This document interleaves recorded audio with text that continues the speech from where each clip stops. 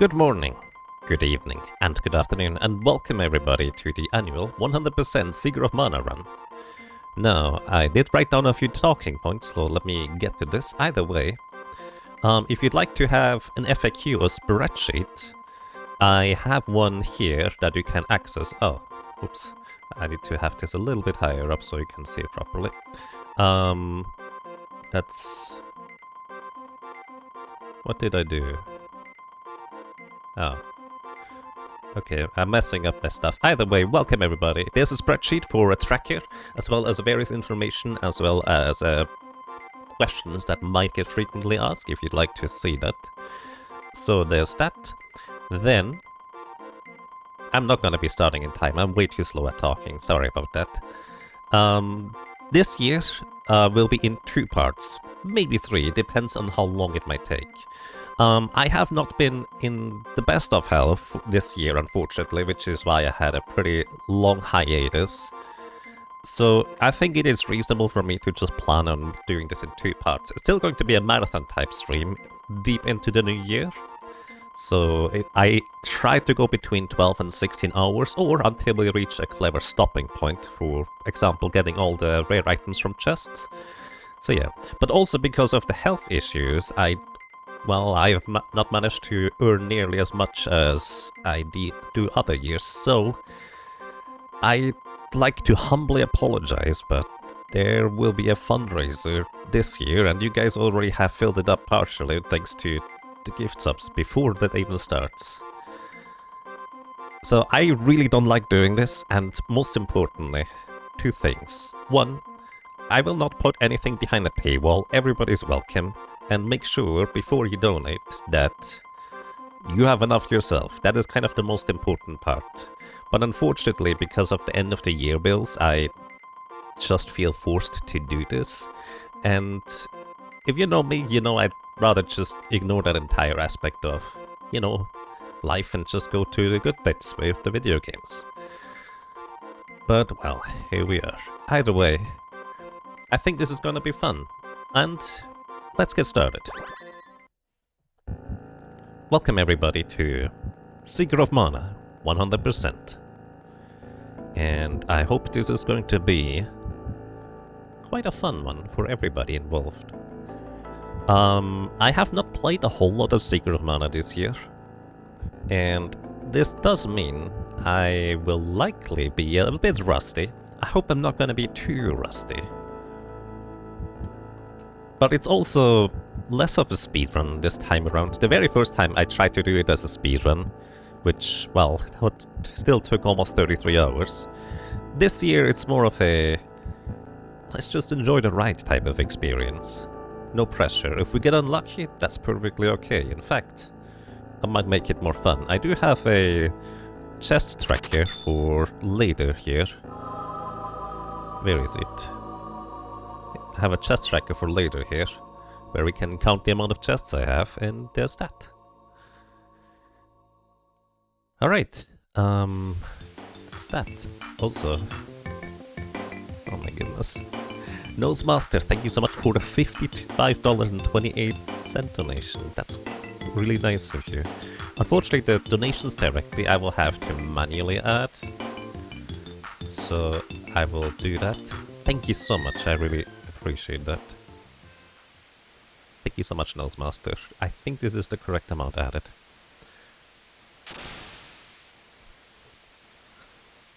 And you're welcome, Gobble Shufflefarer.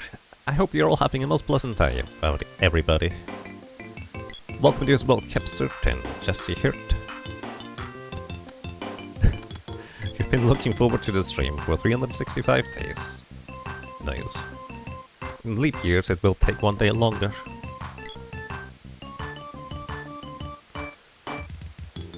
Hello, welcome to the Yummy is game, and welcome everybody.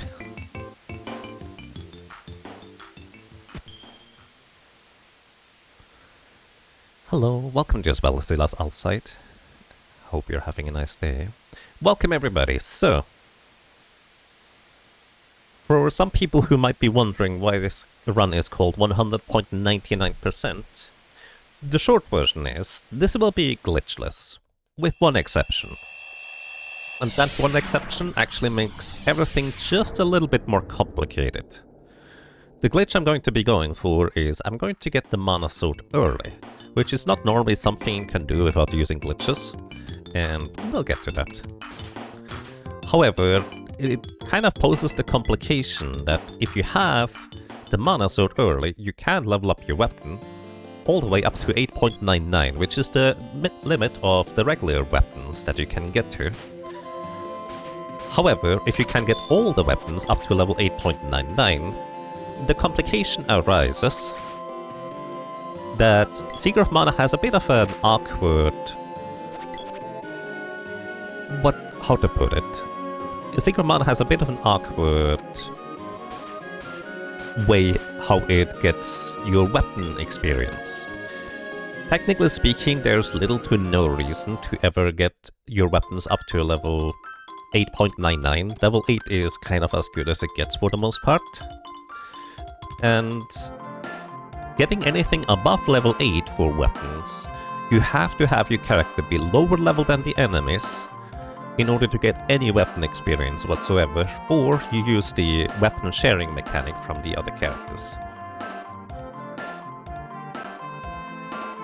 So that's kind of going to be where the complication arises. Normally, you can keep the sword at level 2, which is the minimum you can keep it, and because the normal maximum of the sword level is 8.00, you can use it to leverage the other weapons up to the maximum of 8.99, no matter what. However, because the sword will also want to get up to level 8.99, I will basically have to do some awkward trickery in order to be able to accomplish this, because you can absolutely lock yourself out from ever being able to level up the weapons up to 8.99 if you have your characters too high level and leveled up the weapons all too high as well.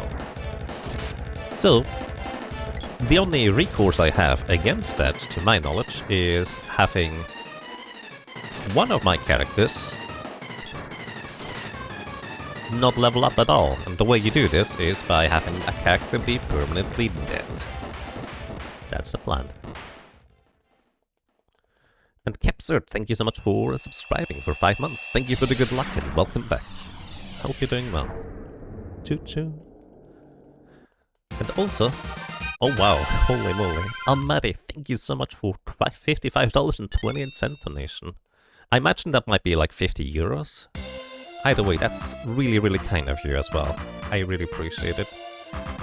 Thank you so much. And I'm going to update the track here as soon as I find where it is. Here it is. Thank you so much. And yes, there is a command in the stream, !deadboy, that briefly explains as to why he is going to be the victim of having to stay at a low level. Which also means I have to do a slightly awkward route to get the lady early if I want to keep him at level 1. So the thing is, I'm pretty sure it is not necessary to keep him at level 1 specifically. Like, there's not much of a reason to let him stay that low. It probably is perfectly fine if I just get him to, like, level, I don't know, 10. But I also simultaneously feel like it is almost tradition at this point for me to just try to keep him at low level, or at low experience even, as possible. Also, because this is glitchless, money is going to be irrelevant, so I pick up the gold chest right there. Welcome to you, Psycho Sean. Let's see. Thank you so much, Amari. Also, because I don't have to run, let me actually show you something, because you may or may not know this. Probably most people do know this. If you go over here, this is the Cannon Brother. He shoots you normally for a fee of 50 coins, or 50 gold, to various locations. But at the very beginning of the game here, he does it for free. Now, you don't do this in a speedrun, because it is actually slower than just running over there. I don't know, I just kind of wanted to show that off. And speaking of showing it off, you only need to talk to this guy once. This is Major Daylock, or Dialogue. Either way, you just need to learn the name of Dialogue over there, And that's all you need to do in order to trigger the event that happens after the water palace.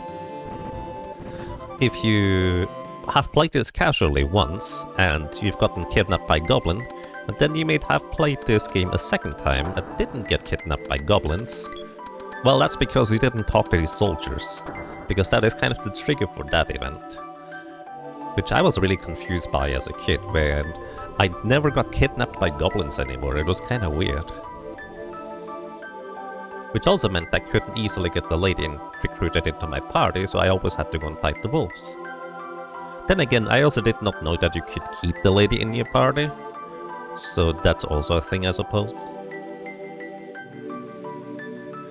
That boy doesn't explain why it needs to be the boy, not someone else. That's fair.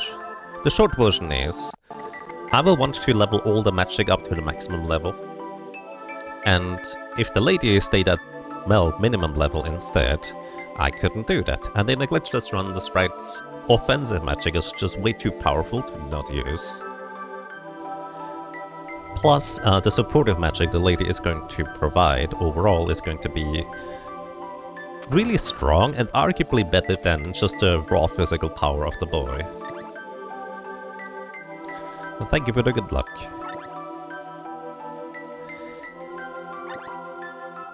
Alrighty.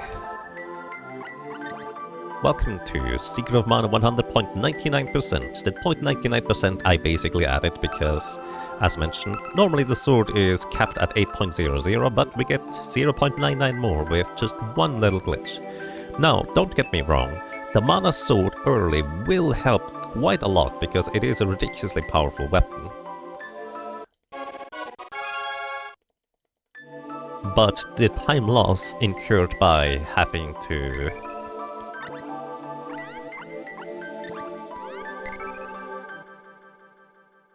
also resetting here slightly faster than running outside. The time loss incurred by having to have a character at level 1 and then slowly leveling up all the weapons after I get all the weapon orbs from the Mana Fortress is going to be much longer.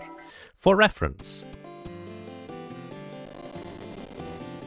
the very first run I did, the sprite and the girl both reached level 99, base level, before I got all the weapon orbs from the Mana Fortress. So, it might take a while. And this ant is still there, out there somewhere. It might just be. There's multiple ways of how you can get the Mana Sword early, and I will opt for the more unusual one. A lot of people are probably familiar with the repeating the Mantis Ant fight in order to get an additional sword orb. I will be going for a slightly different method.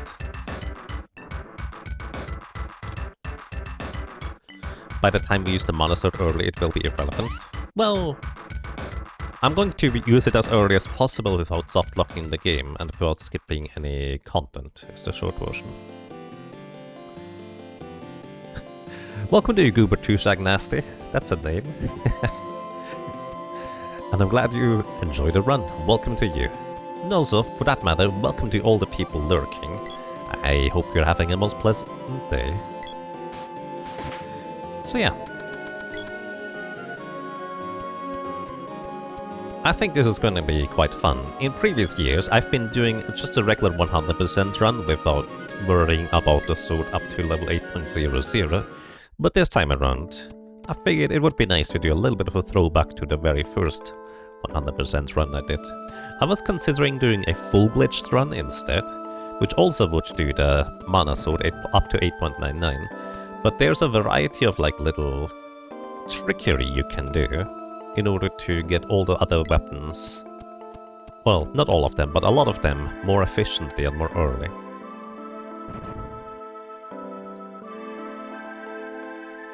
Oh, the split for the Mantis Ant. Oh, shoot. Oh yeah, right, I have splits. Oh dear.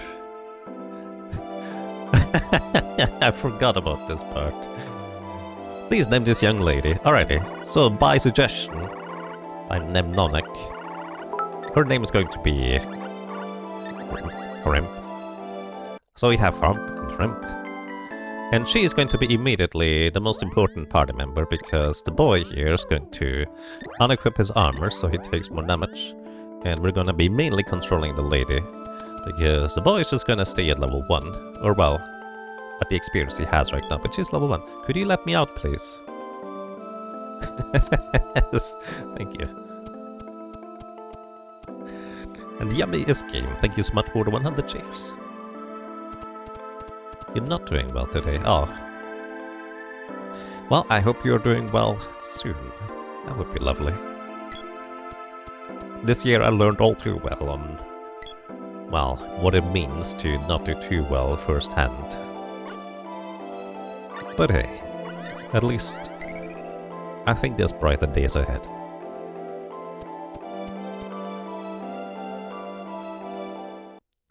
Alrighty.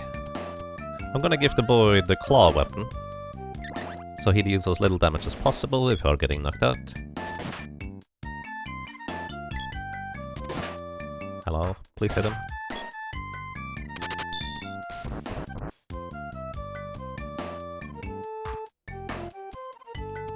There we go. Alrighty. So, the lady has level 1, not good equipment, not particularly good offensive stats. So, as a kid I never really realized this, but, well, nowadays I do know it much better. The lady does in fact have weaker physical offensive stats, like her damage output as well as agility, which means chance to hit later on. It's just not as good as the boy. She also has a bit less maximum HP, although that is probably the most obvious part of it. I will want to level her up just a little bit in order to not instantly die to everything, preferably. But, welcome to Pandora Fields. We're gonna be running around here for quite a while, to say the least. Later on. Ghost Eye, thank you so much for tier 3. For 82 months, that's crazy, dude. Welcome back, and I'm glad you enjoy your stay. I hope you're doing well.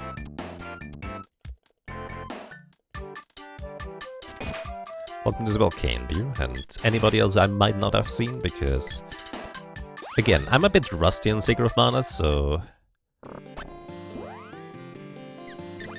it might take a bit. Also, speaking of being a bit rusty, I did not forget this part here, which is kind of important. The lady does not actually accompany you into the caves unless you specifically demonstrate to her that there is no way past a certain part of this forest here. Unless... yeah, I figured. Oh my goodness. Guys, could you just bunch up instead? Unless you specifically demonstrate to her that we need some tools in order to progress, which means we need to go and interact with the statues with her. And since she is going to be the main character here, well, it kinda makes sense. Plus, I do need some money in order to get started, since once again this is glitchless. I will want to get a headband for the lady, as well as an arm wrist for later, and we will have to deal with the Spiky Tiger glitchless, which is going to be a little bit more awkward. Alrighty, the lady now knows we need some tools in order to proceed here, and we're going to get those, but I might as well do a very quick grinding session here for money. Plus, we need to go and activate this switch over here at some point anyways. These I Spies here have 100 HP. They also frequently spawn these Chopping Hood enemies, which have 60 HP each. And also, by the way, the boy, as a ghost, absorbs arrows. So he technically is a... not a meat shield, I guess, more like a ghost shield. I think this is not intended, so I try to not abuse it, but it's a thing that happens just because I'm walking around. And kind of the usual Secret of Mana glitchless things, we just try to do everything as it was probably intended. Or at least just kind of programmatically works that way, without it being obviously wrong. An Ecto Shield, yes, that one. So yeah, I'm going to be here for just a short while. Oh no. Because I do get two-shot by these enemies. Muggles cannot hit enemies. Also, did you know that Muggles originate from the Sigurd of Mana series, aka Seiken and Setsu. It's also called Final Fantasy Adventure on the Game Boy, or Mystic Quest if you are, well, from Europe.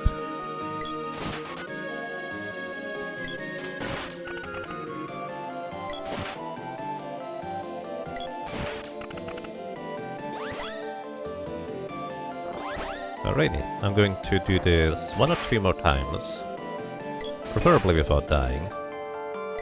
I will start. Oh, try that. So, the way, by the way, whether you stab or do a swing with your weapon is governed by 2 factors. One, you need to be close enough to the enemy to have a 50-50% chance to either stab or do a swing. Then 2, if you are just far enough away, you always do a swing. Which is what I'm trying to do here. I'm trying to be just far enough away that I always swing at the enemies here, rather than just doing regular stabs. Because stabs are both slower and, well, they don't hit as much of an area, as you might be able to tell.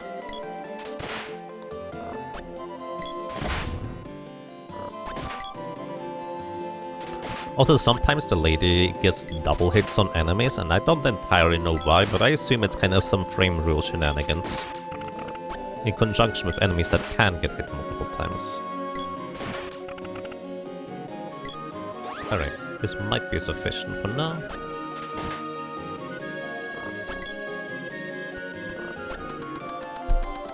Also, by the way, in case you're wondering, the splits are from the previous year, because I couldn't find the splits from the very first time I did this run. So they're not gonna be accurate until we get to the later stages, because having the boy, well, be dead for more or less the entire time is going to slow down things quite a bit. That's a short version.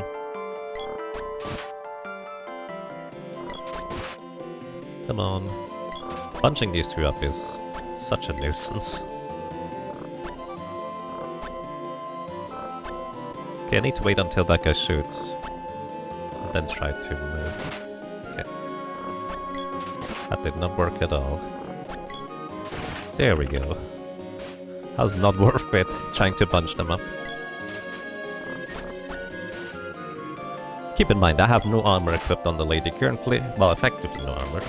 So she will take a ton of damage from everything, if I get hit. But that's kind of the point, you just shouldn't get hit.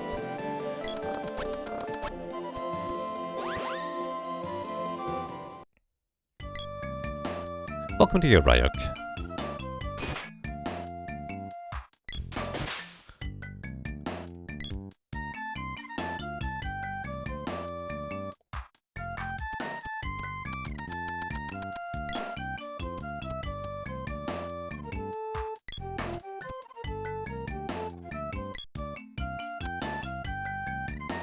Also, by the way, I have no idea how much money I have. I just kind of killed an arbitrary amount of enemies that give decent monies. These bees here and the enemies in here in general just don't give as much. But this cave here is going to be reasonably dangerous. We have 574 points. Let's see. I will want to have 100 in order to get everything. I think 150 for an armrest, which is going to be the most important thing. We basically, I just want to kit out the lady in terms of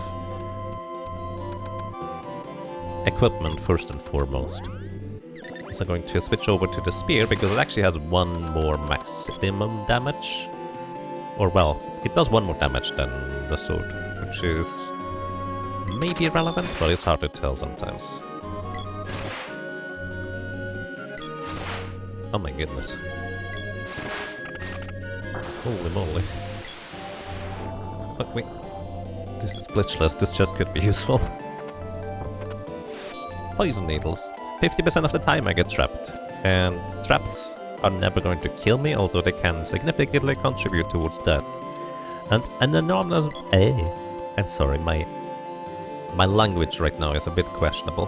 An anonymous gifter gifted 10 gift subs to people. That's really kind of you. Thank you so much. I really appreciate it. You can open this chest and sneak away with it, but the goblins are going to try and hit you. You can get lucky enough that they, you know, don't hit you. But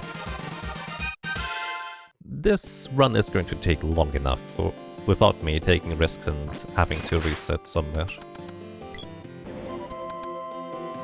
So I'm going to do one more set of knockouts here. This should get me to, I think, 600 coins.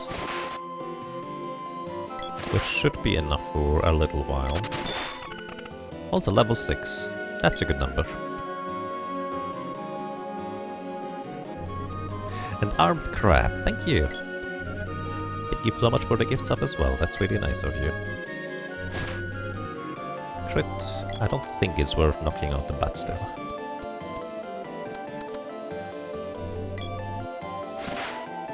Oh, didn't hit the switch.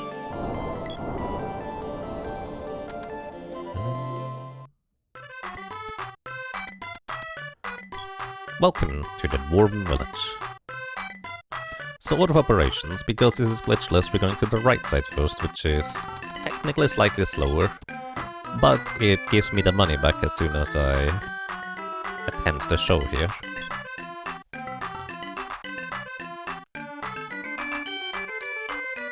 So let me actually switch up the layout of the splits real quick, because it's not really that competitive with these splits in particular, because they did not have to have the boy be, you know, knocked out for the entire time. So I'm just gonna make those green anyways.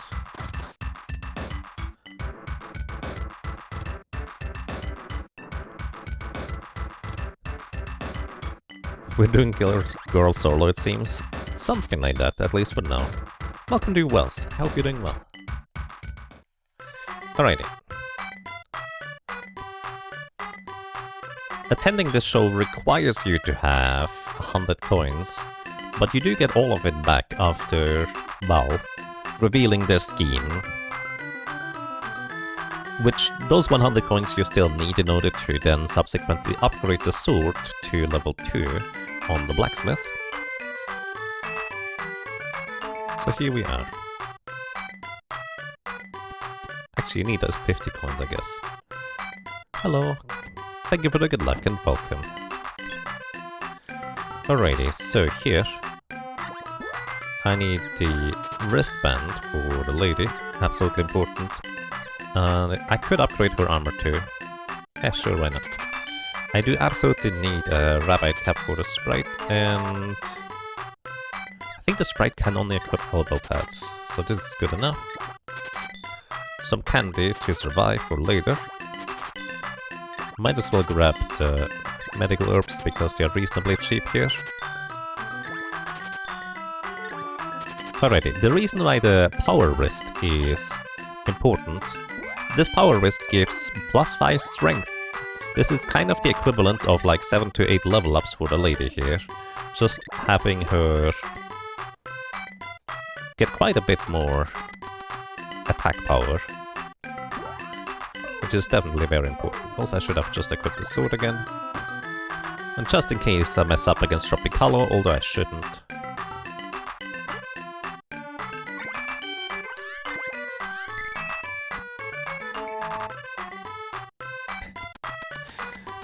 Thank you as well, Blue Crips, for being around.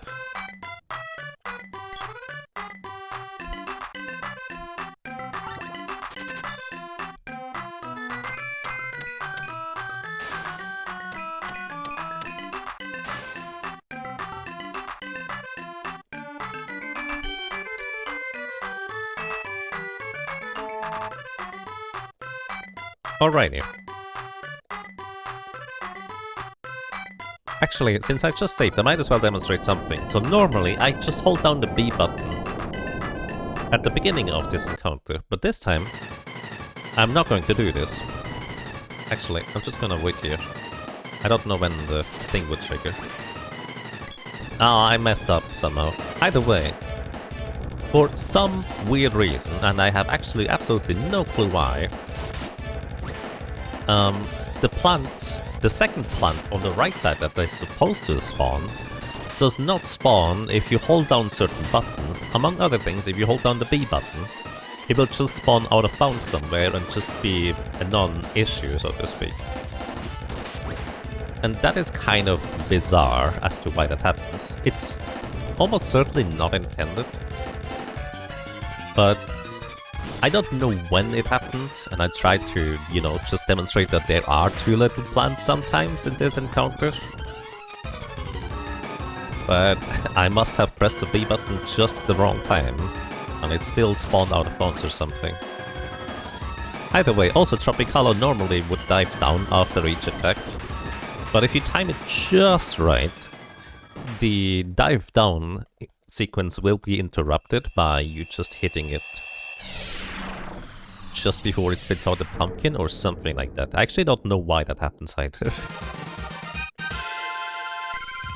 Either way, I believe you can also hold the select button for some reason. That one works too. Or was it the start button? Or does plant just spawn out of bounds? It's kind of weird. Wow. A lot of rocks in the fruit box. Rocks are friends, not food. Come on, guys. Alrighty. And now to complete the trio here. We have Rump, which is the boy. We have Rimp, which is the lady. And now we have...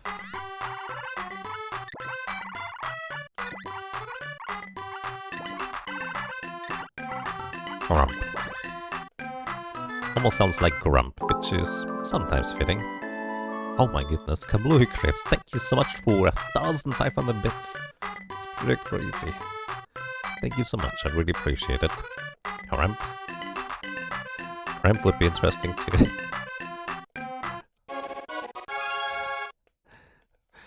Alrighty. Welcome to the team, Sprite. Now... immediately going to give you a more appropriate weapon and give you your cap as well as the elbow pad. There we go. So, the Sprite actually has more defense than the lady right now, despite the lady having better armor. And the reason for this is actually a little bit awkward, I will say. Basically, in Secret of Mana, the enemy can either hit you for full damage, which, well, can happen, or they can do like a glancing blow, or whatever you want to call it. It's called evasion in the code, or whatever it's called. Not in the code, it's just people usually call it evasion that have taken the code apart and stuff. However, the short version is, if you have nothing equipped in one of the item slots,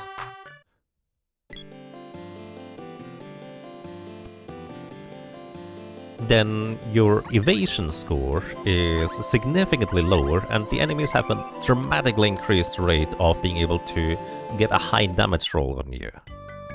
For the Sprite now has all three equipment slots covered. Could you not get stuck, please? Thank you. And so, the Sprite, consequently, is now... Thank you. More defensive than the lady, just because the lady has like, what, a 1 in 3 chance to get a high damage roll from an enemy every time she gets hit by them. Oh my goodness, I'm not used to having 3 cactus here at all anymore.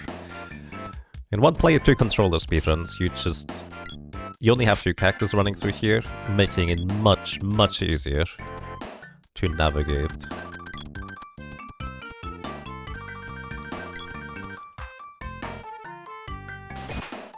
Alright.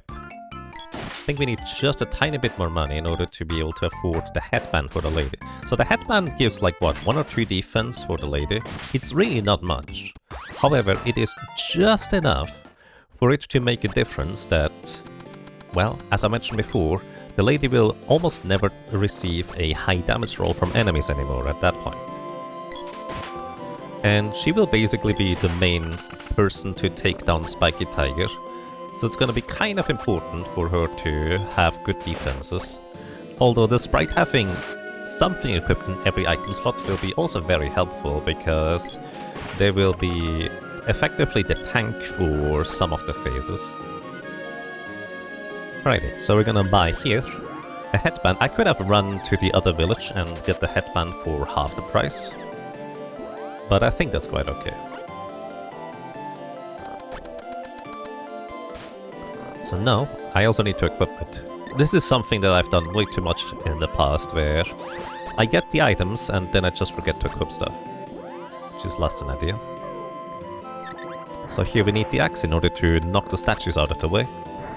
I've always wondered whether it was supposed to be a hammer weapon at some point rather than an axe. Because, you know, using a hammer on statues kind of makes a lot more sense than an axe, but I guess that's how it is. I guess axe is more of a weapon than a hammer would be. Finding one item for every slot is super important in the randomizer, indeed. Let's see, monies please, 50% of the time. Oh, we did get it. 34 GP, that is the common drop for that. I believe the rare drop is a 10 in 256 chance. If I'm not mistaken. I might be mistaken. Ooh, that guy does not have much HP left. Chopping Hoods have 60 HP, so I can kind of take advantage of that. But also, welcome to Wolfland. I'm gonna try immediately run to the right here and navigate past everything. As long as I don't kill anything, enemies should not spawn in the way. That would normally be quite awkward to deal with. Oh, this guy spawned anyways.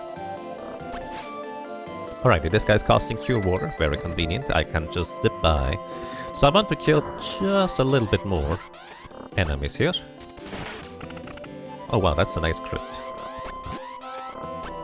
Also, the bow is just blocking for the sprite being attacked there. It's kind of funny. No, Moogle.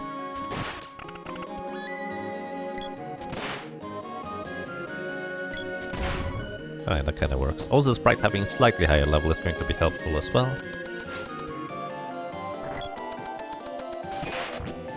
Step on the switch twice to call over the sprite because the party gathers there. And now wish me luck, because this is gonna be a little bit awkward. Okay.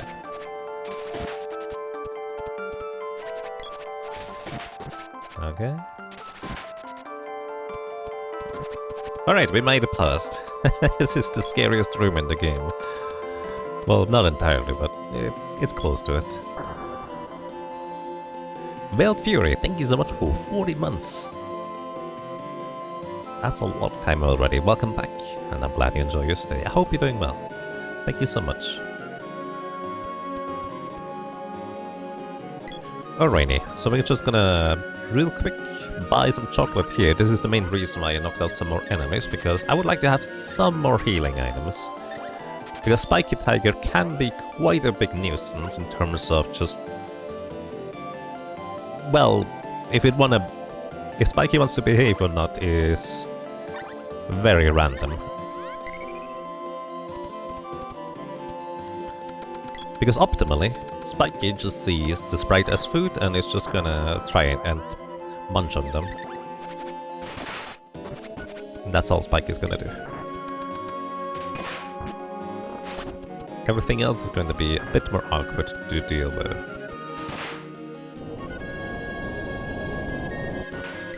I could try to get another level, but I don't think it's all that useful or necessary. So I think I should just leave.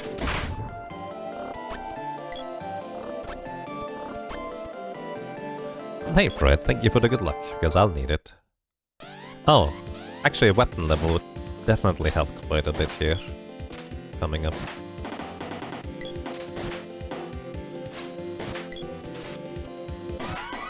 Alright, perfect. We leveled up the lady as well to level 7. And here we go.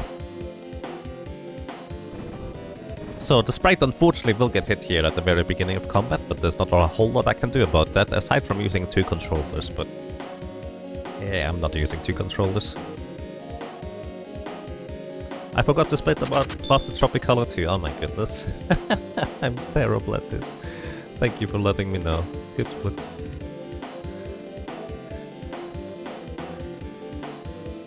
Happy New Year! Wow. Veiled Fury, thank you so much for what I think is 25 euros? Probably. Either way, thank you so much for the $27.64 donation. That's really kind of you. I really appreciate it. Thank you so much.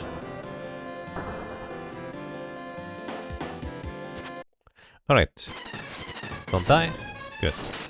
Sprite needs to get healed here, and the sprite is gonna be too slow, so I have to feed the lady real quick here.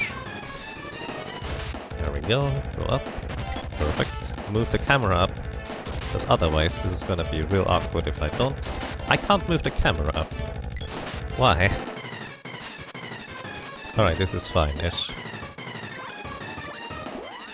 So the Spiky being on the side towers is kinda bad because it will always try to just cast these spells. This is less than ideal, but not a whole lot I can do about this. I need to wait until I can get the bow. The lady's attack is down as well. So she will not deal as much damage. The sprite is about to get hit by a fire burn blast. I'll need to heal them. Okay, definitely need to heal now. So, denying damage is allowed in Glitchless. With spells and stuff. Fire breath, dealing more damage. So the sprite is basically just tanking for us. Kinda like before, I need to deny the damage and as well as heal the sprite.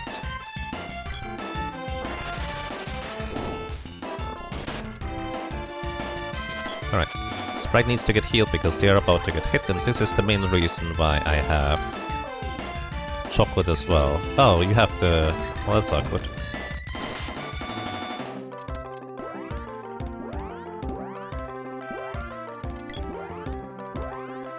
This is not good. Sprite is about to get hit here. There's not a whole lot I can do about that. But they should survive, right? Yeah. Okay, the lady getting munched on is not what I'm looking for. Here, heal the sprite. This is gonna get real tight, because we don't have many resources left here. Okay, it's jumping on the side tower again. Whenever a Spiky jumps away from the side tower, it will land in the center again. Oh, when it comes down. I believe the sprite is about to be dead here. Alright.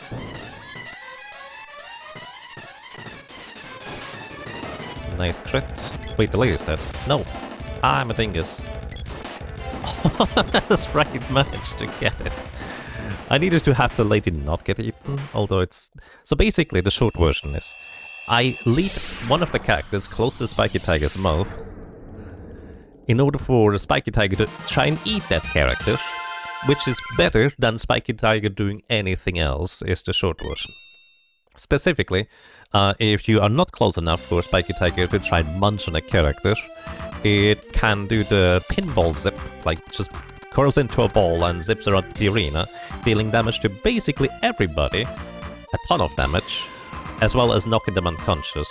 Similarly, it can jump up high in the air and land on the closest character, once again, dealing a ton of damage, especially it can hit multiple people, as well as knocking them unconscious. Both of these things are pretty bad.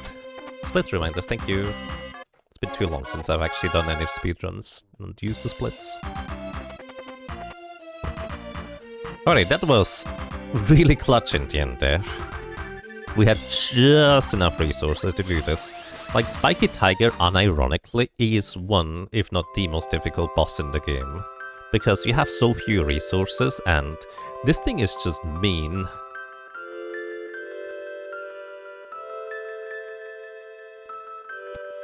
Alrighty. By the way, opening up both chests is the trigger for you to get teleported outside by LNE, which... well, I didn't even know you could get teleported outside when I originally started playing this. Ow.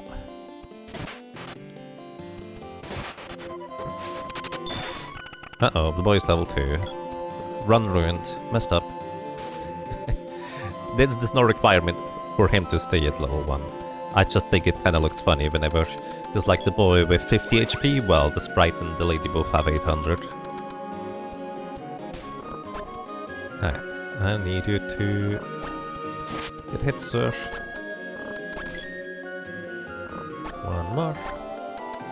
Come on. Thank you. We also got a whip. So in this run, this year, I'm going to leave the whip at level 1 in order to leverage the other weapons for leveling. So that's gonna be the plan there. And here we go.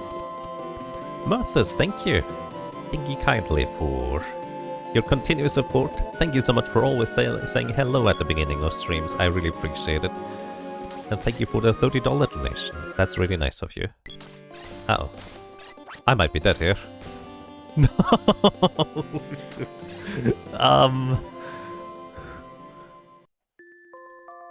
The fishy are mean.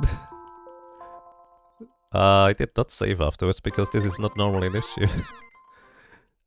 Well, welcome back to Spiky Tiger. Ah, shoot.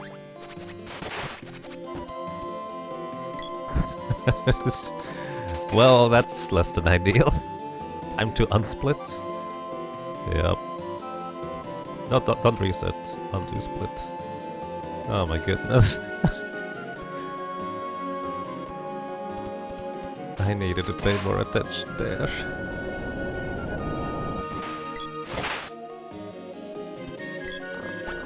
Okay, but Spiky Tiger was so close. Let me go ahead and get the sprite one more level, just so they will survive 2 hits rather than just 1, without having to heal in between.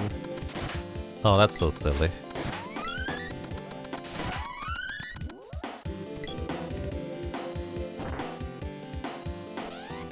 Poor Rimp.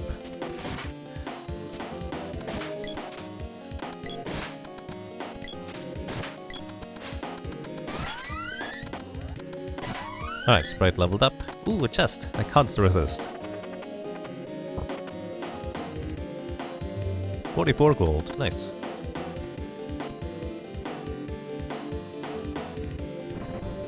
Alright, let's actually control the sprite here.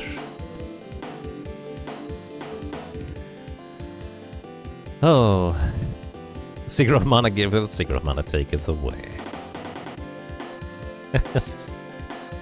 Oh, that's so silly.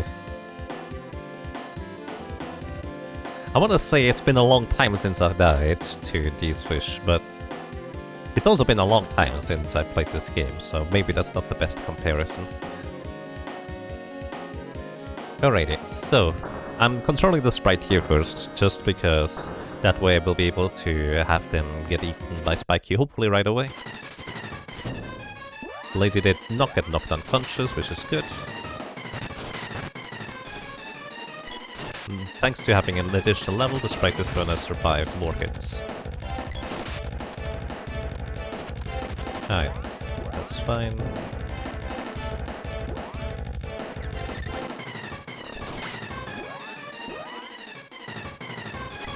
Alright, the sprite actually needs to get healed here. They might just be just about fine. Okay, we're good. Thank you. That worked out way better than the previous one. Alright, jumping up to the tower again.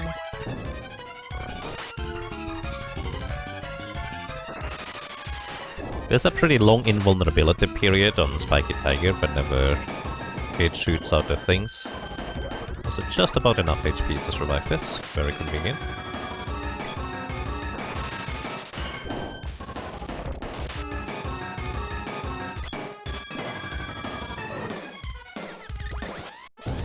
Alright.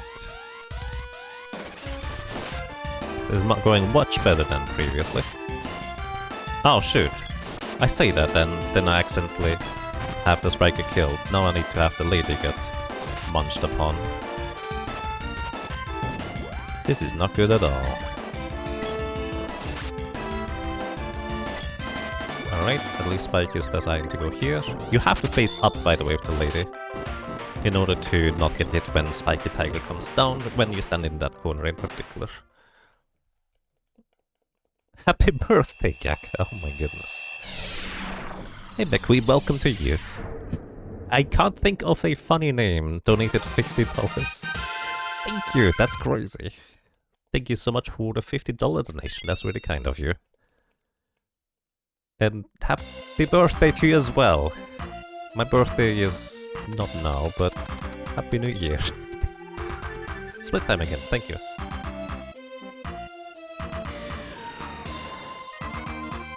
Good morning, Feng Shane, and I hope you're doing well. But you have a Toad emote? I like you, Froggy, Toad. Oh. Oh my goodness. Wow. Holy moly, that's a lot of people. Wow, Dalai Grayson, thank you so much for the 20 gift subs. That's crazy, dude. Thank you so much. I really, really appreciate that. Holy moly. Welcome to you, professional amateur.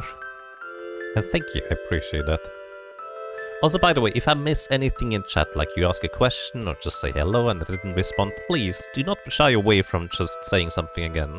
I just tend to be very focused on the game and I'm a slow reader, so I'm a bit slow, but I'm not trying to ignore anybody. Oh hey, look at the bright side. Because I died earlier, I actually get the opportunity to just leave the boy at level 1 now again, rather than level 2. That's almost ideal. Not really, but... yeah. Alrighty. What I will say is respect the fishy. The fishy are vicious and strong and powerful and can just unlock you if you're not paying attention.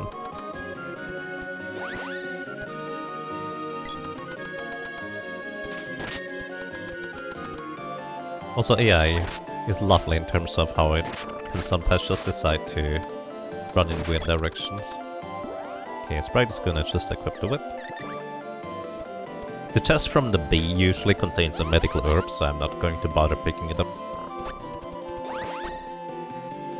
What is the reason to not use glitches against the boss? This is a mostly glitchless run.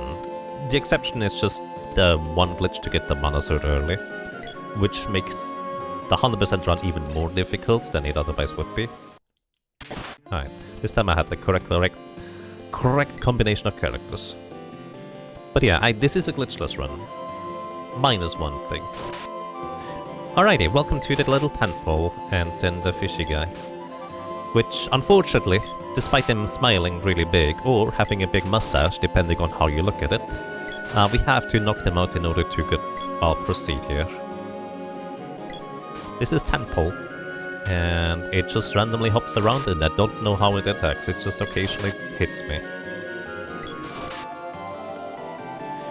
It has a total of 600 HP, but once you bring it below 300 HP remaining, it will transform into this little fish friend, the biting lizard. The biting lizard has a very simple AI script. If you're too far away, it tries to get closer, but if it is close enough, about this distance, it will try to eat you. The problem is, it can only attack you in cardinal directions, so straight up, straight down, straight left, and straight right. And because I'm standing at a diagonal, it cannot hit me. This thing has, I think, 750 health? I don't remember. Either way, it can heal itself 3 times, once it drops below a certain threshold. What's the purpose of leaving the boy at level 1? Because of how weapon leveling works in Secret of Mana, if I want to get all the weapons up to the maximum of 8.99, I have to have a character that is lower level than the enemies. And because throughout the run, the highest level enemy there is a level 70 Terminator. The highest level I can possibly be in order to get still any weapon experience, upwards from 8.00, is level 69. Which, killing a Terminator still gives a ton of experience. And I'm not going to level up all the weapons before I get all the weapon orbs from the enemies, so I kind of have to keep one character at a low level. It doesn't have to be specifically level 1. But that character is going to help all the other characters get their levels up to 8.99. Just leverage that. Watching a new isekai, reincarnated as a ghost, haunting an adventuring party while carrying extra gear. Indeed. Kind of reminded me a bit of like Wizardry or other RPGs where you have an entire party, and while the characters can be dead or knocked out in some capacity, they can still carry a full inventory of equipment around, which is kind of funny. Split reminder, thank you. I would have forgotten again.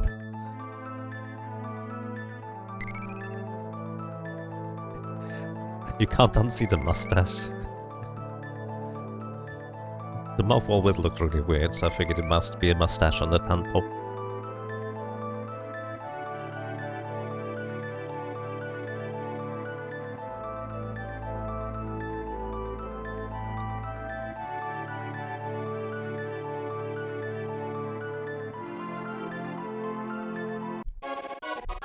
Alrighty. And we also get the javelin, or also called the pole dart in this case. And, most importantly, the sprite has been powered up dramatically. So I'm actually just going to step to the side. This guy's gonna knock out the... It's not knocking out the boy. This is dangerous already. I'm getting out of here. Alright.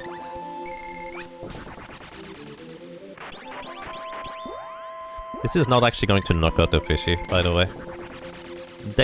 I actually don't even know if these things even resist water, but I'm basically just having the sprite cast spells to start leveling up underneath.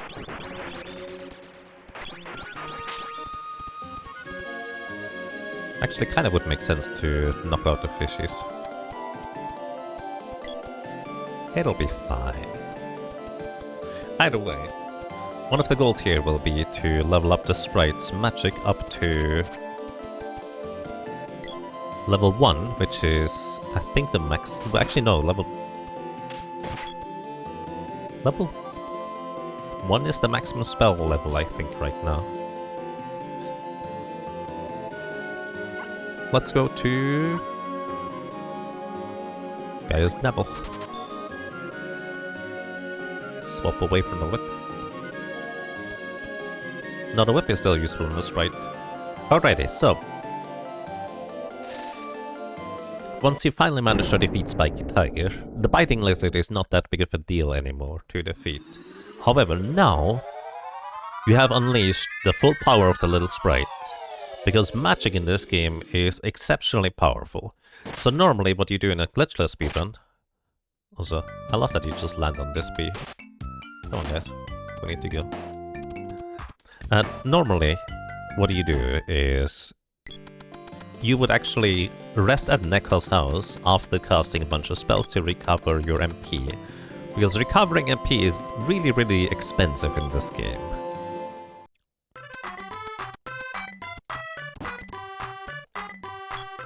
And the only realistic way in terms of money we have right now to recover MP is by resting at an inn, and Neko along the way would just kind of allow you to recover and just cast more spells. But here I'm doing a slightly slower but also more economic approach. Instead of resting at Neko's house, I'm going to rest here and then subsequently knock out a few goblins in this cave here.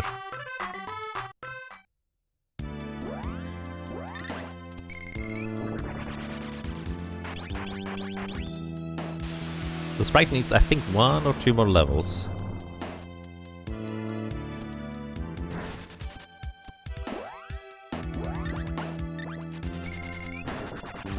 So we do want to actually knock these guys out entirely. This might not be enough damage, but we'll see in just a moment. Okay, I'm not sure this is enough damage. Ooh, this is sketchy.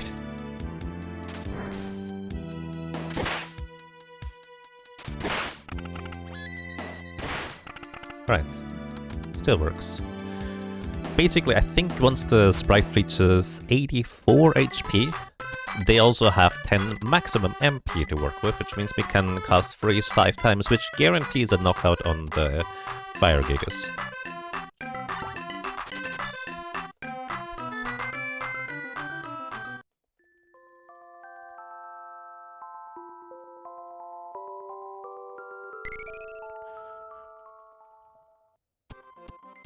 Save your game.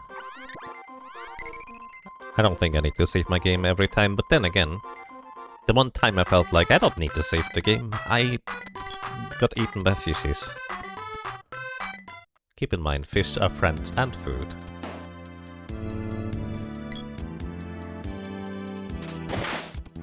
Alright, then we have the sprite cast spells. Boy gets to take a nap.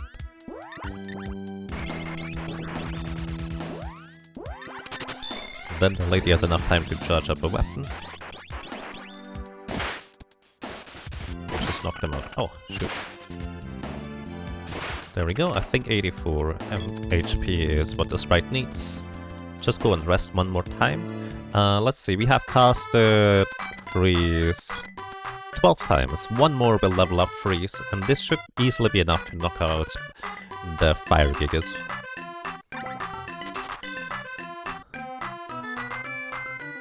W. Madoy, or Vamadoy, thank you so much for 3 months with Prime Gaming. I really appreciate it.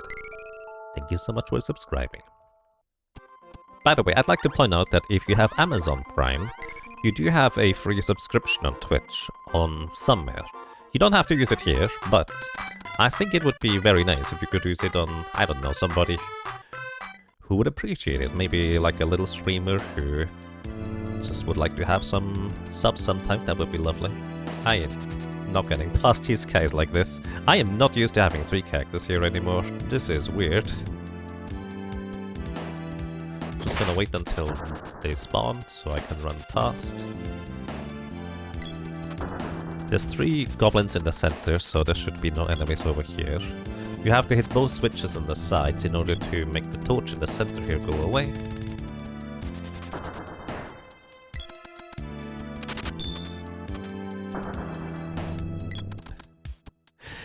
A1JG, thank you so much for 43 months of support. That's a long time. Welcome back with the Prime thing. I'm glad you enjoy your stay. Thank you so much.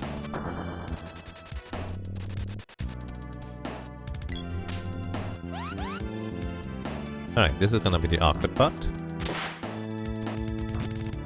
Just gonna hit you again, and then we can run past.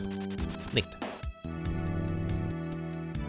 Gonna have you take care of the boy real quick.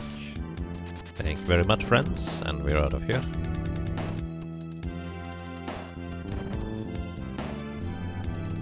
Alright, we got through. 100.99 times better. Welcome to you, Garad. I hope you're doing well. Alrighty, so welcome to the Fire Gigas and the first demonstration of the power of the sprite. The Fire Gigas has what, 850, 900 HP? One of these two. And is weak to ice or water attacks. Oh, the sprite does not in fact have... Oh. I need one more level to have the maximum MP spellcast, but let's see whether this might be enough damage anyways. This was not in fact enough damage at all, not even close, and I'm dead. So much for the demonstration of the might of the sprite. I mean, we could just solo challenge this right now. Because the lady can survive for an extended period of time here.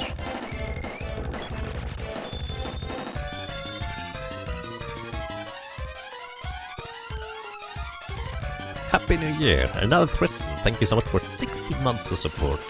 That's a really long time. Welcome back, and I'm glad you enjoy your stay. Thank you so much. Don't stay, thank you. I did not mean to do this, but hey. Whenever an enemy attacks you, you can override that damage by casting a spell or another effect or a healing thing on that character. And the lady can conveniently just cast recovery spells on herself to not get locked up in anything, including status effects. So if you do a solo character challenge run, she's actually one of the easier ones because of all the trickery you can have in the bags. So this Fire Breath could just be a straight up death sentence for the boy in a solo character challenge run. Although for the sprite will just knock out the Fire Gigas because probably have leveled up a little bit more than this. But hey, here we go. Oh, stuff is going questionably.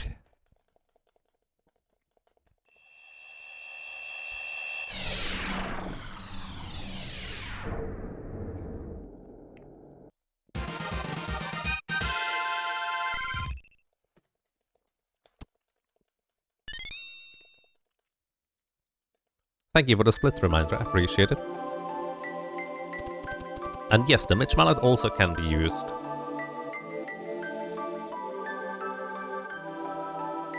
To just deny damage, which is going to be potentially very helpful. But the Mitch Mallet will also have a different use for specifically casting magic more quickly. Also, little fun fact, you do not have to seal this seed here in the Earth Palace ever. You can literally just go away and proceed with the game as normal. Which I think is kind of amusing. But I absolutely want to seal the seed here, because even though I could theoretically skip it, sealing a seed gives all the characters a little bit of a stat boost, a little bit more attack defense. But most importantly, the magic now can be leveled up from, instead of just level 1, it can be up to level 2, which is the important part here.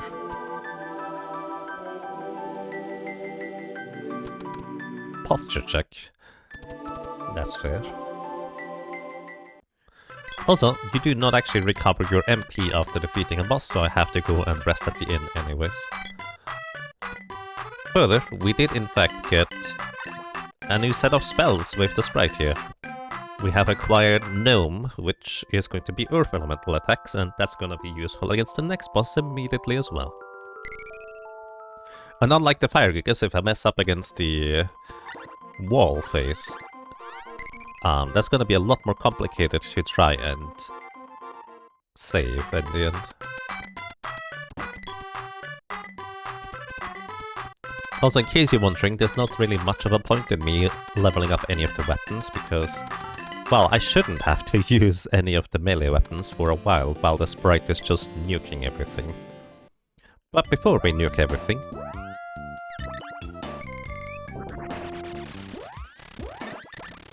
we're just gonna go ahead and cast gnomes. So, for leveling up spells, it does not matter how much damage you do. The only thing that matters is that you complete casting a spell in order to gain magic experience. We currently gain... Well, the short version is 13 spell casts is from level 0 to level 1.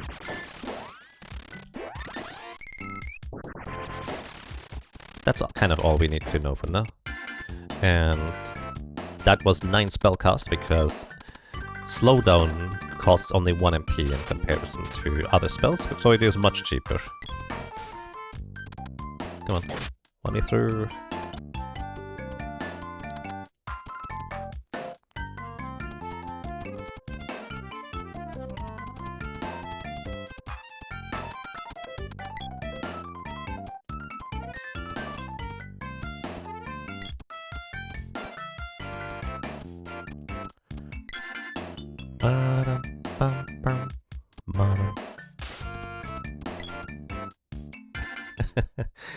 Isn't slowing down an already non-moving flower kind of redundant? Just a little. It's just practice. I mean, it's much easier to hit a unmoving target than one that is just moving around. It's a power move, asserting dominance. Might just be.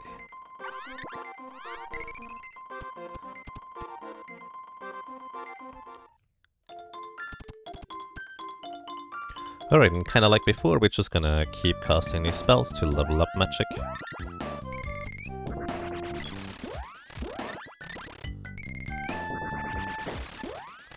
I guess there might be one use for melee weapons coming up on the Kilroy.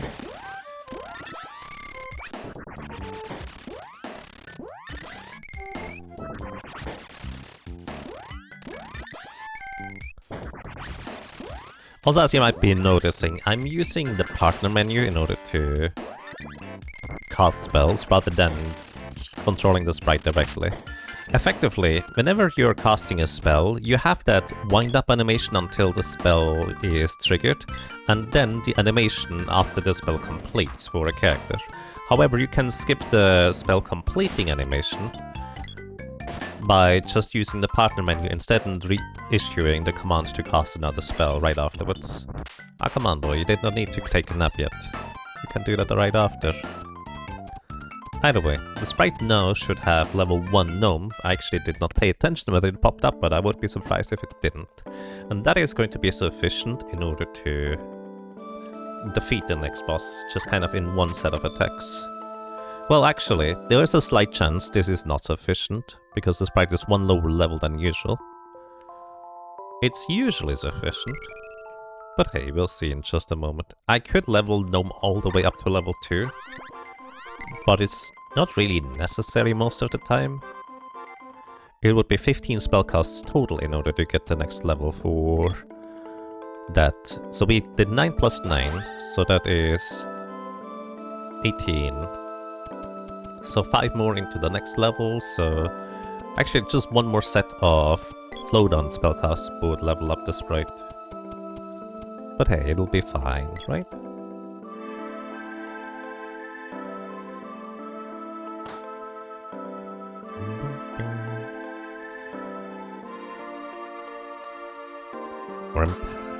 Oh no. By the way, fun fact, you can skip past these guards getting into the dungeon. I think anyways, but I don't know how you can get out of it after you skip inside.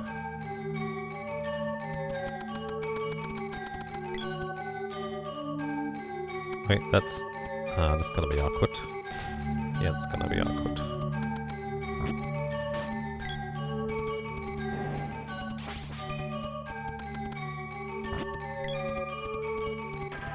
The reason why I said awkward is because the usual strategy is having a melee character hit the sword as you run by. An AI-controlled melee character, but can't do that if I was controlling the one character that had it equipped to begin with. Also, need you to... Thank you. Take a nap now.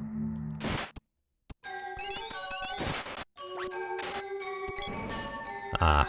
Come on, Spritey, I still need you alive here. There we go.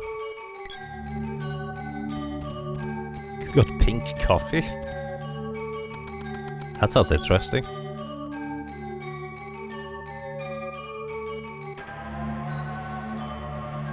You know what they say? You can't blame a sword for stabbing. You can certainly blame a sword for stabbing here, though. This one is conscious. The red velvet flavor? Isn't velvet the fabric? That sounds terrible. Either way, I hope it's tasty.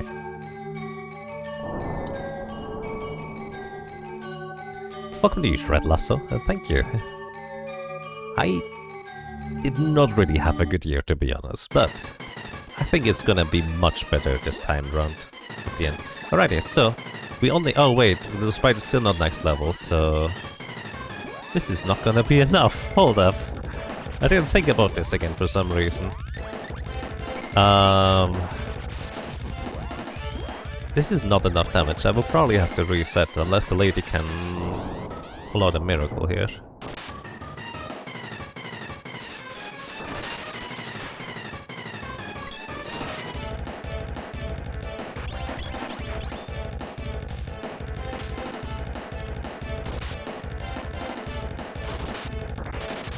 Let him glare. I'm just gonna heal.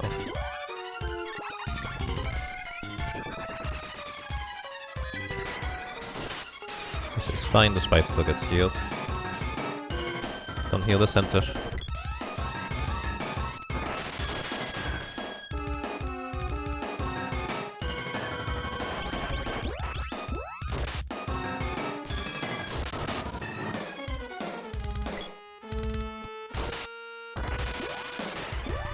Still alive somehow.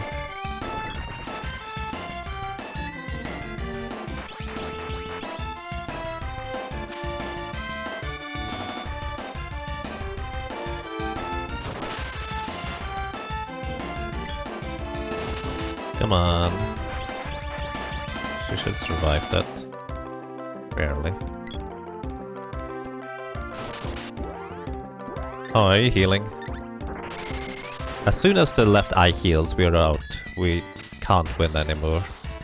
There's way more damage than we can possibly make up for. Oh my goodness. We still got it. I can't believe we still won this. That was 150 damage of melee attacks. This thing has like a 30% chance to evade our attacks. Like, outside of the opening and closing the eye. And we got lucky enough that the left eye never ended up healing. That's just ridiculous. Okay, we finally have 92 HP. That's what the sprite needs for 10 MP. Thus the miracle was pulled. Apparently. I completely forgot that the sprite still didn't have 10 MP. Normally 5 times the jewel rain attack is sufficient in order to knock this thing out. Unless you get really low damage rolls. But, well... I couldn't cast it 5 times with only having 9 MP total. Delicious luck. Very lucky.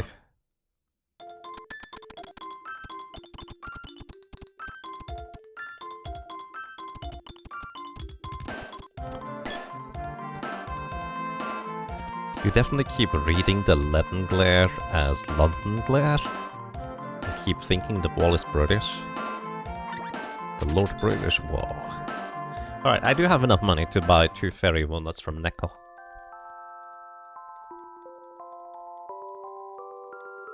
So I think I'm gonna do that. Save your game, yes please.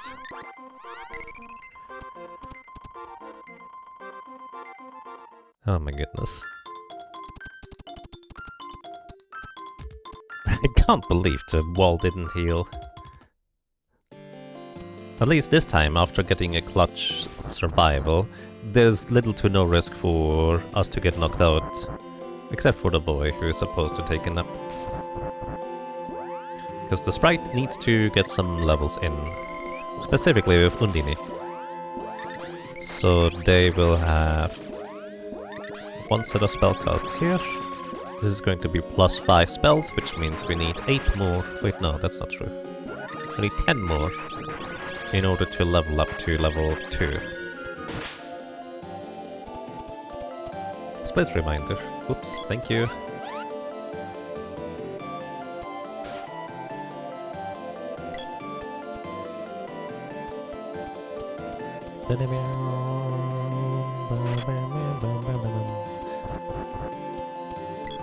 Thank you as well, Yusuf. Good morning, Racodactylus, and welcome. Hope you're doing well. Alright, let's just rest here so we recover the MP on the sprite.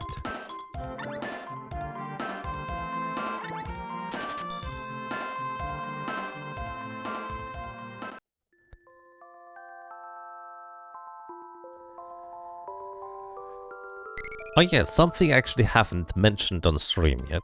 If we do reach like the stretch goal of the fundraiser thingy, I'll be playing through the Secret of Mana mobile game port that I still have on my phone after all these years.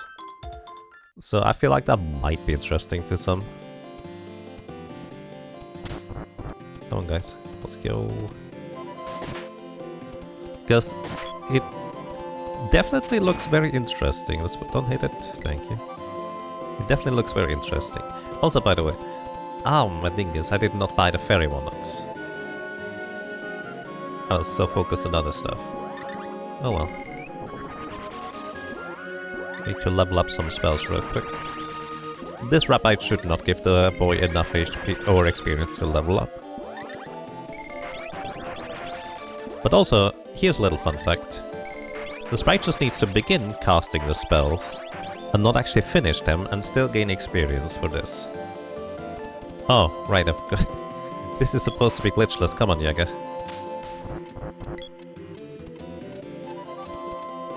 Oh well, look at the bright side, I actually have slightly higher level now for spells than I usually do, because I might as well just rest here again. Because we're gonna get level 2 freeze before we get to the boss. I forgot. Let's buy the fairy walnut first this time. This is the bright side indeed. Yeah, basically the free spell cast darkens the screen a little bit. I need 50 coins remaining to use the cannon travel, which I think I should just about have. Yep, alright.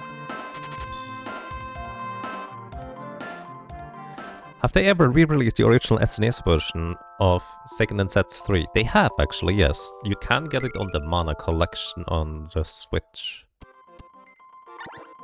It's called Trials of Mana nowadays. But yeah, the game just didn't reset the spells. That's alright.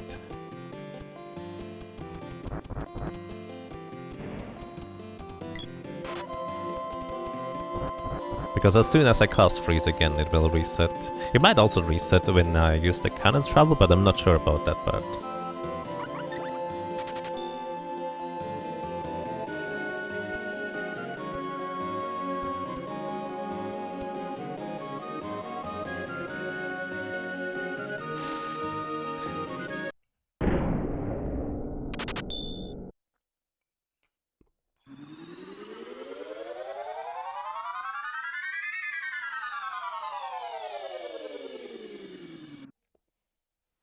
Oh my goodness, I was just eating a little bit of my snack.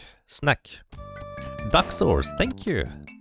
Thank you very, very much for the $50 donation. That's crazy, dude. It's really, really nice of you. Thank you so much. Oh my goodness. I didn't add it yet. I just wrote the number.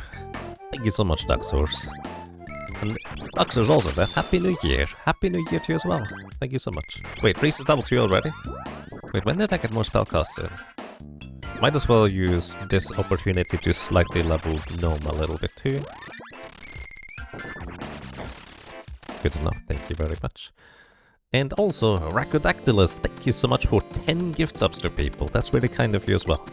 Thank you so much. Well, more gifts for everybody. You're too kind, everybody. Thank you so much.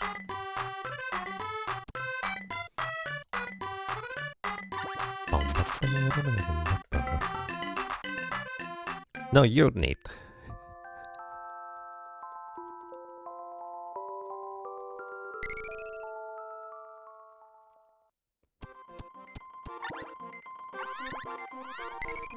Alrighty. Sprite has the MP back to full. We need to make sure the boy takes a nap. Also, I need to actually look up something. So, I can technically skip some of the chests for various items, but I will have to pick up some of them in order to get all of the weapon orbs in the end. I actually don't remember whether this is true for this one as well. Didn't I have? There we go. So the whip I need to pick up in the Emperor's Castle, same with the axe. The javelin I need to pick up in Matango. The gloves I need to pick up in the Palace of Darkness, and the spear I need to pick up in the Gold Tower, as well as the boomerang in the Sunken City. Those are the important chests to pick up. Alright boy, can you... You should get hit, right? There we go. So this guy is not weak to any particular type of magic in particular, but magic is so powerful that it just punches through this poor guy's defenses anyways, and this is also why I bought Fairy Walnuts. Fairy Walnuts recover MP. And this guy has just under 1000 HP, so 2 times 500 will do the trick. Oh, are you Moogled? Sprite just got Moogled. Those little hammers can Moogle the characters. It's also kind of a funny design, because once this guy gets below half HP, he also gets on a unicycle, which I think is quite amusing.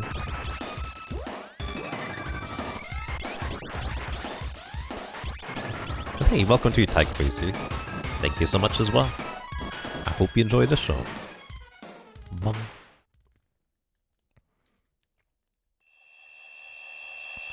Split reminder. Yeah.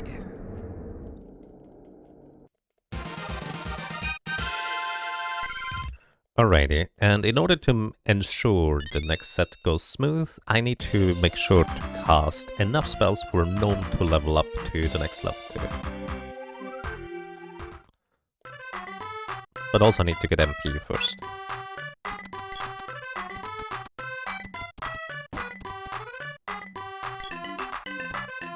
They added the original Mog to Monster Hunter World.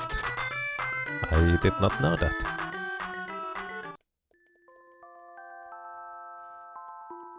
It makes more sense if you mini the characters when you hit them with a hammer. Alright. Rather than Muggles. Saved. Can I just use a... Yep.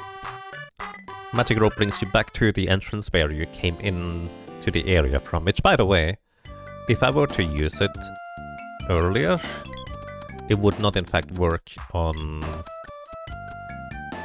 what's the word? When I came from the the Earth Temple, it actually keeps the Earth Temple as the entrance, which is why I couldn't use the magic rope in order to get back there. So at that point I had to walk outside. Final Fantasy VI Mog. Oh, Muggles. Muggles are friends. Wait, level 2 already? Okay. I didn't realize I was casting that many gnome spells. Usually you kind of struggle to just barely reach level 2 magic. But hey, I actually... Well, I just saved, right? So I could just decide to go for the Jabberwocky without resting at Nekos. It might be fine. It may be fine. Alright, donated $15. Thank you so much. I really appreciate this. Thank you so much, Alright. And here's to a better 2024. Indeed. I hope everybody has a better 2024, regardless of how good your 2023 has been. Like, if your 2023 was great, I hope it's gonna be even better in 24. If it was not that great, I hope it's a significant step up for everybody. Happy New Year. Welcome to you as well, the Tested Hunter. Hooray.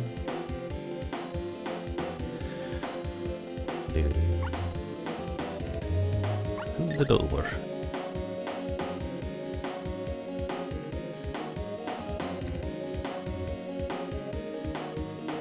Ooh. I wish you all the best as well, alright? Alrighty, so this guy is actually resilient to water damage, so while it's not specifically weak to earth, Earth is still better. Also, technically speaking, Earth Slide is a stronger spell than Gem Missile. However, because Earth Slide costs 3 MP and Gem Missile only costs 2,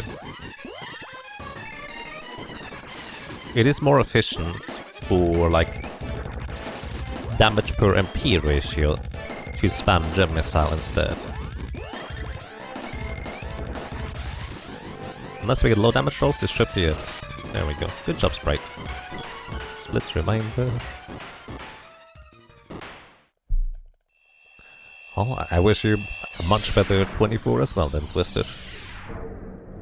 Is the MP 3 MP attack better in any situation? Yes, if you have enough MP to spare, so the maximum MP is not an issue, or other ways to recover MP, the higher damage output is actually quite nice. It will come into play quite a bit later.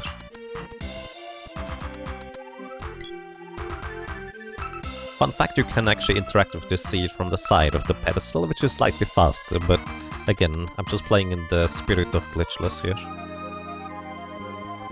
Isn't Earth Slide 50% more powerful than Gem Missile? No, it's not 50%, it is more powerful. Let's see.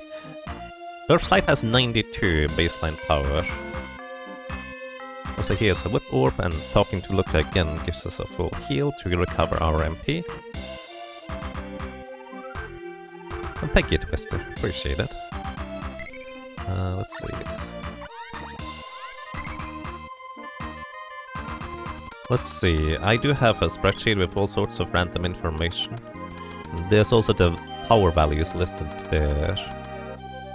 Where is it? Spell damage. No, not spell damage. Sprite spells. Gem Missile has a baseline strength of... Oh, actually, I'm way off with the 92. I'm way off with 92. 61 baseline power for Earth Slide. And 43 with Gem Missile. That's actually much closer to being 50% stronger than I expected it to be completely honest.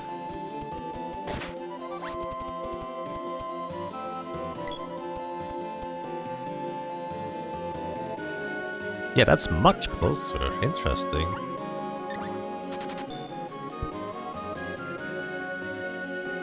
Because...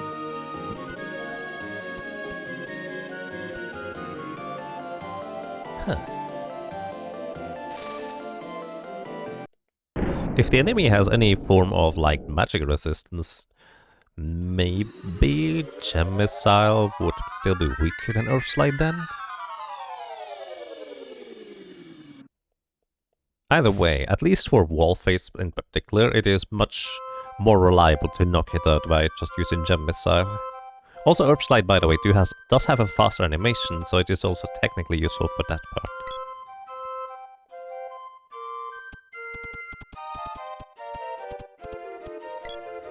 Yeah, I'm glad to hear that, Jazz. I hope that is basically all you're hoping for. Boy is getting acid stormed, but I hope he's gonna survive here, because... Ow. Well, actually...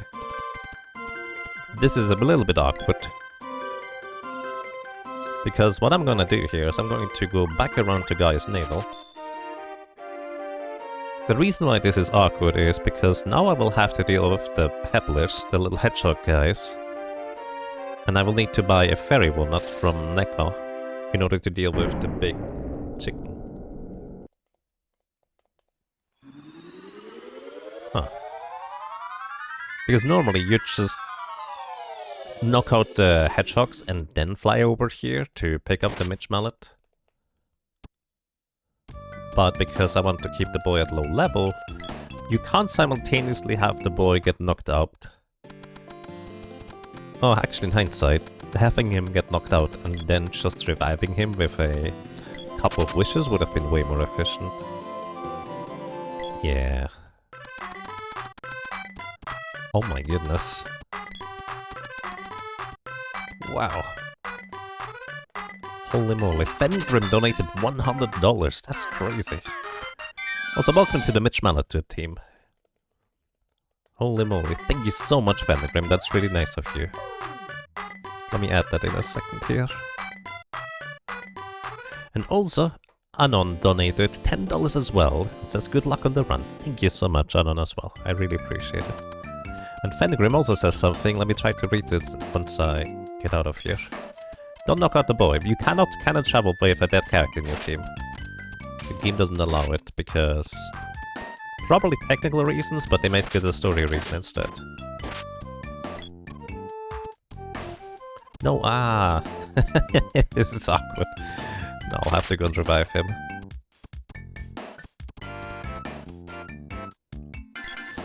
Ah yeah, the perils of having to keep one character at a low level. Again, it's probably not necessary to keep him this low of a level, but it's just funny that way. Alrighty, Fengrim says... Thank you for this beautiful stream. I am fighting COVID-19 right now, and your stream makes New Year's so much better. Oh, wow. Well, I hope it's gonna be, well, reasonably mild for you, and no after effects. I wish you all the best, Fengrim, and once again, thank you so much.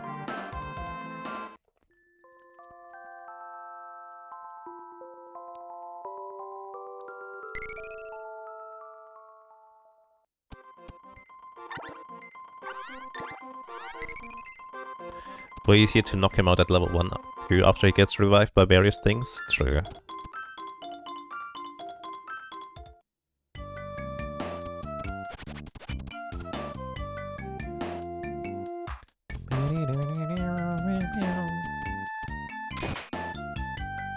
That flower usually spawns, but not always, which is kind of funny. Hey King Smashington, I'm doing quite okay right now, thank you. And welcome. I hope you're doing well as well. Ooh, hey Queasy. Thank you so much for subscribing. Welcome back for 4 months. I'm glad you enjoy your stay.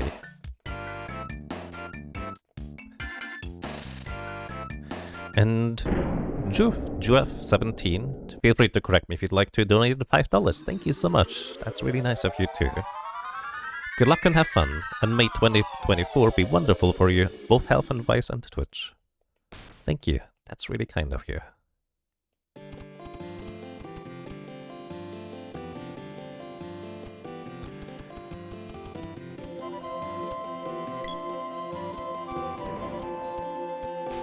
Oh, right. Yes. I keep forgetting that the boy has no defenses. He's just getting knocked around. Poor guy. Uplands, let's go. I guess I'm going to do a slightly longer grind before going to the big worm, because I also could use the money from it. Or we could just get a chest for a fairy walnut.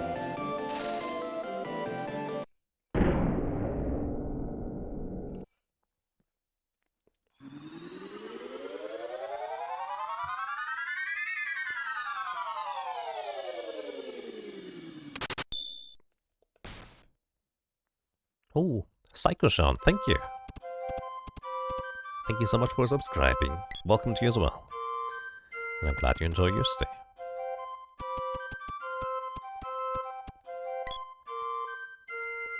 Yeah, Randy has no equips at all right now. Okay, welcome to these guys.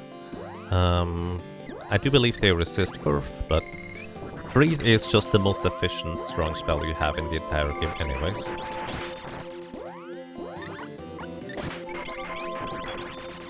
And I believe one on everything will do the trick. There we go. Chests? No chests. Enjoying every year. That's nice. Little guy, let me talk to you. Ryu Tempest, thank you so much for the $25 donation. That's really kind of you. Happy New Year, Yaga. Hope you have the best year ever. Thank you. I hope you have the best year ever as well. That would be lovely. I do wish that to everybody, though. Not just one, but everybody. Unfortunately, it cannot be everybody, but I hope it's at least some of you. I mean, technically it can be everybody. Like, what's stopping you from having the best year ever? Alright, here I will want to have a fairy walnut because the sprite is about to run out of MP. It is basically double the price as what I'm going to be paying very soon. But hey, it might still be worthwhile for now. Oh. Ooh. Yeah, the baby Moogles are really nice.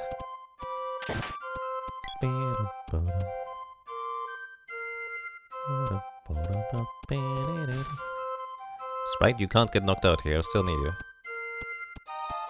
On the bright side, somehow that made the owls not cast spells, so that is a big plus. Speaking of which, there it is. The sprite just got hit by the owl confusion, which is also simultaneously a silence, which is mildly confusing. Anyway, how much MP do you have? 3. I'll have to use the thing anyways. The fairy walnut, so might as well just give it to you now. Enjoying every year. Thank you so much, Psycho-Sean. Might as well just Mitch-Mull it here. There we go. So the reason why I picked me the sprite, which is not really worthwhile for this boss because it dies too quickly, is because now the sprite can cast spells more quickly than before. It is still technically more efficient and slightly faster to cast spells via partner menu instead of using like the direct menu, but now the direct menu is almost as fast.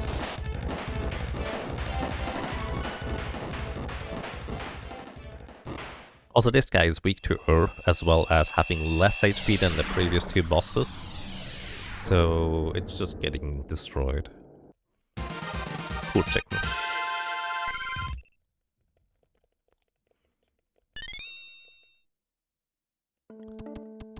Orb is level 12. Nice. I think one more level gives 12 maximum MP, so that will be helpful. Also, now we can level up spells up to level 3. So the spell casts at level 2 up until now were kind of a little bit wasted in terms of experience gain, but oh boy, I'm going to have enough time to worry about efficient experience gain wasting later on anyways. Is that a split? That is a split. Thank you. I forgot.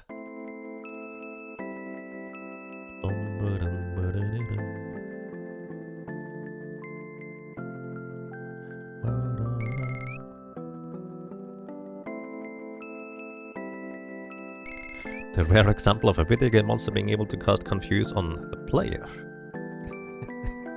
Indeed.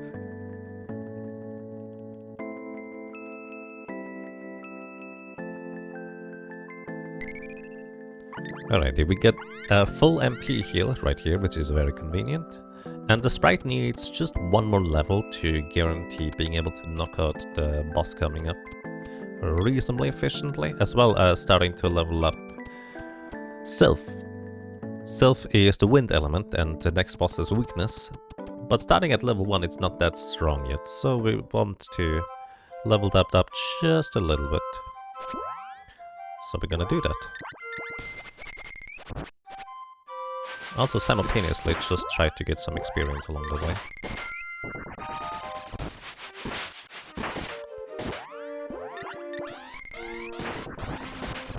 Uh-oh. Uh-oh.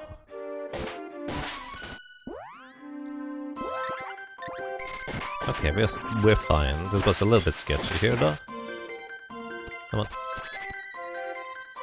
Okay, that Silk-tail rabbit is going to survive. We do need one spellcast here to get through here.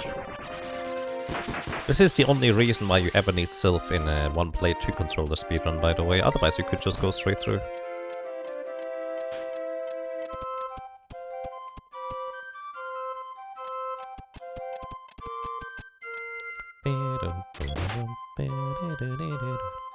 Please let me through.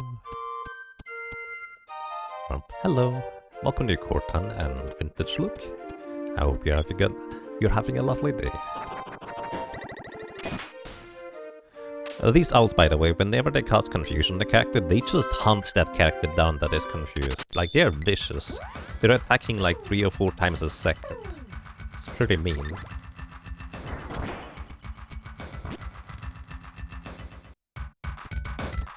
Boy just wants to hug some rabbits. Well, he did that successfully. The rabbits had another idea of how to hug though. They opened their mouth wide and humped. Alrighty. We need to ask King Truffle here for permission to go over into the cave. And... oh wow! Moonar! Thank you! I think that would be 50 euros, but it's $55.28. Displayed for me. Thank you so much for the generous donation. That's really nice. And Moonar says, danke für deine Streams. Der SOM 100% Stream zu Silvester als Tradition ist einfach schön. Wünsche dir einen guten Rutsch ins neue Jahr. I wish you a happy new year as well. Thank you so much. I really appreciate it. I will say it's a little bit bizarre for my brain to switch over to German, but it is still greatly appreciated. Thank you so much.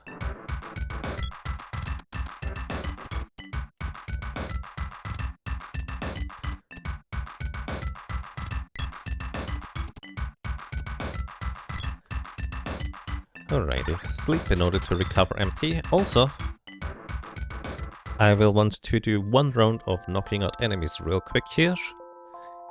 Then rest again to recover MP, because the sprite wants to have at least level 1 Sylph before going to the next boss. But we also can use Fairy Walnuts in order to just power up just a little bit more. But it actually makes it much easier to just power up right here, basically. Hello, thank you.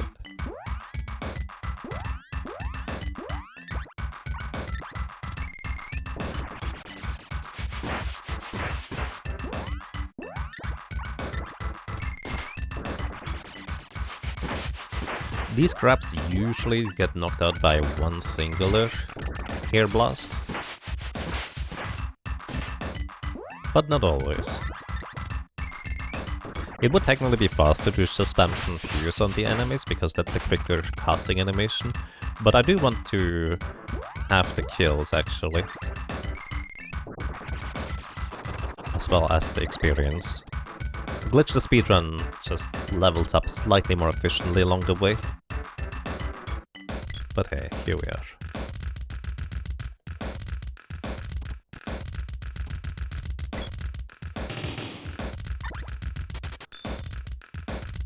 I cannot quite afford a cup of wishes right now to revive a character, and I kinda would like to do that though. Oh, by the way, split for the javelin orb. I did pick that up.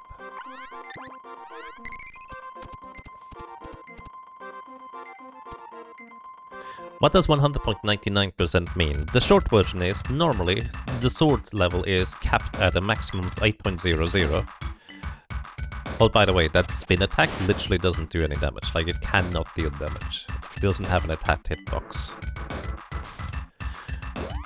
The 100.99 is because the sword normally is capped at 8.00, since you literally can't level it up any higher, because, well, you can't get this mana sword, at least not glitchless. However, in this run in particular, the one glitch I use is to get the mana sword early, which just makes it much more complicated to get all the weapons up to 8.99 because of how the leveling up mechanics work in this game. Alright, level 2 Sylph already, which is good. We also gain a bunch of experience. Could you stop that? Also gain a bunch of experience along the way. And yes, that's why the boy is dead. Basically, you need to be lower level in order to level up the last weapon up to 8.99. If the sword was stuck at level 8.00, you didn't have to worry about that. You just leave it at a low level and use it to leverage experience on the other weapons past 8.00, and you don't need to worry as much about keeping a low level on a character. But here, because all weapons get up to 8.99 due to the weird experience formula, I need to have one character that is lower level than the highest level enemy at the very least. Which means it's just easier to keep that character at low level. Right, we're gonna buy 3 fairy walnuts, cups of wishes, and candy. This will give me a lot more leeway and wiggle room to not die. It's gonna be nice. Oh right, we had to reset on Spiky, so I have much more stuff in terms of resources to survive. I forgot about that part. I should have gone to the inn afterwards. That's okay.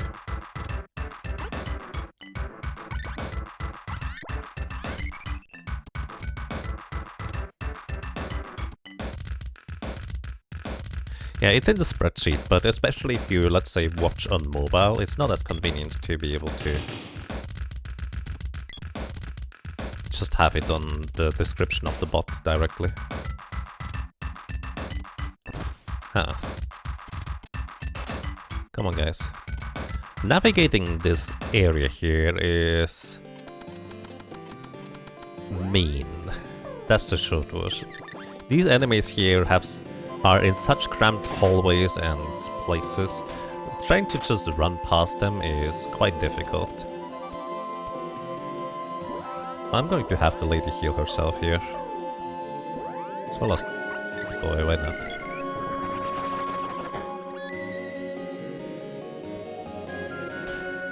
There we go, the boy is pretty much dead.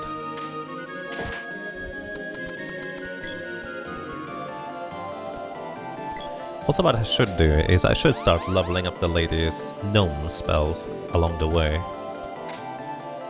That actually would make a lot of sense. And plus these freaking owls. Yeah, the owls are pretty mean.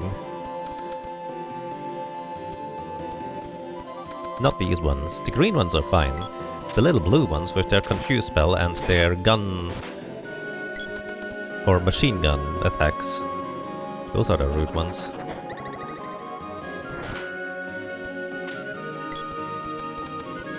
Alright, we need Earth Slide here in order to proceed, so this is 3 MP gone.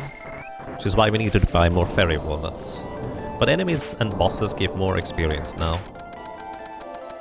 So we are generally quite fine.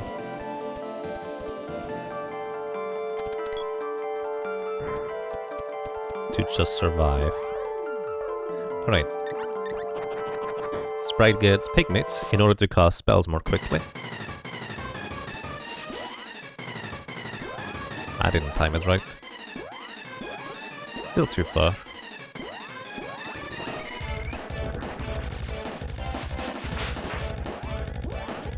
Ah, it's out of screen again.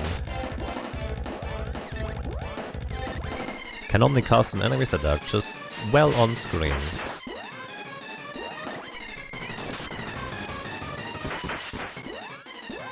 Right, that's the last MP of the sprite. This thing has over 1000 HP, by the way. Also, just in case, I'm gonna heal the sprite here. Because the sprite can absolutely get murdered here by the big worm.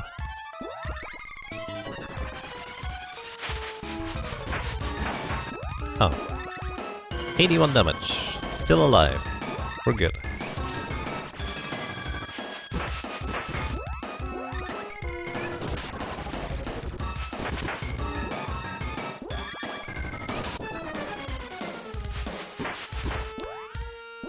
Thunder would allow me to more reliably just lock down this guy, but... Oh, you're not down. Okay, that's awkward. You need more MP.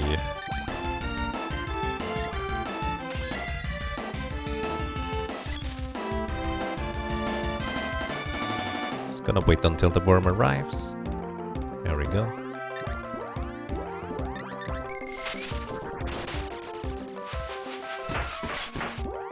Level 2, so... Alright, it was just one spell cast. If I hit like once or twice with the whip efficiently, rather than just low damage, it might have been efficient, but I did not keep track of the damage. But hey, 129 MP in the sprite, HP in the sprite, this means sprite also has 12 maximum MP, which just starts making everything a lot more efficient along the way.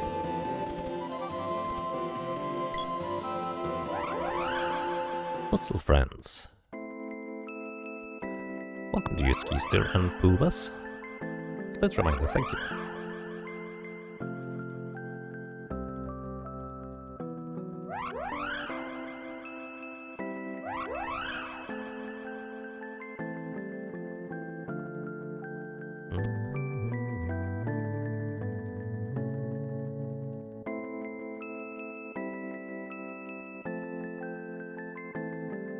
By the way, that UG, not bad, was supposed to be a selection where you can choose one of the options, but it just doesn't allow you to choose an option. It just picks the first one where it just say UG. Which is why the response of the King Truffle is like that. I was always confused when it says, ah, not bad. And the King Truffle says as if you would just go, ah, that's terrible. It's a weird quirk of this game, I guess. Which it has many of.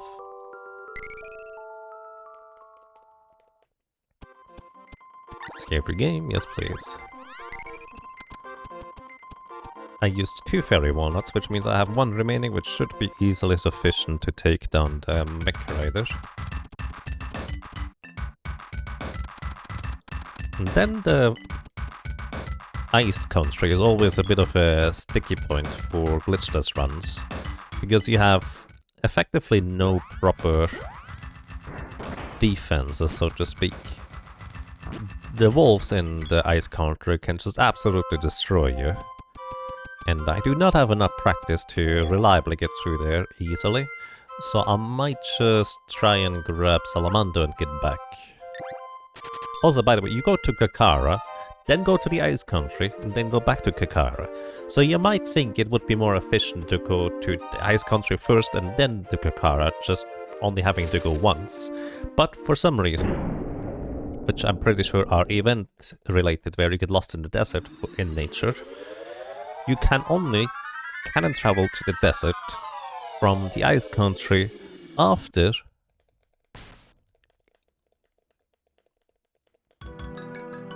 you have visited the desert at least once and completed the sand ship event.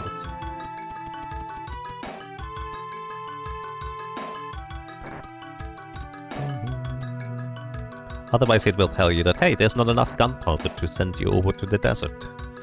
The distance is about the same between the desert and the ice country, as well as the ice country and the Matango, the mushroom people village. But yes, it might have stronger headwinds. That is the best explanation we've come up with so far.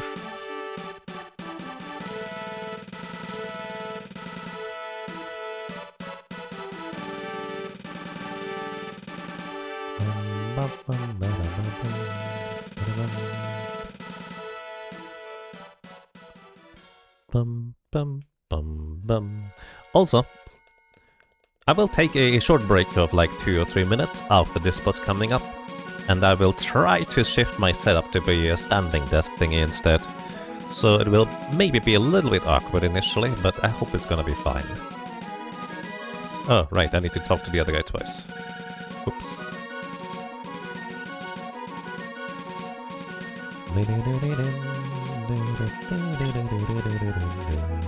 I talked to the wrong guard.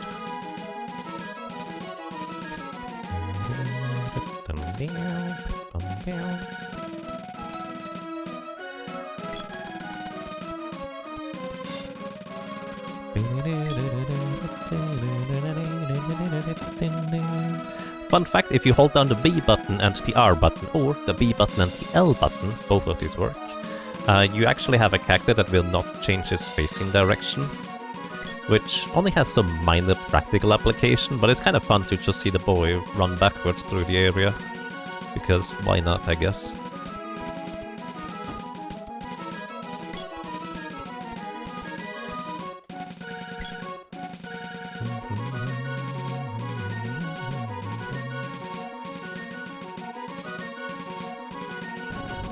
It makes the movement look more skilled. Sure.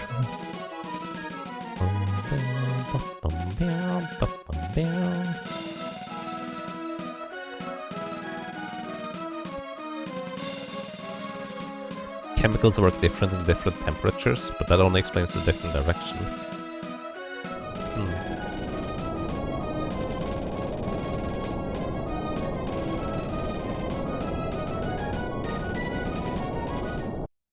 Fun fact, you can be facing left and watching into this cutscene here, and the NPC over there is going to face the other direction. You can even walk in there backwards, and he's gonna face up away from you, because you're not facing him either. Kinda makes sense. Alright, this guy's too low level, or low. You missed! Yes! You silly goose. Now it's getting dangerous. Okay, it doesn't get dangerous. Alright.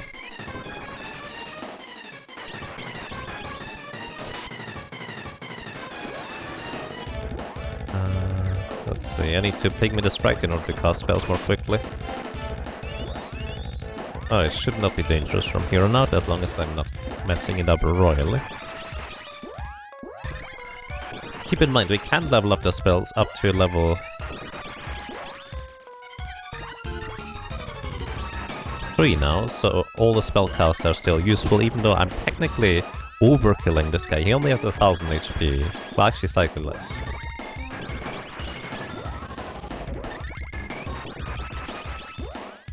But I'm effectively leveling up the free spells while doing this. So trying to get in a physical hit at the end in order to also get some weapon experience. Because if you kill him exclusively with magic, I think you don't get any weapon experience. Yeah, Pick Me allows you to just cast spells more quickly. Because it reduces the animations your character has.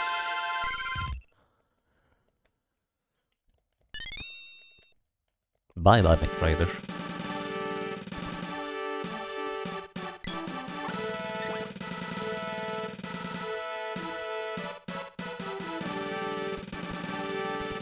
Alright, everybody.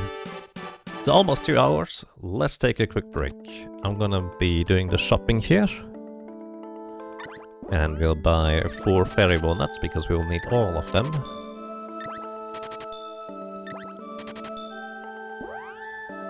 And then can travel over to the ice country for the nice music. And then take a break. I was actually about to buy an additional couple of wishes, but then I remembered I need the money for traveling with cannons here as well.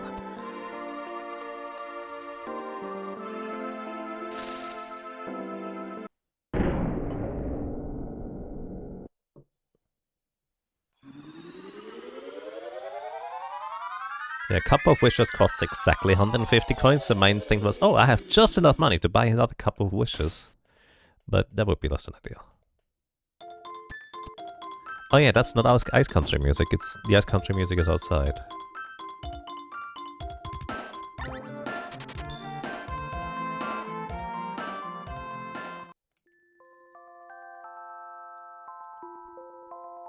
So much more exactly at 2 hours than I initially expected it to be.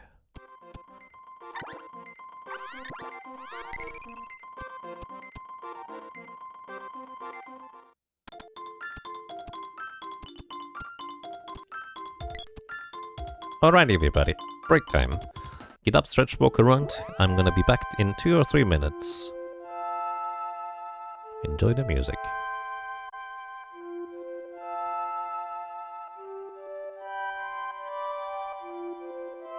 Let us continue. Took a little bit longer than I anticipated because switching to my makeshift standing desk solution is not ideal, but I hope this is still acceptable microphone quality.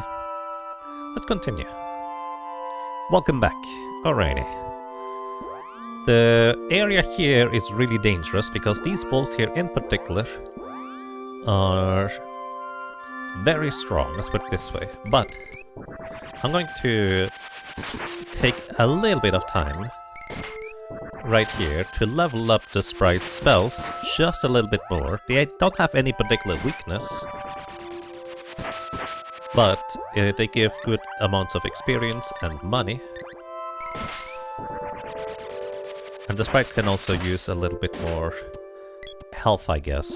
As well as, well, we don't have many supplies. Specifically, reviving items would be very handy to have.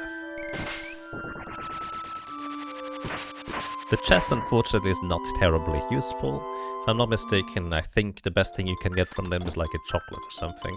But 3 wolves knocking out gives us over 500 coins already. So we can stock up on cups of wishes to revive characters. And anything else we just don't have the money for.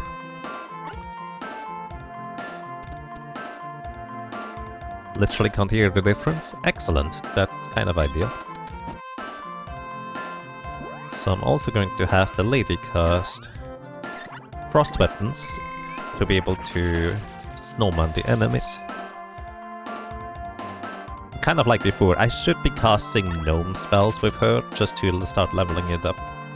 Because gnome will be important for the farm later. But it's also not that big of a difference in the long run. If we have Santa on December 31, does that mean we all missed Christmas? Maybe. I like to think it's more that we're just visiting where Santa's home is instead, maybe? I don't know. So let me move my chat over here because with the standing desk setup, I only have one monitor that can actually go slightly up and tilt, whereas the other one, well, cannot. So it's a lot more awkward to...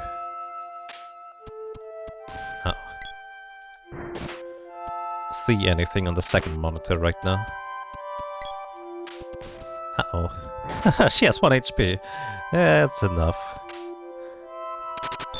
That's not enough. Right, we saved just earlier. Oh dear. Unfortunately, you don't retain your frost weapons after resetting, so whoops, they're gone.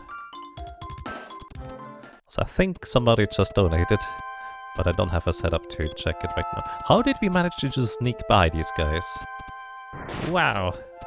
This is not... He just threw the wolf away. Why the heck not? How are you still alive, boy? These things have a gigantic area of attack. Do I need these spears? I don't need them, but they can be helpful. Happy New Year! A Dash donated $20. Thank you, that's really kind of you. Thank you so much. Did I ever add the other donation to the tracker, by the way, or did I miss this? Because the number was still in here.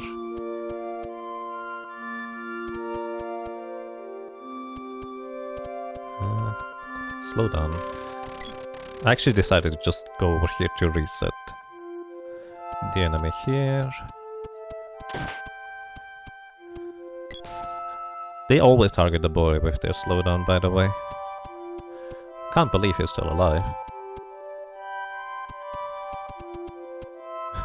Slowdown's still in effect. We actually managed to get through here.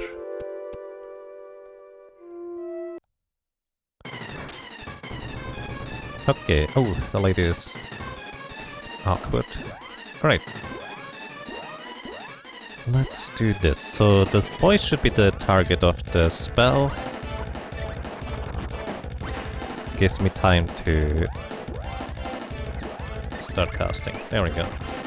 Alrighty, welcome to not Tropicala, this is Boreal Phase. And Boreal Phase has no particular elemental weakness. So Freeze is my most powerful strong spell that I have. And it's not gonna do a whole lot of damage, unfortunately, but it's still better than any physical damage I could do with my attacks. But we'll use quite a few fairy walnuts here. And all lucky 7s. Thank you for dropping by. I hope you're doing well. Good morning. And seeing that you use Dawn, I imagine you come from the YouTubes.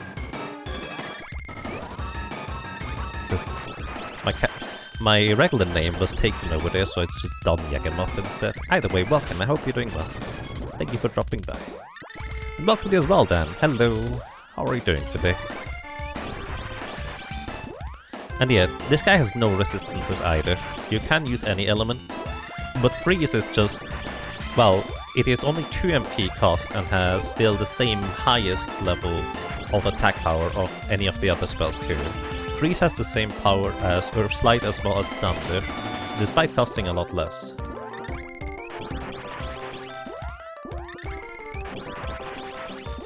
Dawn as in the Spanish honorific. I actually don't mean anything with the Dawn in particular, aside from just I did not know what else to label my, I guess, character name on YouTube. So there's that. Wait, thing is not dead yet. Is the sprite lower level than usual or what?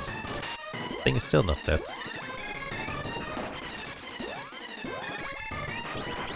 Oh my goodness. There it is, wow.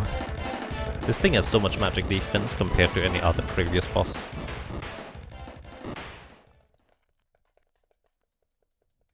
First time live. Welcome to you. You're doing well then, that's nice.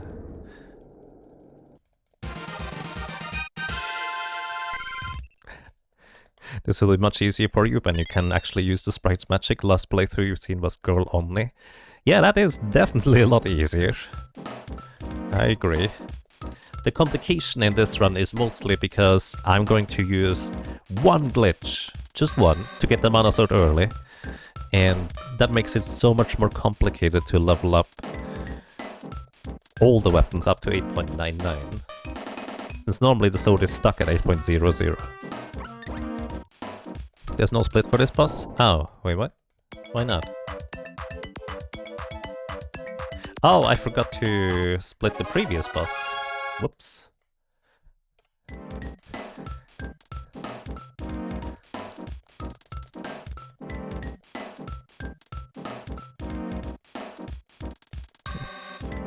Yep,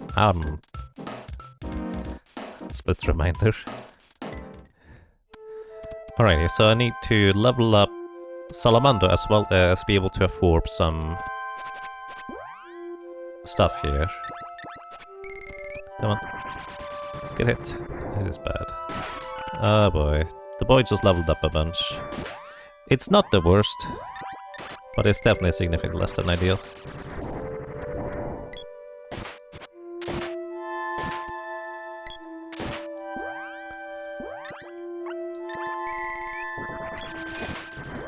I'm gonna actually switch back over to the sword, because that is slightly stronger.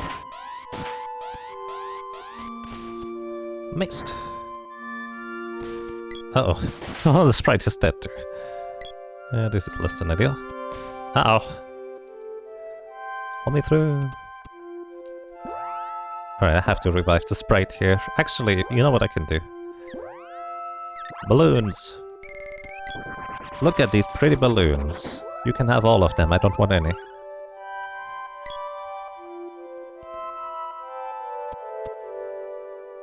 Alright, I need to revive the sprite here. Might as well just heal the lady in the meantime. So the unfortunate thing is, getting back to buy the fairy walnuts for a reasonable price is, you know, quite far away. So we buy them for 1,000 here, in order for the sprite to be able to afford casting more spells.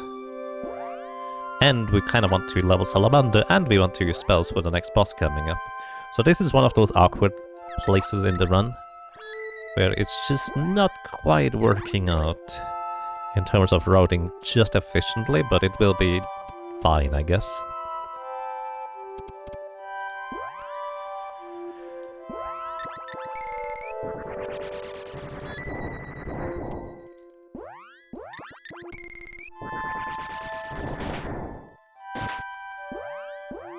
By the way, the turtles are in fact weak to fire. The wolves are not.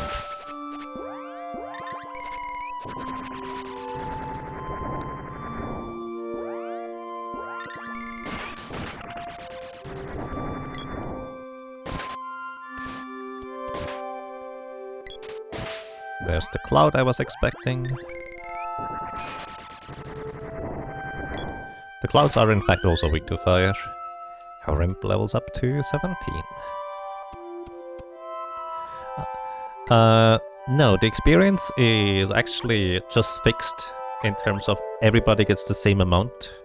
And if one character is dead, they do not actually gain more, while the others do not gain more. This is not distributed like that. Best music in this part. It's really good. I agree.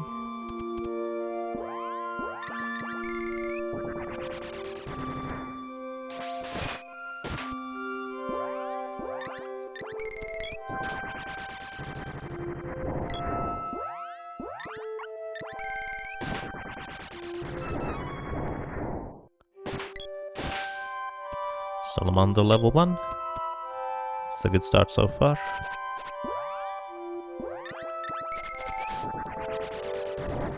It is worth noting that the characters level up their MP, or maximum MP, much more quickly on the later stages of the level. Like initially you need like 3 or 4 levels to get 1 more maximum MP. But later on, it is like 1 level for 2 or 3 maximum MP. It's quite a significant difference.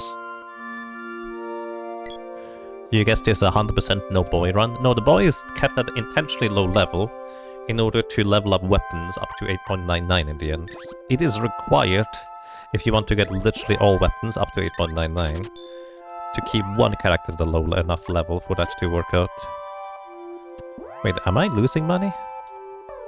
I'm losing money. Oh well, we'll just be able to do this right now.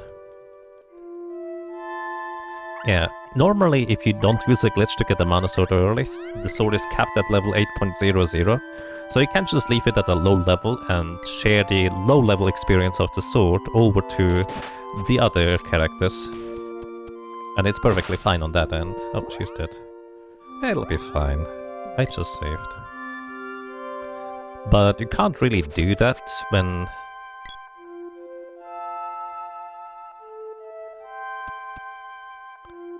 you want to get all the weapons up to 8.99.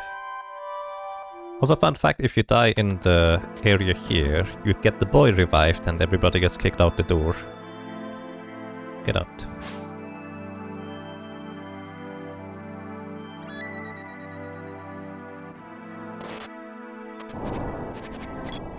Also, Pygmid character, by the way, has much less physical defense.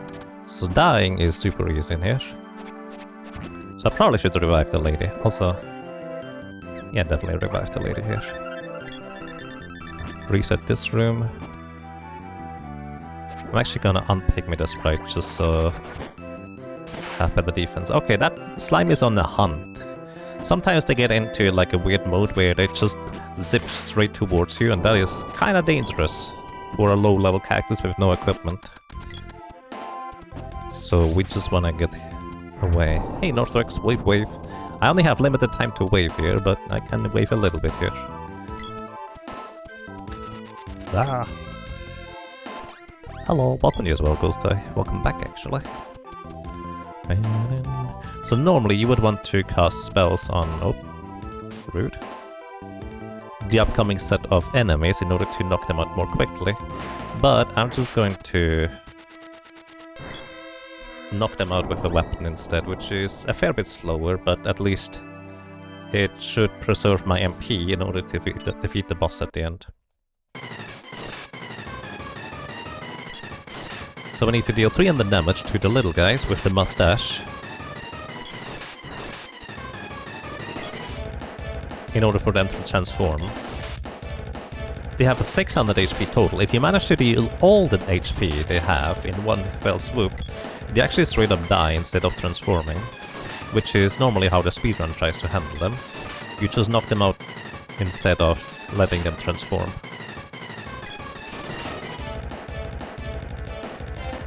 Okay, one of them transforms.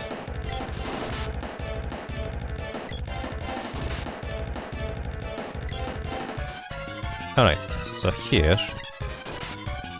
as long as I get lucky enough that this guy cannot attack me, which I think he cannot, we can now whack all of them at once. So, I always get a sword swing rather than a stab because the enemies are too far away. Otherwise, if they were too close, I would have a 50% chance to get a stab instead of a swing with the sword.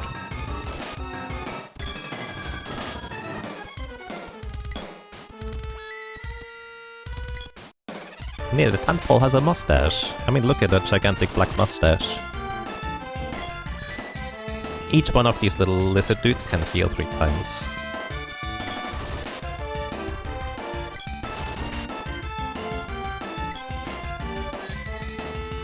Yeah, I mean, it has a mustache like Mario, right? And of course, glasses as well.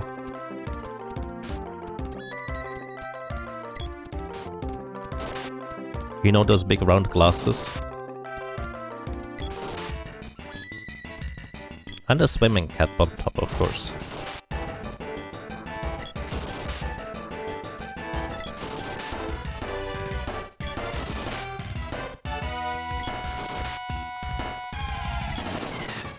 By the way, the biting lizards cannot hit you unless you are standing straight left, straight up, straight down, or straight to the right of them. They can only ever hit you when you're basically in an orthogonal direction.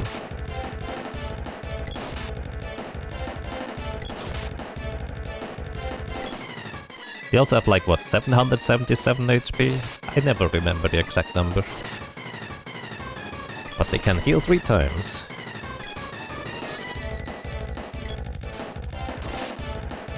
It's just Kirby wearing a disguise. Yes, clearly.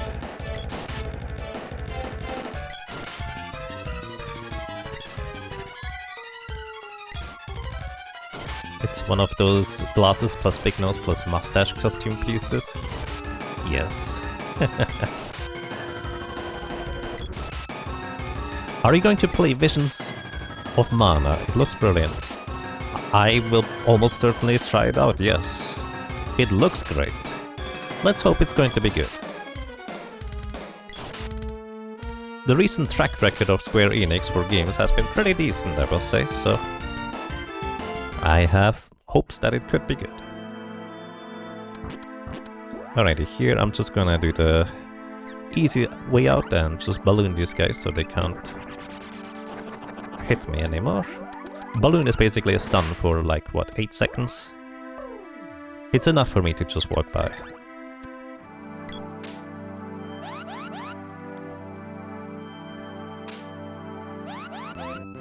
Oh, actually I didn't even check what systems is Visions of Mana even for. Because I might not have that system if it's not PC.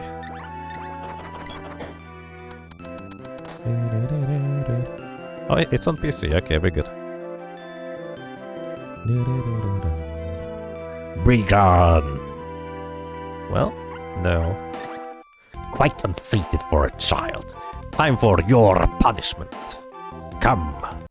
I always thought it was a pirate saying your punishment.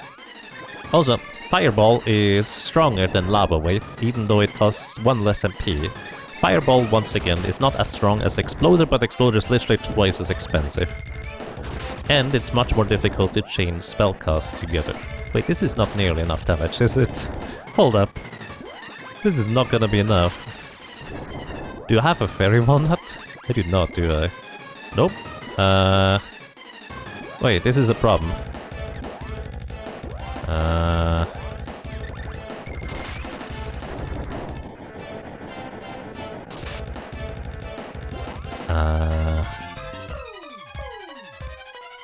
Gonna fly? No, you're not flying. Ow. I think he's casting a spell, I can't tell.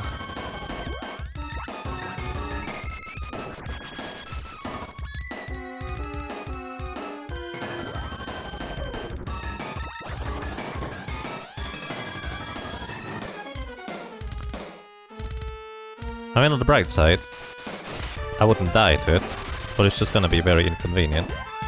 Because this guy takes a lot less damage from my physical attacks. Also, he dishes out quite a bit.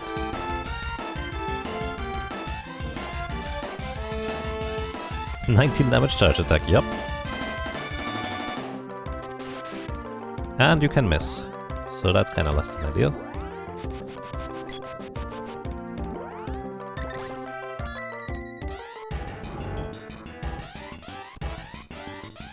Could you give me, like, a frost weapon? I would appreciate that, actually. Freeze breath. I can deny the damage.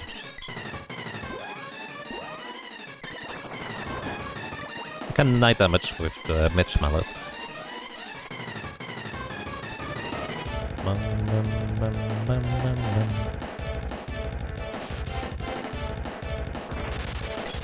Another freeze breath. 6 damage. You know, it probably is going to be more efficient for me to just get knocked out here. She is doing her best.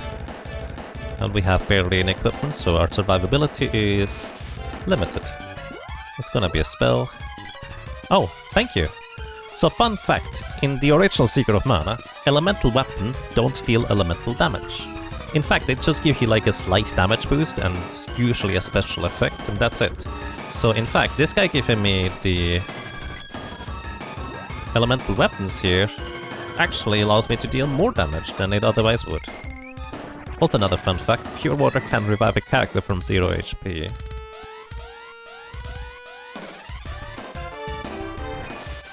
Well, if I ever hit, that is. Plus, it doesn't deal damage if it's casting a spell here.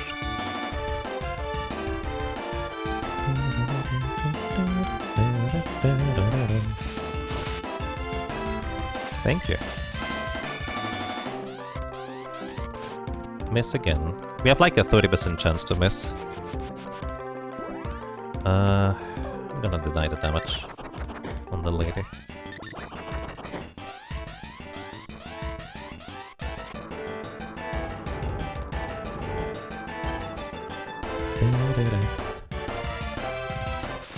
That was way too late.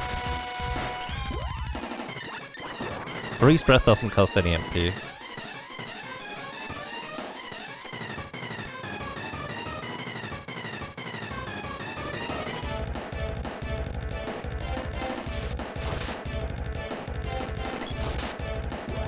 What you gonna cast? Ice Saber, thank you very much. Weapons only, these types of bosses are a nightmare. Yeah, they definitely are not well suited to be taken out by just weapons. I really appreciate you using Ice Saber. Have you done a weapons only run? I mean, a solo character challenge run with the boy is basically weapons only. So yes.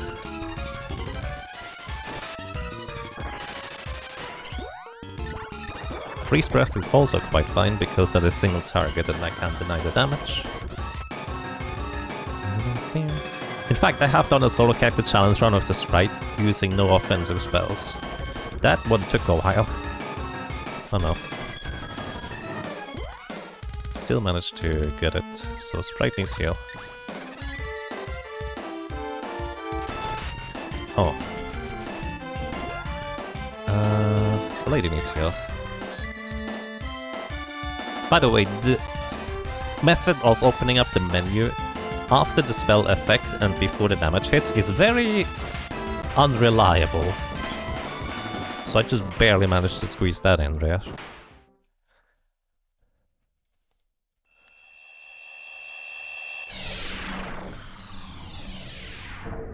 And yeah, the sprite only no offensive magic was...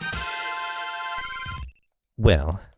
you wouldn't expect it because the mana beast, you don't really use offensive spells on normally, but without spells, the mana beast was a much bigger problem since I couldn't use acid rain. You reduce its defenses.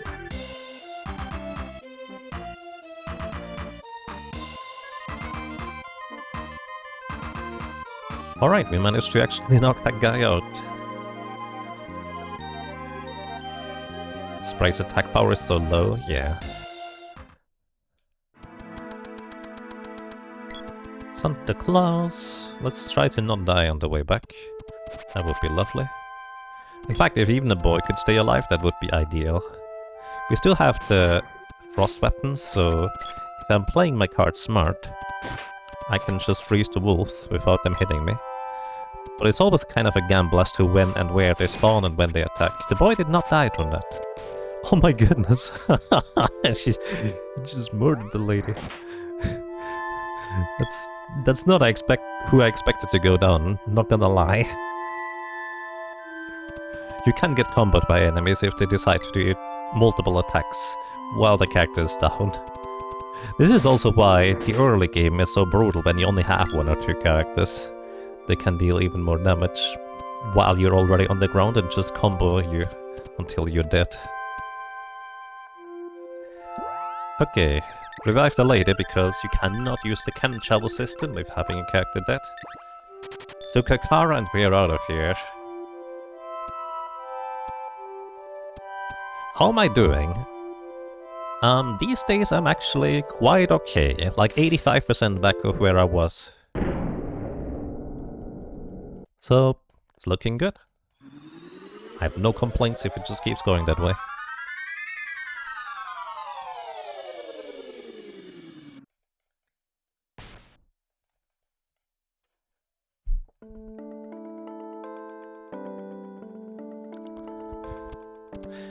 Yeah, after I recovered a bit from the stuff this year, initially it looked like it was just kind of stalling out at like 70-75% of being back to okay. But it eventually decided to progress back further, which is nice. And thank you. I wish you all the best as well. Alrighty, we can rest in order to recover MP. And this is basically the first segment where we start actually having a decent amount of money to buy supplies and recovery items, as well as not struggling too much for MP recovery for the sprite. Because we get enough money from the enemies, and we can also just knock out a few more along the way.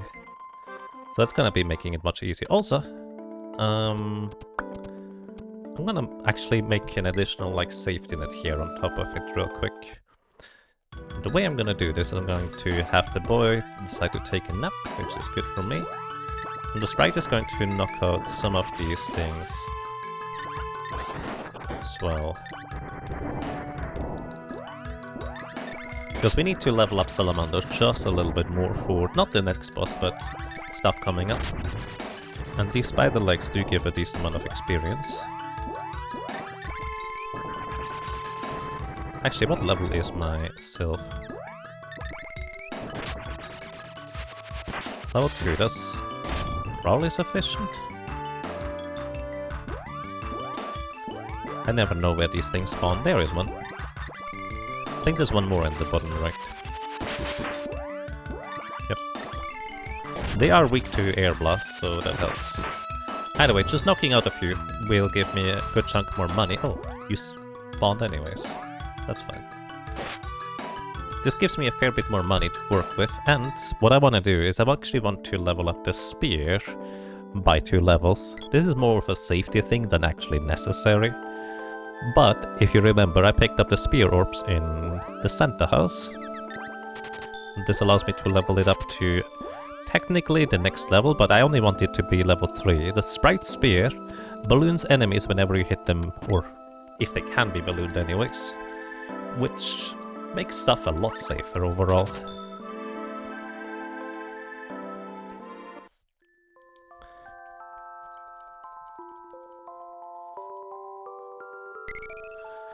Yeah, like, for me, I'm in the lucky situation where support is not an issue. Also, by the way, the boy is level 5, in case you were curious. So, for me, stuff is working okay for now. What is a sea hare's tail? It's an aquatic rabbit. Yes, we're going with that now, it's an aquatic rabbit. Because I have no idea what a sea hare's tail is supposed to be, but aquatic rabbit sounds ideal. So, there's like one of these spider legs at the bottom of the stairs, but if you approach it from the right side, you, well, don't get those guys.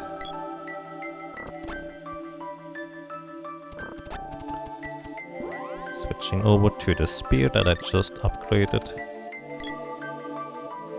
A rabbit mermaid? Might just be. You need to use Exploder in order to activate this switch here.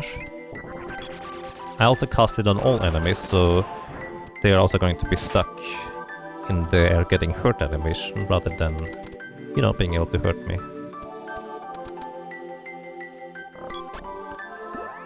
Here we use the fireball, and we use the opportunity for the boy to take a nap. Alrighty. And if you have ever seen one of my solo character challenge runs, this is one of my favorite spots to just grind for a little while. Because these job-in hoods, whatever they're called, they have relatively low defense and HP. And you can get 3 of them very quickly if you pick up this chest here. This chest here occupies one of the spawn slots, and there can only be 3 enemies maximum spawned at any given point.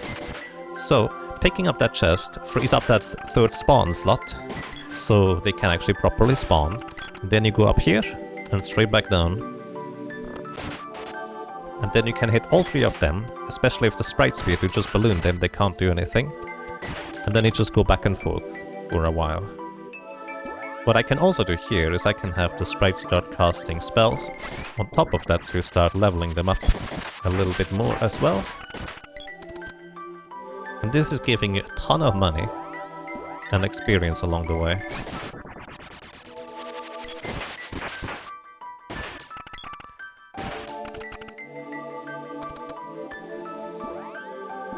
Welcome to you as well, Crazy Ras?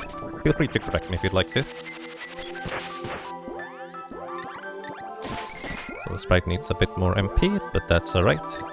The boss coming up is weak to wind, and level 2 wind with 1 fairy walnut I think is sufficient to knock it out, so we can actually use this opportunity to level up spells just a little bit more without having to worry too much about resources.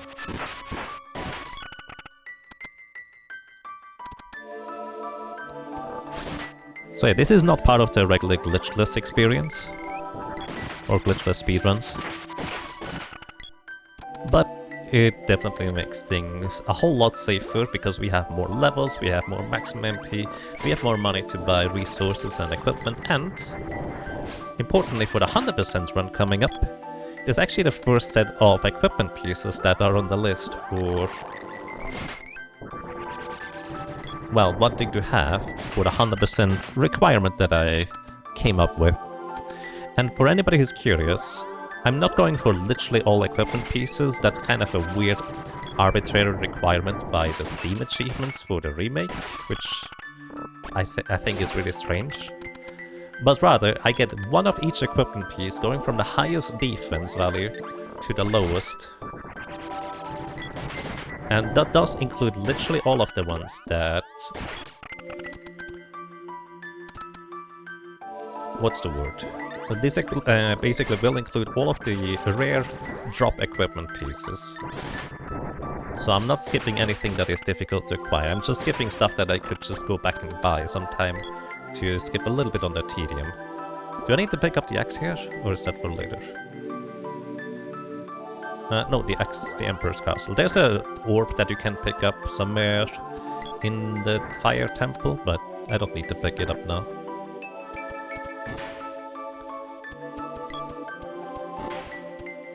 You know, I should have switched to Chaz's amazing artwork during the break.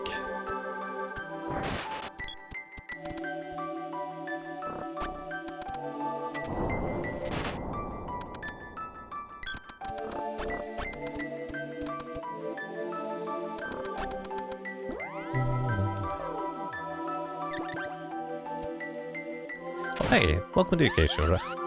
I hope you're doing well these days. Good day. So have the sprite get pigmeat. Step on the switch here.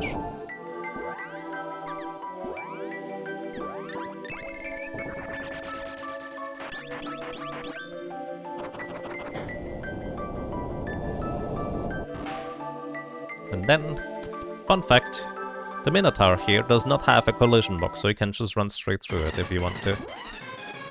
One of the few bosses or enemies to have no collision at all.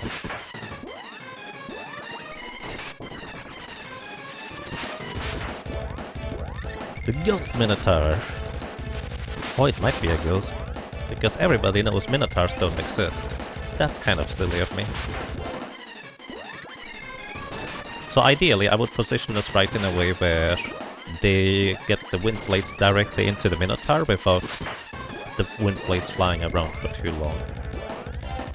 So it can be a little bit tricky. Oh, he's already dead. Which means I wasted the fairy walnut I just used there. Yeah, it's alright.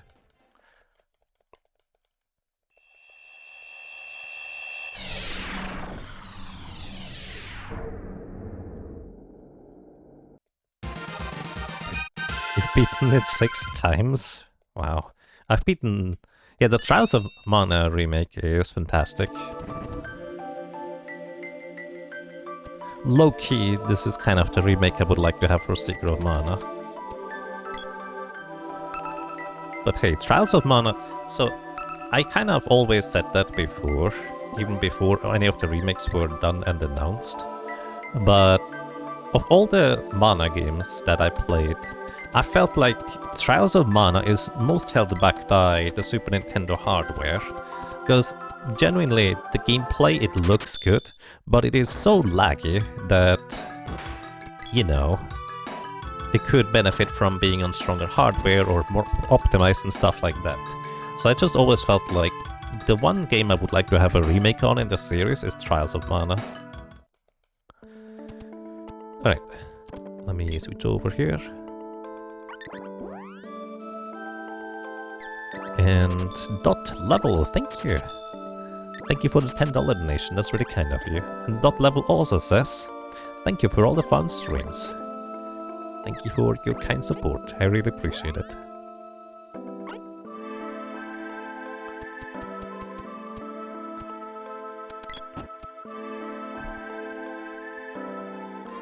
Also, let's not forget to add that here. I'm still not entirely sure whether I added the previous donation or not. How valid. Oh, split, thank you. Whoops.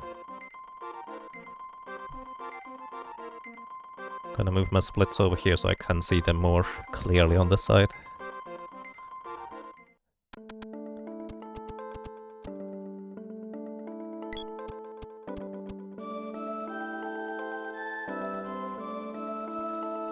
Alrighty, up to the Empire.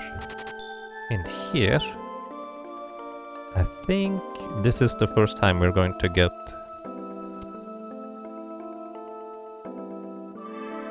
some items. Specifically, I believe the ruby vest we have to buy here. Anything else we can also buy in North Town, as well as other stuff later, but specifically the ruby vest is the highest, well, level defense armor that I need to get or want to get for my collection that I specifically have to pick up here in South Town, so I'm gonna do that. With the little grind for chopping hoods earlier, this should be easy enough to afford. Zetsness doesn't emulate lag. That actually would be really interesting to play Trials of Mana on Zetsness. Does that actually work?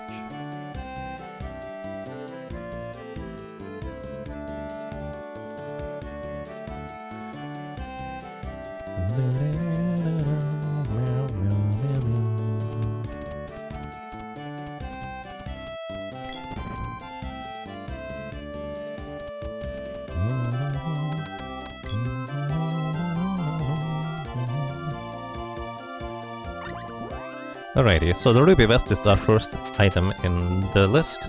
Then I'm also gonna buy a quilted hood, as well as a... Wait, raccoon cap is not in the list? Oh, that's lower level. Huh. Let's see, ruby vest... Gold vest is not in the list. Silver band is not in the list. Golem ring is also not in the list. Okay. So that's all the equipment pieces. As you can see, that immediately cost a ton more, but conveniently we will be able to just equip these for much better defense than what we had before. I'm gonna actually just throw away previous equipment pieces, so because you can only have up to a maximum of 11 equipment items for each category. Whee. Oh. My brain just was like, oh, let's skip this guy. We have a perfect alignment. Then I was like, oh yeah, no, this is glitchless. 634, 634.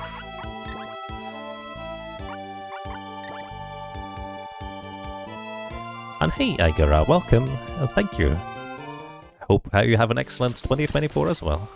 Thank you guys for knocking out... Wait, he's not knocked... Oh yeah, right, he leveled up. By accident. Okay, it'll be fine.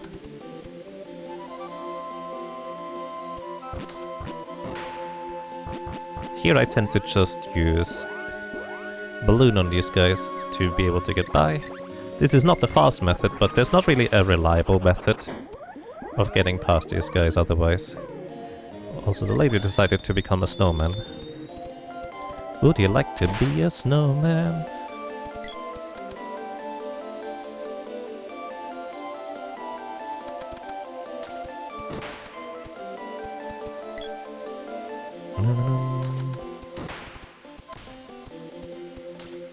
That's the wrong character to knock out, guys. You need to knock out the boy.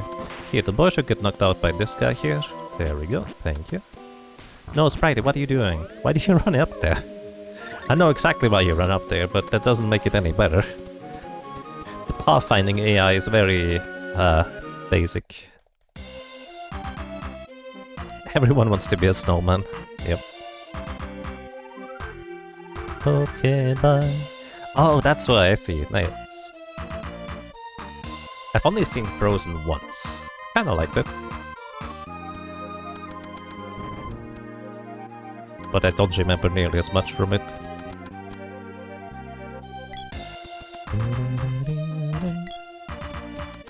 So I'm actually gonna hold off from buying more equipment than what I already have at this point. Because I will need the money in order to be able to afford more important, more immediate stuff. We're not gonna have proper equipment until... actually pretty much the Pure Lands.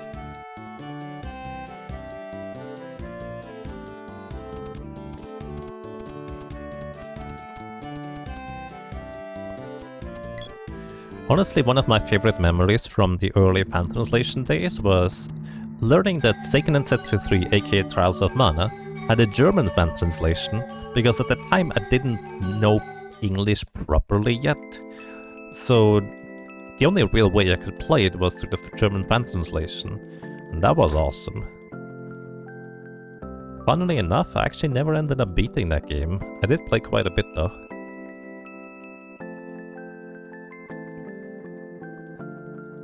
Also, when I first originally discovered that emulators were a thing, I was abusing save states all over the place. And honestly, I kinda wish more games would just allow you to save state all over the place if you feel like it. Nowadays I prefer the challenge of not using them, but back then, when I was younger, there was not really a whole lot... like, I wasn't smart enough to be able to get by without using them. So it was just... save reload all the time. Ouch.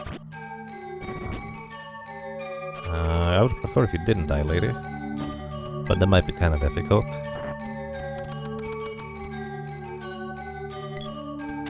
Alright, we need to hit this... oh, right, the sprite has too wide. Like, unironically, the sprite has a wider hitbox than the boy and the lady, so you cannot hold down right in that room in particular. You have to specifically go right a little bit first. Alright, I'm actually gonna switch over to the spear here. Because this zombie will hit me if I don't hit it first. The spear had a better chance to hit, or the sprite just hits it with the axe. Good job, sprite.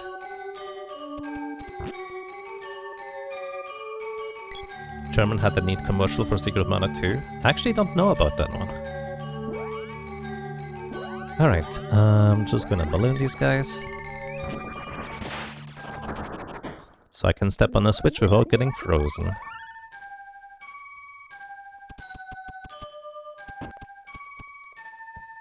Sprite just wanted to ask a question, indeed. Here I remember to go straight to the right first. There is a sword orb in the top left, but we don't actually have to pick it up. Because there will be catch-up chests later on anyways. I do believe I want to be with the lady in the front in this room. Oh, maybe not. Uh-oh. This is awkward. Okay, managed to get out of it.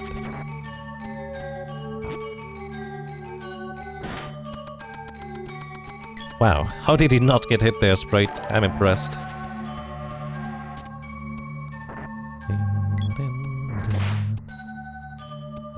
Come over. Can't believe we're just dodging all damage here, that's silly. Fire bouquet. Even dodging it through a screen transition. Almagus, thank you for the raid and welcome everybody. I hope you're doing well. Welcome to Secret of Mana 100.99% run, where I try to get through the game being really rusty and kind of, you know, making mistakes all over the place. Hello, I hope you're all having a most excellent day so far. Welcome to the war phase. This boss here does not have any particular elemental weakness, but also relatively low maximum HP and not a whole lot of magic defense either. So I can actually just nuke it anyways with freeze. Or other spells for that matter.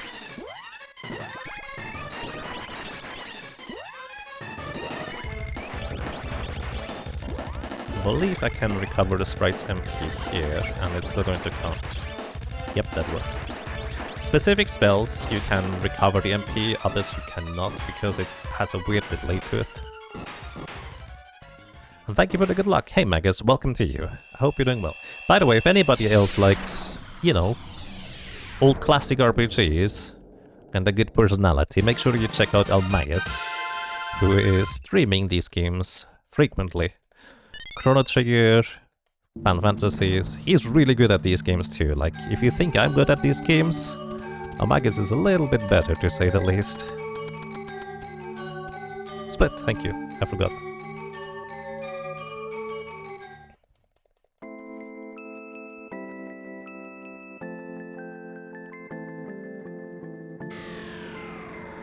Also, by the way, the version I'm playing right now is on the Super Nintendo Mini, which is technically the exact same thing as the regular Super Nintendo version that was released in the US.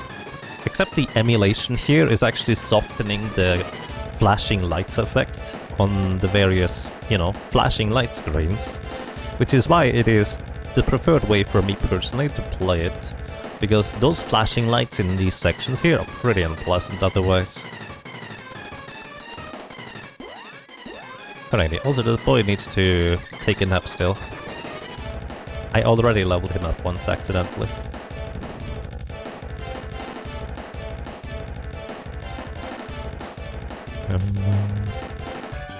Oh yeah, I forgot.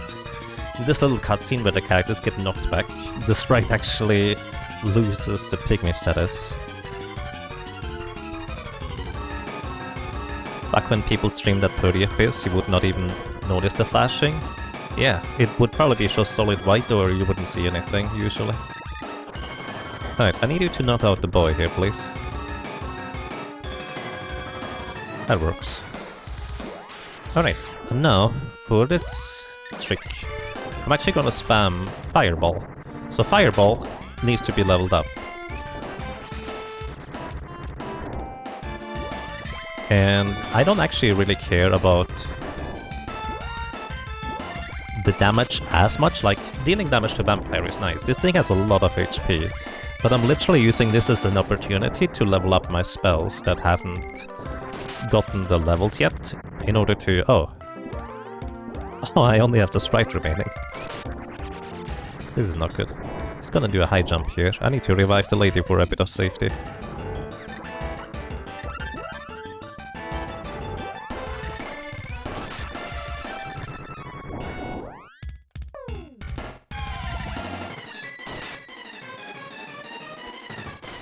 Oh, we hit the sprite?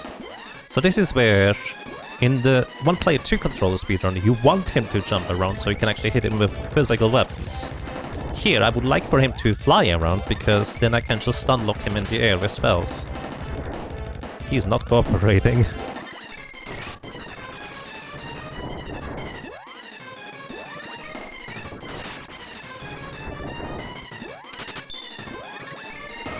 But yeah, Fireball is not nearly as good damage as Freeze, but we will be able to level up Freeze later on anyways, so... Plus we have enough Fairy Walnuts to get through this fight anyways. And this guy, by the way, is about twice the amount of HP compared to previous bosses. It's almost as if this guy was in the wrong, location, in terms of where he is. Oh, this is not good. Okay, we can cast spells while being eaten with the sprite, which is quite impressive if you ask me.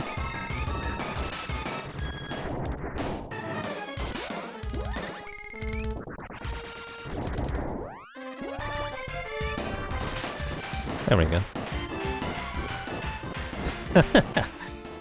Ghosty, thank you so much for the gift sub. I really appreciate that. The bite-sized sprite, yeah, this sprite is literally bite-sized. By the way, you can softlock the game if the vampire grabs you out of bounds of where your normal camera boundary is, and then you win, and the character is still outside the camera boundary. And depending on who you gather on with, the victory pose, you might just not be able to get anywhere and softlock.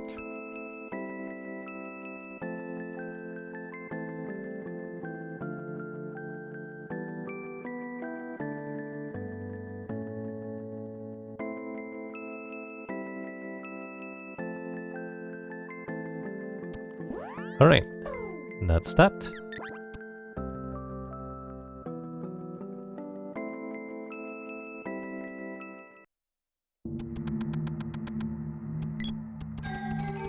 Measly 40 plus minutes For the splits, yeah. The splits are... I didn't have the original 32 hour and 50 minute run, so the splits are actually from a previous year where I did not have to kill the boy off all the time, which is significantly faster.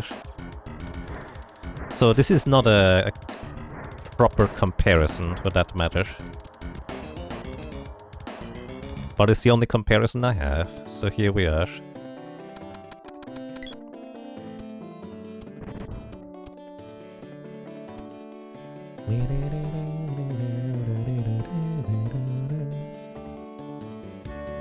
Oh, also need to mark the ruby vest as acquired.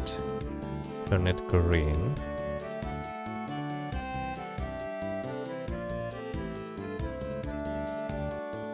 In the tracker.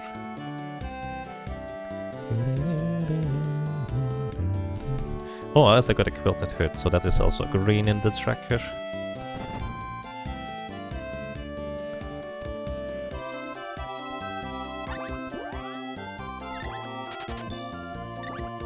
Thanks, Jazz.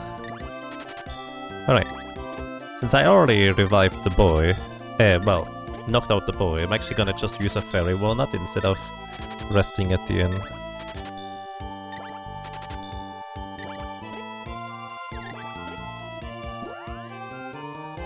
Actually, no, that's silly. I need the money in Glitchless. So I guess he's just gonna take a nap afterwards.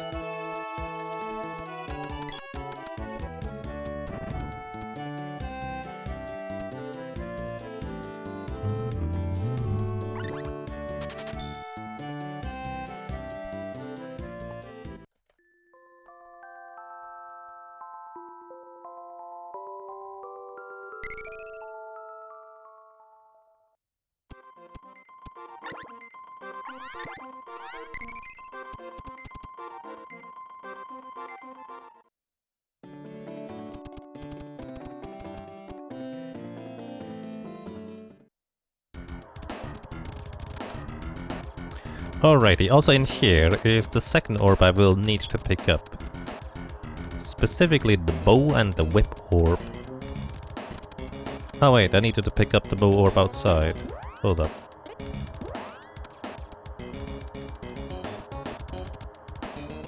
Hold up. I needed to pick up the bow orb earlier. I forgot about this. This is already in the Northtown ruins. Quick excursion.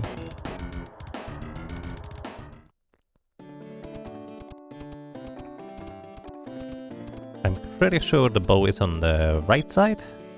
The left side I think is a spear orb. The reason why I didn't pick this up the first time is now there's no enemies, so it's easier to navigate through here.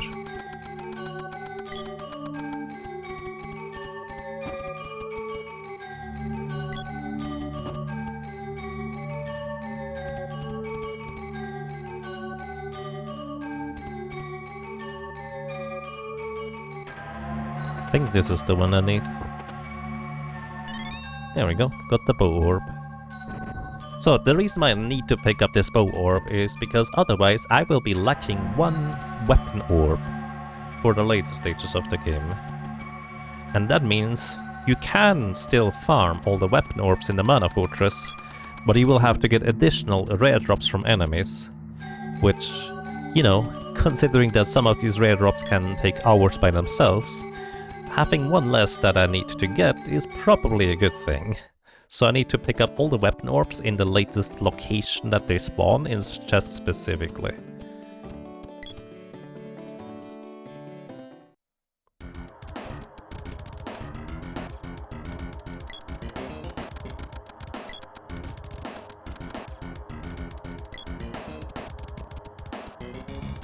One of my favorite concepts in RPGs in general is where you have cleared an area, there's no more enemies, and they just don't respawn. Which is a large reason why I really like Still Might and Magic so much. You just knock out all the enemies and they don't respawn, well at least not until an in-game year has passed. Or two. So the ruins here just being clear of enemies is quite satisfying.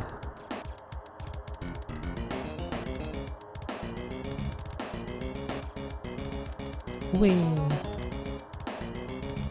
I do not know why they dropped us down here with all of our weapons intact, but, you know, I do argue that is very convenient. Oops. So this guy also does not have any particular elemental weakness or defenses.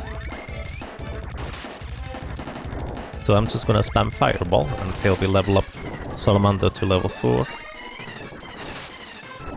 There it is, and then we start leveling up Air Blast to level 4 as well.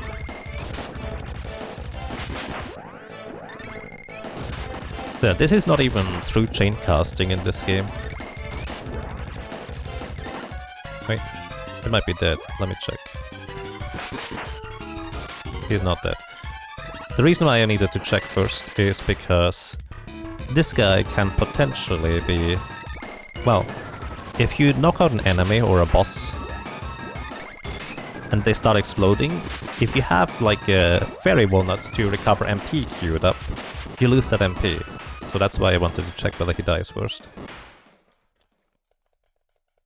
So now we need to go and pick up the whip orb.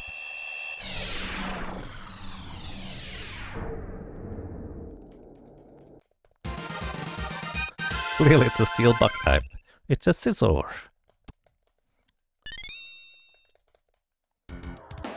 It should be 4 times weak to fire, right? But it turns out it isn't.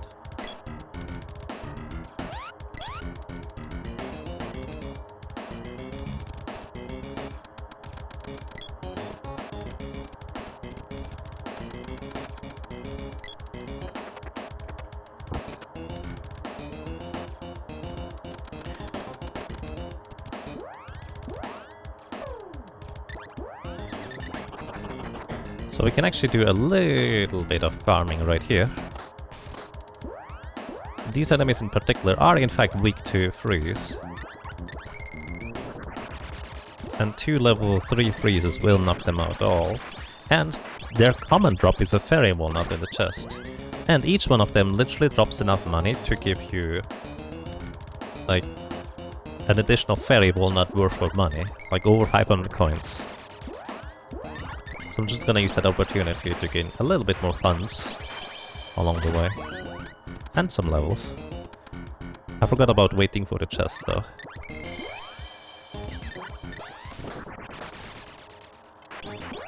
They can also engulf you in flames. Sometimes they also die to just a 1 freeze spell cast.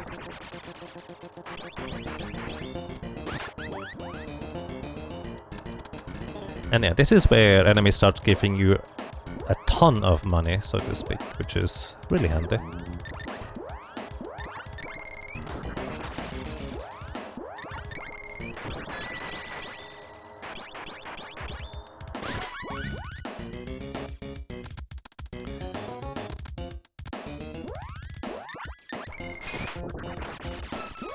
Alright, freezes level number next, whatever that is. Checking for chests. Oh, we got a chest. Let's use this opportunity to level up Sylph here a little bit on the lady. I don't remember what level I need for these chests, but level 1 might be enough for this level. Hey Woodstock, welcome! How are you doing today? Happy New Year to you as well. Did the music go haywire there for a second? Yes. Sigurd of Mana does that sometimes. Oh, by the way, if there is crackling in the sound and music, I can't hear that, so you would need to tell me. Alright, let's see if level 1 analyzer is sufficient. Yes, okay. So, for anybody who may not know, if you cast analyzer on a chest, it starts blinking red if you have a high enough level analyzer, which guarantees that there's no trap. Otherwise, you have a 50% chance that there's a trap if your agility level is not high enough. If your agility level is high enough, you don't get a trap at all.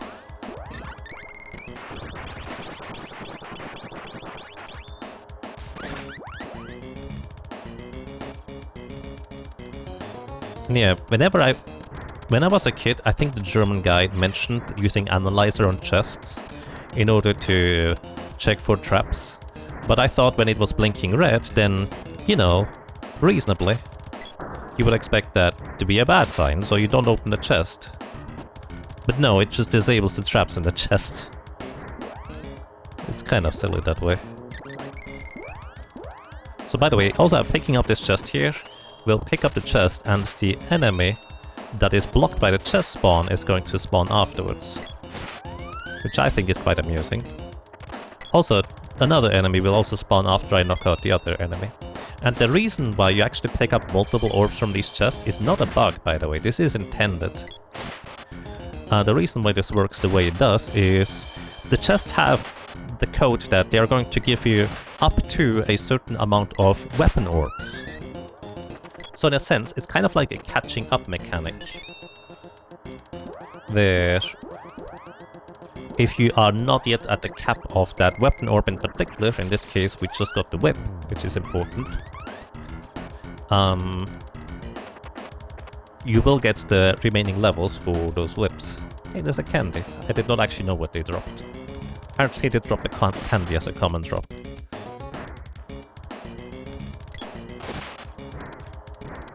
Also, by the way, for some reason pygmy characters are hyper aggressive and just try to run at all enemies and whack them. Which is, well, not that good for their survival, let's put it this way. But it is useful to cast spells more quickly.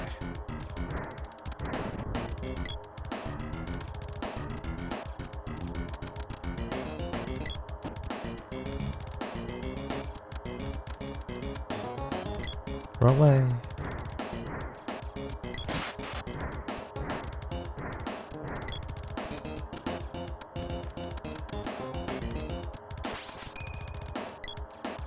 Did I miss a donation, by the way?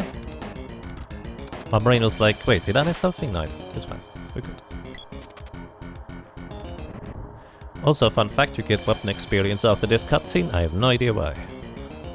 And this is also why I am like 99% certain that the Secret of Mana remake is literally using the same code as the original, because you also get a weapon level up or weapon experience here.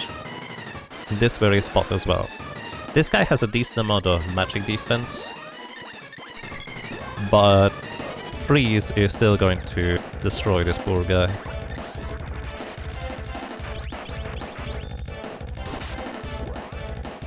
Alright, I'm actually gonna cast Gem Missile here. This could be a little bit dangerous, because when this guy gets hit by something and has already the speed up buff active, he will start counterattacking with missiles and other stuff that can easily just knock me out. But I will basically just need to account for that.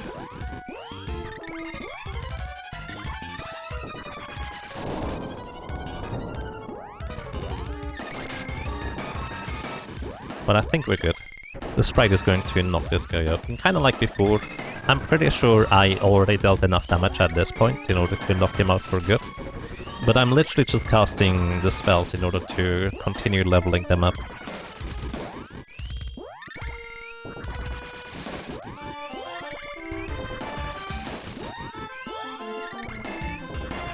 Oh, we went.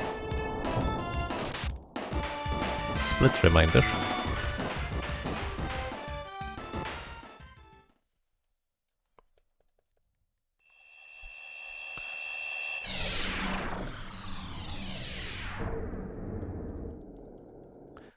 Yo, those missiles can be real mean in rando, it's true.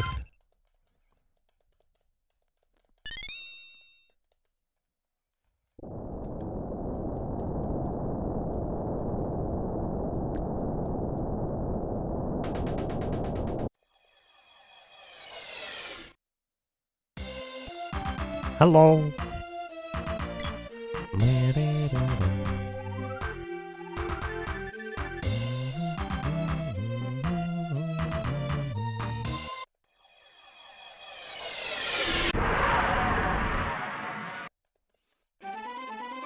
Alrighty, welcome to being able to actually fly around and go wherever we please, mostly. And the first thing where I want to go is, I'm just gonna go where the split leads me. Which means we're gonna grab the sea hair's tail. and deliver it to Kakara.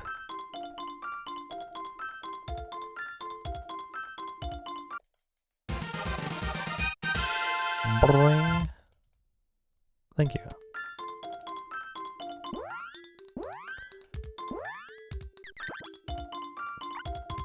What? Oh, that's Mitch Mallet, not the flammy drum. Whoops. I'll keep it in my pocket.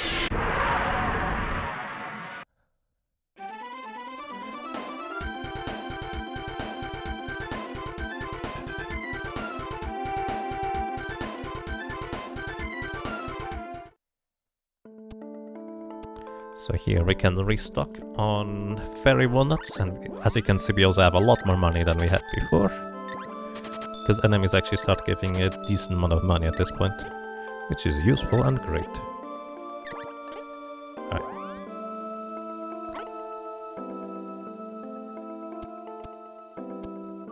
And we deliver the aquatic rabbit's tail to this guy. And we get the Moogle Belt. What does the Moogle Belt do? It turns the character into Moogle. That's all. Moogles can't do anything, they can't even attack. You can even attack as a barrel, just not as a Moogle. Although the barrel is more of a glitch than anything. And some of the best music.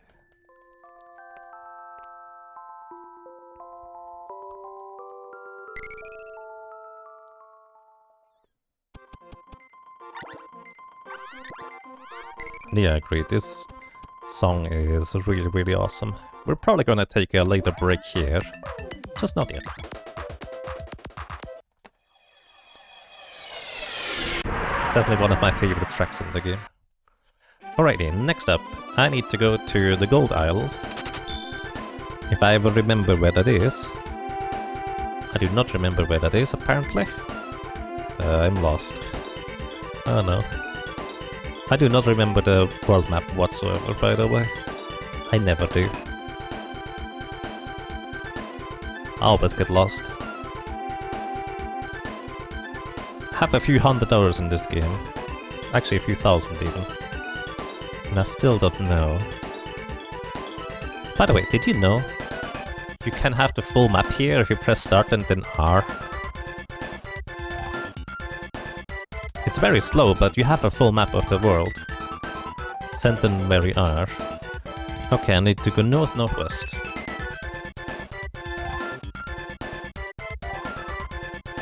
And Prof Ness, thank you so much. Thank you very, very kindly. For the 5 gift subs, that's really kind of you. I really appreciate it.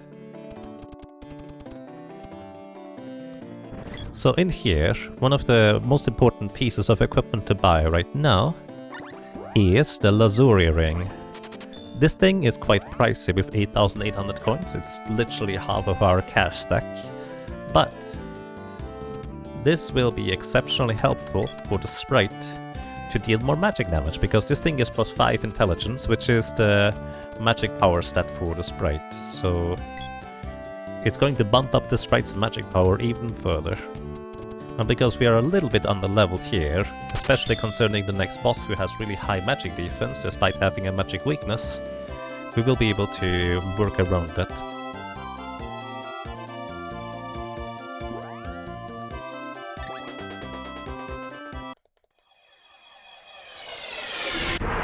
The aquatic rabbit, the briny bunny, the liquid lacomorph.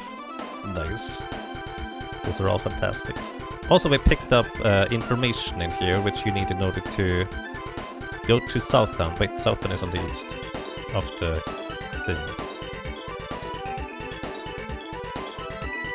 In order to get into the gold tower later. And Prof Ness, thank you! Thank you so much, Prof Ness, for the $50 donation. That's really, really kind of you. Thank you so much. Really appreciate it. Hope you're doing well these days, Prof Ness.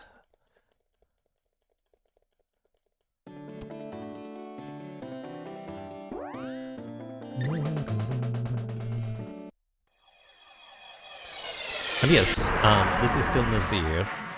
Oh, does anybody remember the code for the programmer tribute Easter egg?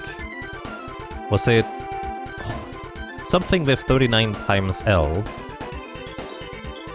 We can show that off as well, might as well, it's a 100% run. There, this is where I need to land. So, the Lazuri ring gives +5 intelligence, and the circlet over here also gives +5 intelligence. So we're gonna pick up the circlet as well as the Lazuri ring to bump up the sprite's magic power even further. Oh, Svinder, thank you! Thank you kindly for the $10 donation. I really appreciate that. Thank you so much. I hope you're doing well as well. You know what? The lady might as well just equip the better piece of headgear equipment here.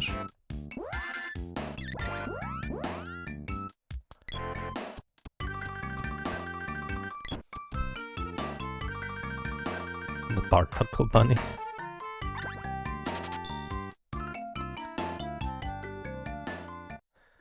Officially halfway to the goal. It is!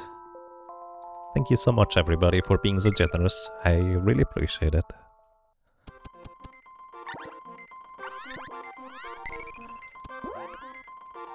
Moogle suit equipped? Sure. Let's see. Moogle. Moogle. All of the Moogles also have different colors, so the sprite is green, the boy is blue, and the lady is pink. Moogle. Koopa. It only lasts for a few seconds, but hey, it's a thing.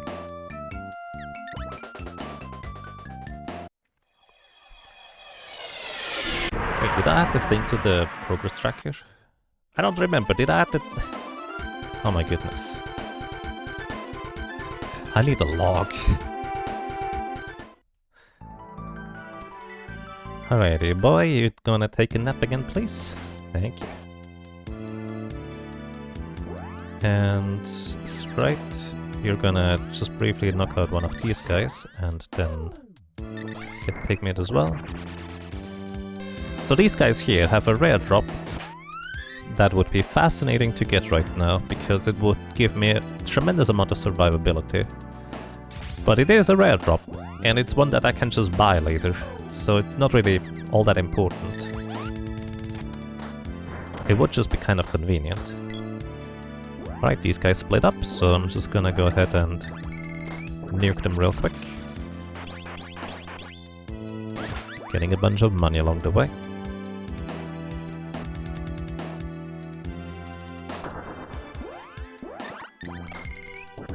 Should start the spellcast before I step on the switch. This switch made a stalagmite appear over there, which is rather pointy for a stalagmite. Could you not do that? Kinda need her alive. Mostly for safety.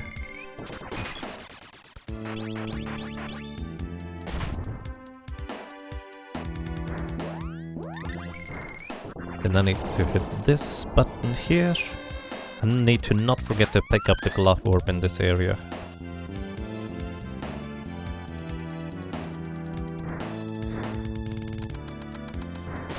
Yeah, I'm still going to get the item. I would just buy it instead of having to go for a drop right now. That's the only difference.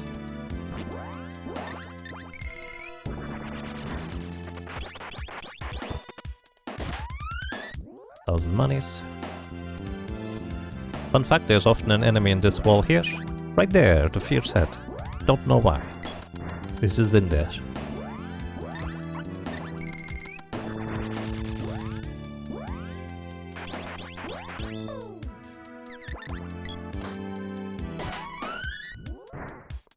Any reason why we keep the boy dead? Yes. We need a low-level character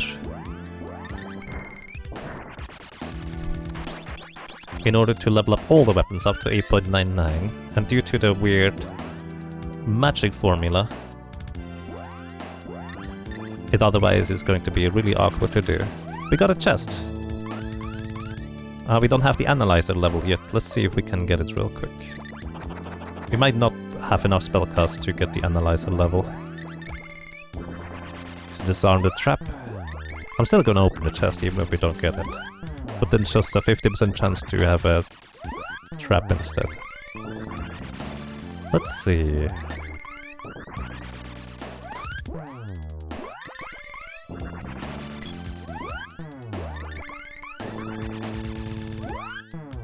Monster data. What are these things called? Dark Knights?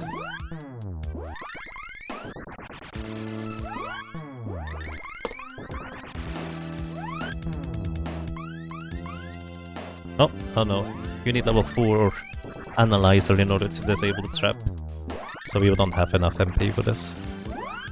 Well, not unless I'm gonna spend it, which I don't. Hey, Happy New Year, Spoilet. Welcome to you as well. I hope you're doing well. Aside from missable experience from the boy being alive, are there many missable things during the run like this? Nothing is permanently missable, but if you don't pick up certain orbs from locations,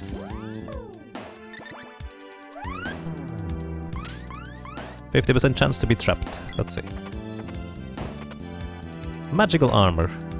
I mean, that's an upgrade. That's a common drop, but at least it was not a trap. Can you even equip that?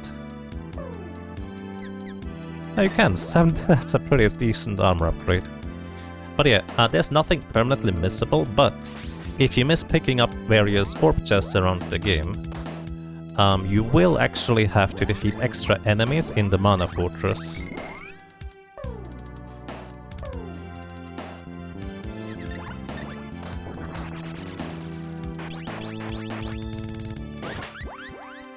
Very walnut. In order to get the remaining weapon orbs. So for example, the reason why on the split here I have written that I need to go and pick up the gloves in the Palace of Darkness is because if I don't do this, I think this is the glove here, I will have to find an additional glove in the end. So this is going to catch me up on the other glove chest that didn't pick up in the what's this thing called? In the Ice Palace as well, so that's kind of why I picked up 2 there.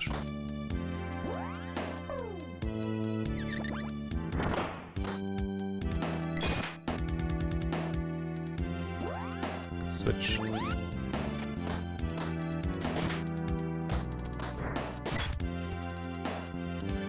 And Vaynard, thank you so much for subscribing for 2 months. Really appreciate that. Welcome back, and I'm glad you enjoy your stay. You found your Plabby plushie, so she got much too.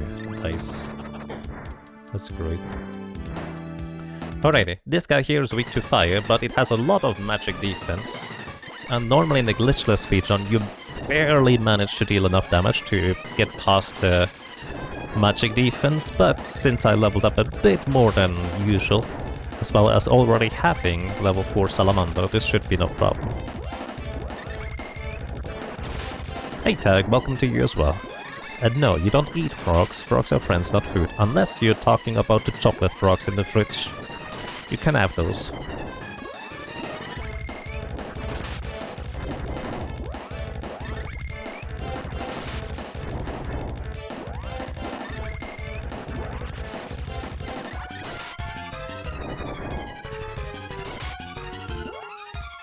I'm not used to dealing this much damage to this guy whatsoever.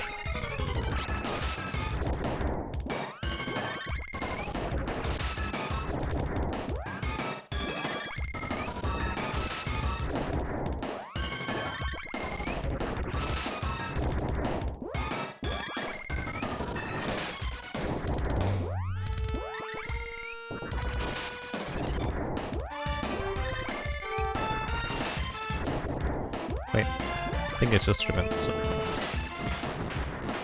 I assume I should add this still. Alright.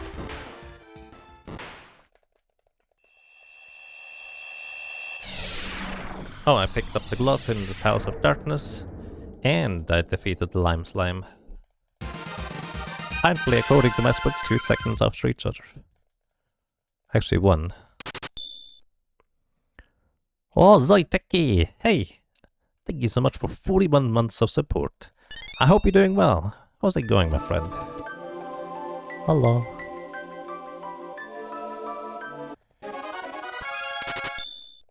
Oh, and Dragooner as well. Dragooner007. Thank you so much for subscribing. Welcome to you. And I'm glad you enjoy your stay. Oh my goodness. Holy moly. Wow. Dragooner, thank you. Thank you kindly for the 10 gift subs. That's crazy. And well, I really appreciate it. Thank you so much.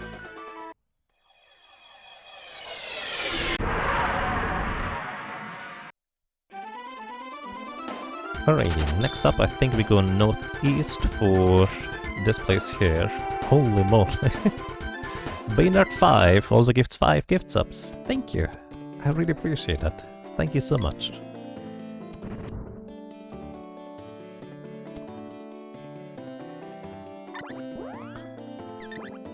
Thank you very, very much.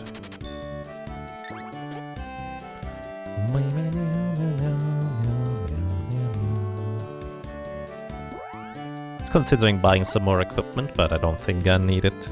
But no. It would be nice to have, though. Oh my goodness.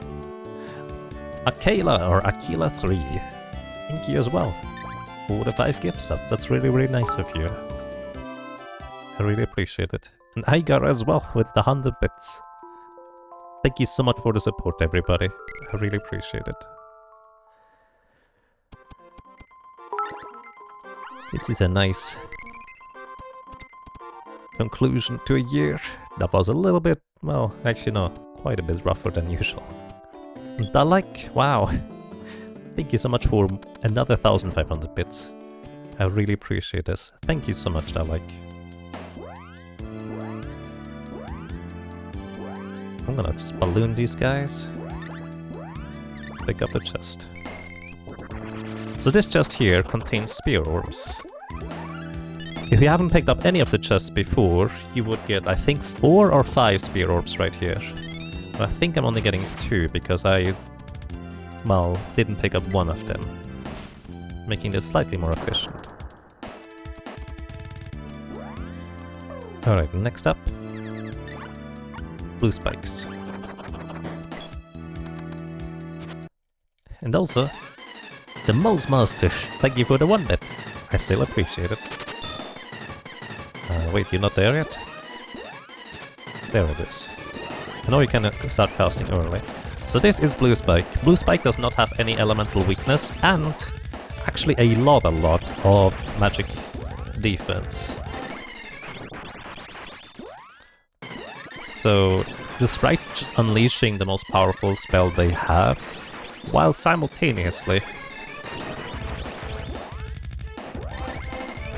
just having the highest power magic equipment is likely not going to do max damage in the entire spell chain here, which is kind of crazy. Oh no, we do max damage, we are higher level, I forgot. Will it? Thank you! Wait, when did I miss that? Hold up, is my chat not scrolled up?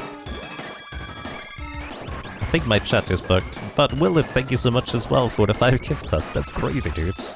Thank you so much. By the way, if anybody likes a nice stream to hang out and some good old randomizers, make sure to check out Willard J. Bradley's stream. Highly recommend that as well. Oh my goodness. Royal Blue! Thank you so much to you as well. I really appreciate the 5 additional gift subs. Oh my goodness. I think my chat is... You guys destroyed my chat. It literally is not loading anymore. Holy moly. Thank you though. I hope the stream is still up. Is the stream still up? I don't know. According to OBS it is.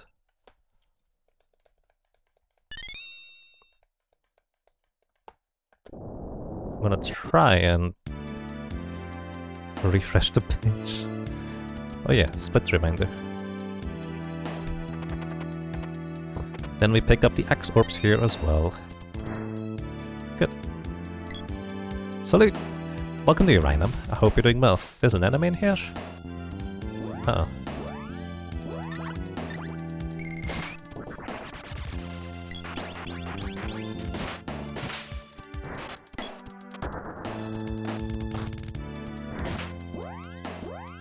Alright.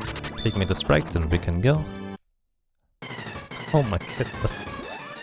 Chas as well. How many? Oh my... What? Why? Fun fact, if you hit this guy before he gets out of his pose, he stays grey the entire fight. Oh my god. What is going on? Holy moly.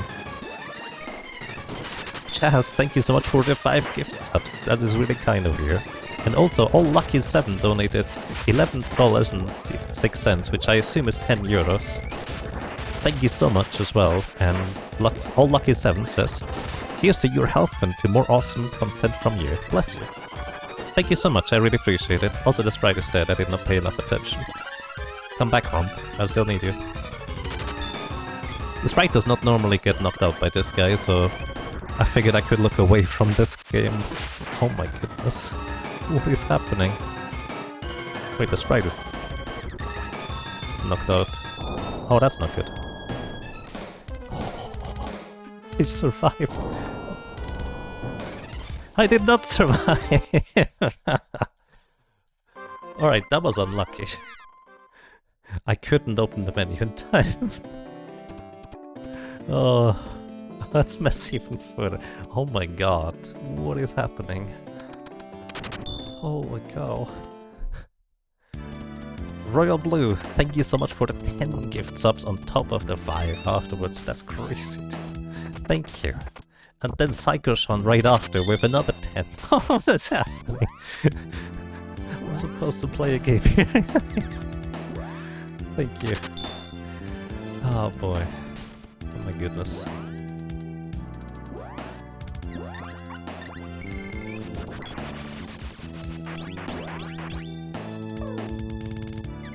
Okay, lady, you need to survive here. Hold up. Psychoshon gifted 10 gift subs as well. Oh my goodness. I'm only just catching up. What do you do? Did I pick up all the chests there? Or is there one more? I'm gonna check when I get out of the tower. Oh my goodness. Holy cow. Are you guys? This is... God's Black Arm gifted 20 subs. Holy moly. Thank you so much, God's Black Arm. As well as Royal Blue, another 10 afterward. What? Then Dragooner, another 10. Thank you so much. Karma Crew, as well as Taverns, gifted another sub as well. And Dalek Grayson, thank you so much for 5 more. Wow. I don't think flabbergasted is the correct word in English. I am just speechless.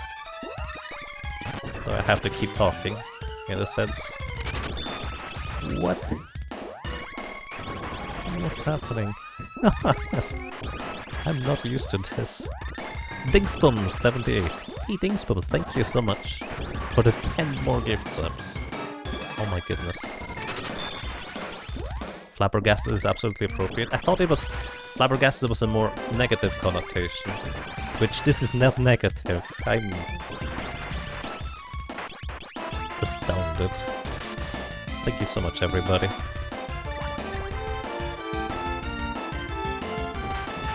The fake explosion. Fun fact, he still takes damage here.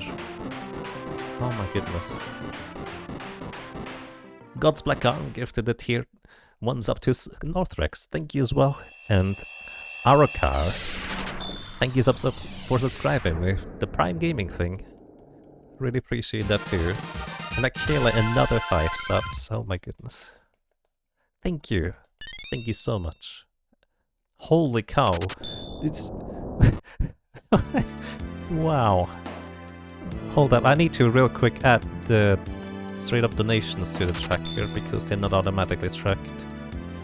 Also, Quadlight, I don't know if you're here, but I only just now realized I can press the minus and plus buttons for this, so that is really good, thank you. And holy moly, Mikachu, thank you so much for the gifts up. Wait, no, that's 50. Holy... Are you okay? Oh my goodness. Mikachu, thank you so much for $50. That's crazy. Thank you so much, everybody. I don't know. I'm okay. Soiteki as well. Thank you, Soiteki, for a gift sub as well. Oh my goodness. Okay, let's try this guy again here without dying this time, preferably. I'm just gonna Thunderbolt him. It's much more expensive, less efficient, but at least he can't stun lock me. I think this tool thing is still catching up. Is it? Holy cow. Did I add the 50? I hope I added the 50. My brain is mush after this. Thank you so much, everybody. I think he's dead. Still gonna continue casting. Just to train the spells.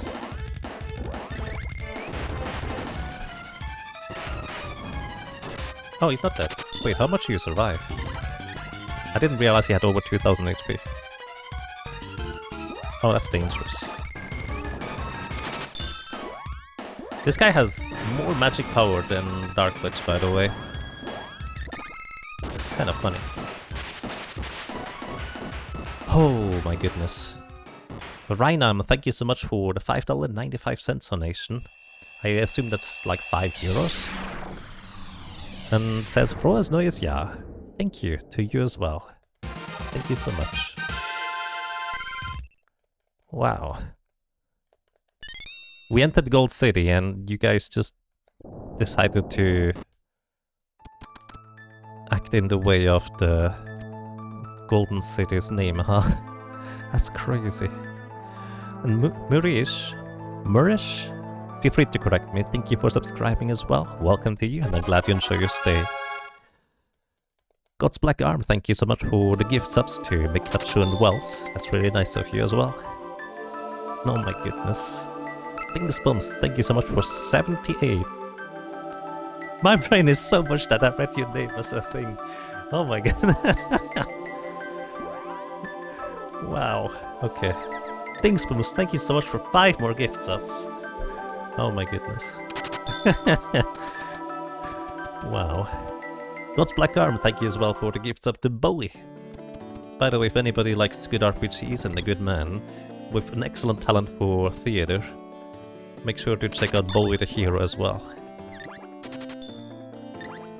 What? Did you put an extra 0 there? I can refund that.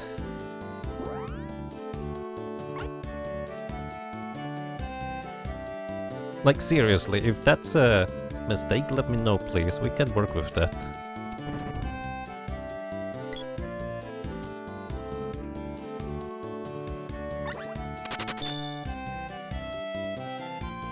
Just let me know, you can contact me on Discord or...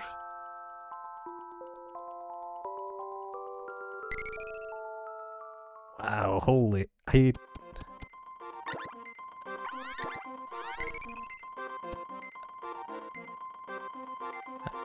I don't know. I'm just worried that this is an accident. So please do let me know. Oh my goodness. Either way, thank you so much. That's crazy. Oh my goodness. Reinam, thank you so much for subscribing. God's Black Arm, thank you for the gift subs to Happy Squid and Kinort.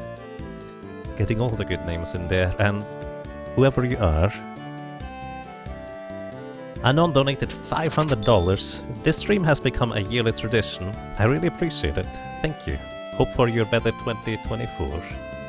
It's starting really well, I'm not gonna lie. Oh my goodness. Either way, please do let me know if it's a mistake, otherwise I just thank you. Oh my goodness. Thank you so much. I'm supposed to continue playing, I think. So I'm just gonna let muscle memory take over and just continue flying. Choo choo. Holy moly. That's Black Arm, thank you so much. To Jeff as well, to Ninzart and Elenois. All fantastic people and good names. Thank you so much, Ghost Black Arm.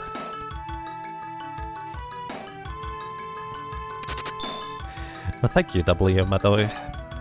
Really appreciate it. Sereth as well. Sereth? I actually haven't seen Sereth in a while. But I also haven't watched Twitch that much, but... Sereth, one of the original speedrunners of Grand RPGs. And I actually don't know what Sereth is doing these days, to be honest.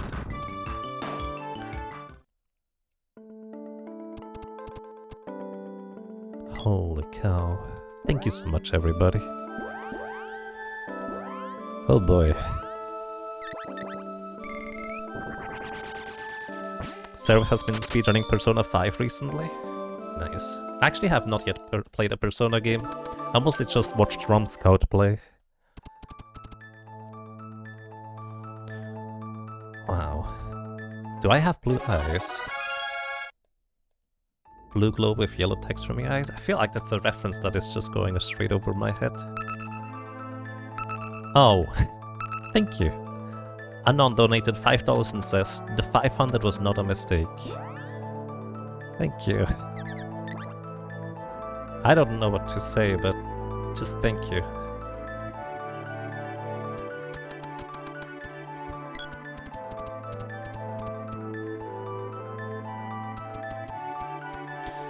God's Black Arm gifted another sub to LK Zayron. I have to admit I've never heard that one before. But I can tell you God's Black Arm has good taste. One way or another. You were making a reference to the classic Windows blue screen. Ah, yes. That's fair. Oh boy. Alrighty, so... The splits are telling me to go for the ninja, but we're not going for the ninja in Tasnica, because this is going to be the one glitch that I will allow in this run, in order to get the mana sword. Once again, getting the mana sword early will make this entire run a whole lot more complicated. This is the reason why the boy is still at level, well, 5 now, accidentally. But low level anyways. And this will allow me to effectively get the mana sword early once we get back to Tasnica, but I will pick up the mana sword after I get the Thunder Gigas in the Pure Lands, I think it is. That's gonna be the goal. Oh my goodness.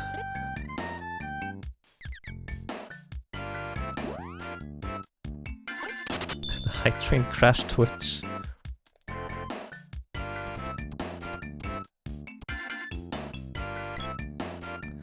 Reload and goal is shattered. Yeah, absolutely destroyed. Holy cow, thank you.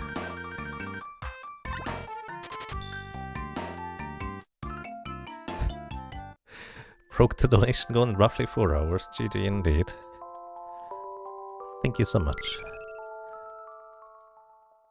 Oh boy. And Capsert donated another $33 and... Did I add the $5 earlier? I don't know, I'm just gonna add it. 33 and 17, I assume that's like 30 euros. Capsert, thank you so much for the donation, I really appreciate it too. Happy New Year, happy birthday, happy streaming, happy Yaga, happy everything. Thank you so much, Capsert. VLCC, that's a good name too. Thank you so much, God's Black Arm, I really appreciate it. Oh boy. MV Turtle. MVT? I like your name, MV Turtle. Thank you so much for subscribing with the Prime Gaming thing. And God's Black Arms. Oh, a sub to Rudy. I haven't seen that name in a long time either. Thank you so much, God's Black Arm. Alrighty, so normally you would go here in order to thwart the efforts of the ninja. However, we're gonna skip this and do a little glitch to bypass the barrier in the lofty mountains. We could have done this basically from the get-go at the very beginning, but doing this now makes kind of a little bit more sense. So rip boy. Whew. Oh my goodness. Wait, I don't have an Ivy Amulet. That's inconvenient. The Ivy Amulet would allow me to be immune to being put to sleep. So even though it obviously, reasonably protects against poison, the Ivy Amulet does, it also protects against being put to sleep. The flower suit also would prevent sleep entirely, but I didn't think about buying new equipment here. That's okay. Just a minor What? Oh no. What? Another name bites the dust. Thank you. Holy cow. Thank you so much for a $150 donation. That's crazy. Another name bites the dust says, Happy New Year's. Happy Yagamoth. Thanks for such a cozy place to enjoy friends, food and puzzles. Thank you so much. That's really, really generous of you. Alright, real quick everybody. So the way this works here is whenever you talk to this guy, your party gathers on where you are. However, what I'm going to do is I'm going to charge up the latest lunging attack in order to be able to get moved around. Also, by the way, talking to Jock from the backside makes him have this weird walking sprite. I don't know why. Either way, when one of your characters is down here and kind of stuck, and then you talk to Jock, it will actually allow you to have your characters walk through the walls temporarily in order to gather on the place where, well, he is. However, what you can do now is you can charge up the weapon to level 1 to do a lunge forward, talk to Jock really quickly after unleashing it, and your character jumps through the wall in order to get in here early. This is what the speedrun does. And this is what I do in order to skip Tasnika for now, so we can do it later. The alternative of getting the Mana Sword early would be just defeating Mantis Ant twice by using a different glitch entirely. It's kind of funny that there's multiple ways of doing this. Oh my goodness. God's Black Arm, thank you so much for the gifts up to Claude as well. And to High Spirits. High Spirits, by the way, I know is a fantastic streamer, personality, great friend as well. Can highly recommend you check him out. And I've heard the name Claude before. I have to admit I don't remember in which context.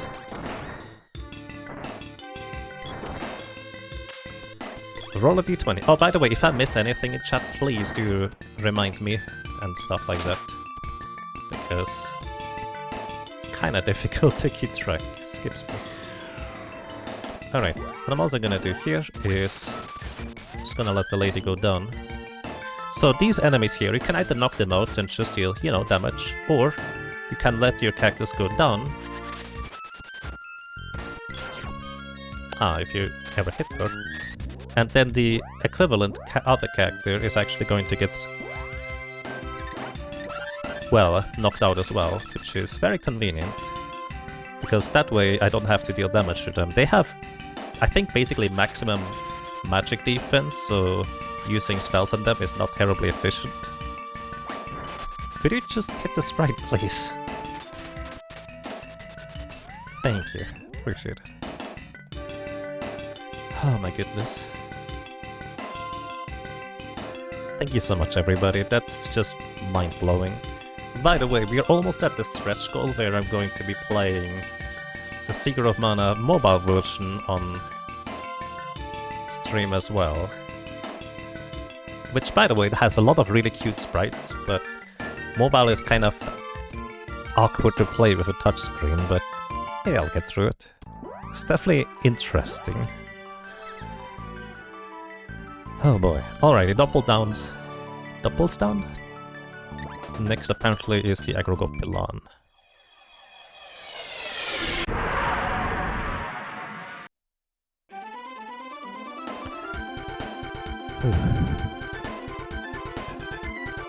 Yes, the names are Rump. Thanks to Mnemonic in Discord for the suggestions, because I thought that was kinda cute. Now I kinda wish I could show you the origin of the Rump Rabbit sprite. Maybe Chaz has a picture of that somewhere. I do have a picture literally behind me, but I don't really have a way of, you know, showing/uploading that. The original rabbit sprite, if the rump, where the rump comes from, that one, is... I was wondering whether you had like a upload picture somewhere, so I could show that off too. I know you sent me the original, I still have that over there. Try saying those names fast. Rump, rimp, rump. Kind of sounds like a rabbit just eating some food.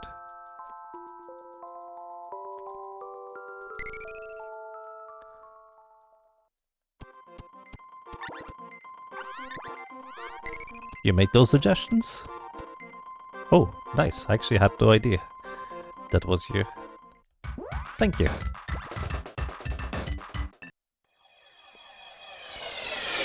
You can get to the door behind the mushroom at the end. It's kind of weird. Oh yeah, might as well. It's 100% run. So let me go and...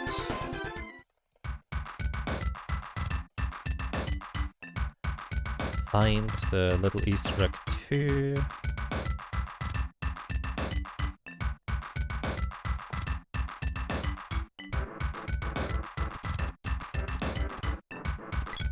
So you cannot get back here if you want to. There's no point in doing this, but it's kind of funny. Kind of a little throwback almost to Final Fantasy V. Wait, was Secret of Mana before Final Fantasy V? Either way, I don't know why this is here. It's kind of fun. Let's see. Okay, there is another little secret that I would like to showcase. That is an Easter egg. It doesn't do anything, but it's kind of fascinating anyways. So let me... I need to get to the screen with my weapons drawn without the enemies interfering, preferably. So give me a second. I think we can just do this on the place where I'm supposed to go next anyways. If I find where it is, I'm always lost.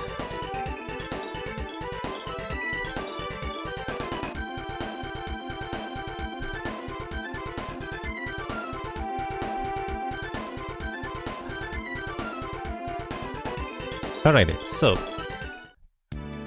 there's an Easter egg in this game where what you want to do is you want to hold the A and the L button at the same time, and then you press R 39 times, so 1, 2, 3, 4, 5, 6, 7, 8, 9, 10, 1, 2, 3, 4, 5, 6, 7, 8, 9, 10, 1, 2, 3, 4, 5, 6, 7, 8, 9, 10, 1, 2, 3, 4, 5, 6, 7, 8, 39. And then you release the L and R button, and what is going to happen at the bottom, you will see a little NAS initials flash on the characters, like well, in the bar below. And that's all it does. NAS. It's just a tribute to Nazir, the programmer of the game, who worked under rather, well, let's say difficult conditions to get stuff going.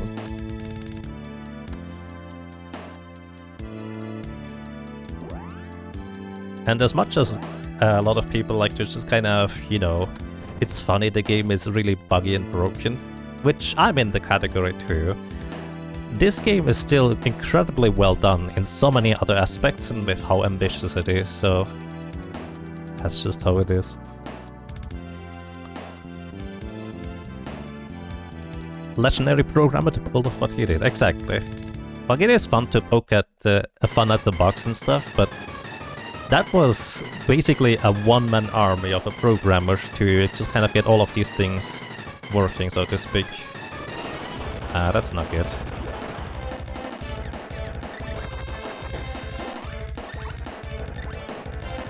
Okay, I need the boy to get hit, please.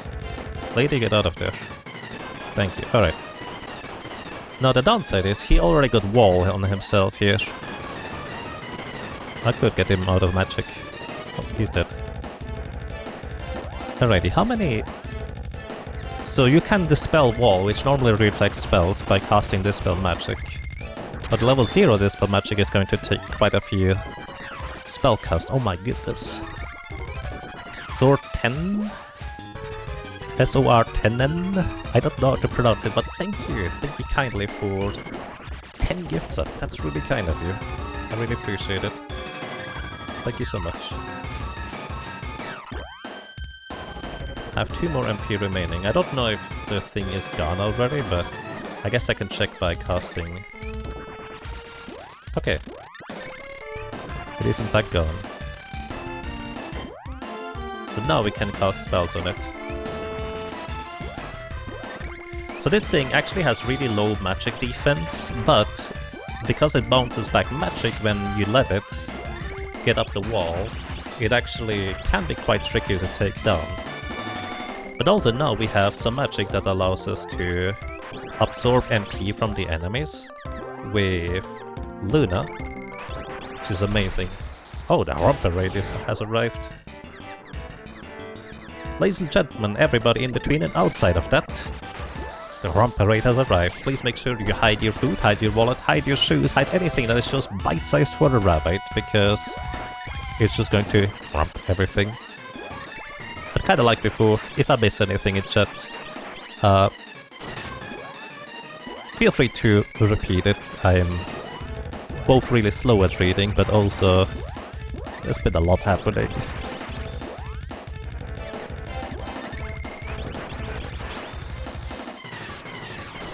There we go. Oh my goodness.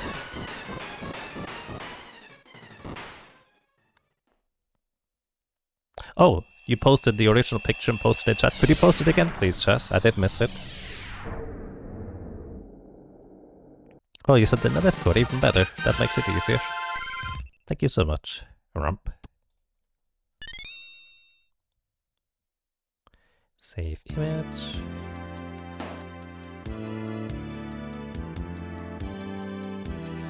But yeah, real quick history thing. In the early days of speedrunning, when, you know, I had like 10-20 viewers, which in my book is already quite a lot, Jazz Guangxi was one of those and decided to just draw some really cute pictures. And one of those cute pictures happened to be the rump pictures. And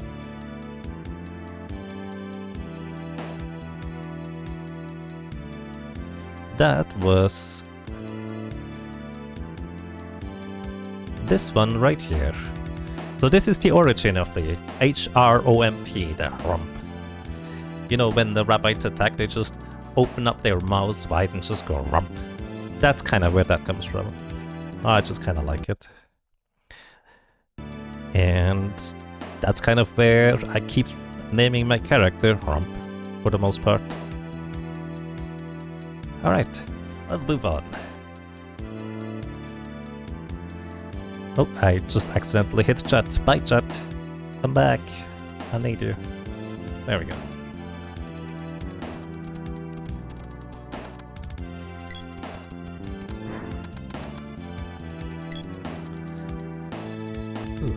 Alrighty, we're actually about to arrive at the first location where we're going to be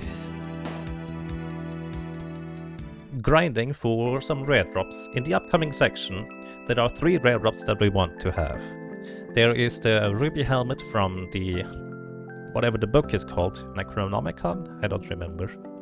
There is the shield ring, I think it is, from one of the Doom swords, which is actually kind of a weak item. And the basilisk can drop as a cockatrice cap.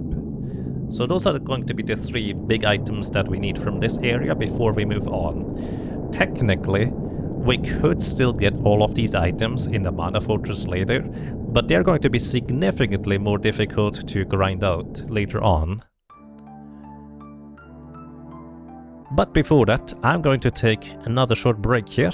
It's been about 2 hours and My goodness, I do need a break. Once again, thank you so much for the rather overwhelming support, everybody. I hope you enjoy your stay and get up, stretch, walk around, or in my case, I'm switching back to a sitting setup. So thank you so much. Break time. Alrighty. Excuse me. I'm back. Hello. Sorry, that was a slightly longer break. I should have probably announced that, but I decided to just eat a little bit. And I think we are ready to continue. Thank you so much, everybody, for being here, being awesome one way or another, and I hope you all have an excellent time. And also, Sir Walter Barrington III, ESQ. Thank you so much for the gifts up. I really appreciate it. Your tag. Tag is good.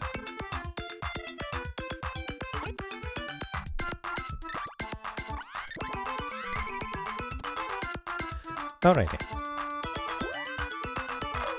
Let us embark on the first journey for... I didn't actually buy more fairy walnuts yet. On the first journey to get our rare drops. And this first one tends to be one of those that feels like it always takes a long time to get it. So let's see how it is going to work this year. ESQ is equals Esquire. What's an Esquire? Okay, but thank you, Ghost.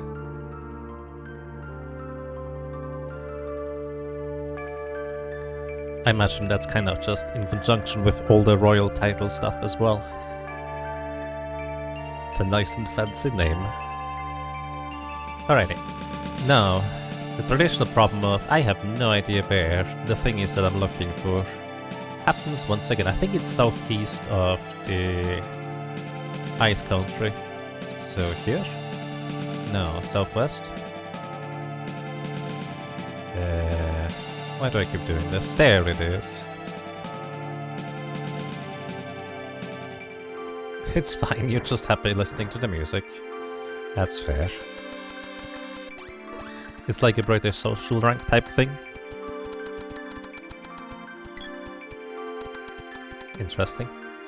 Please don't talk with these guys. By the way, if anybody knows the website Flying Omelette, who has a lot of like little Easter eggs and all sorts of trivia about Secret of Mana on their website.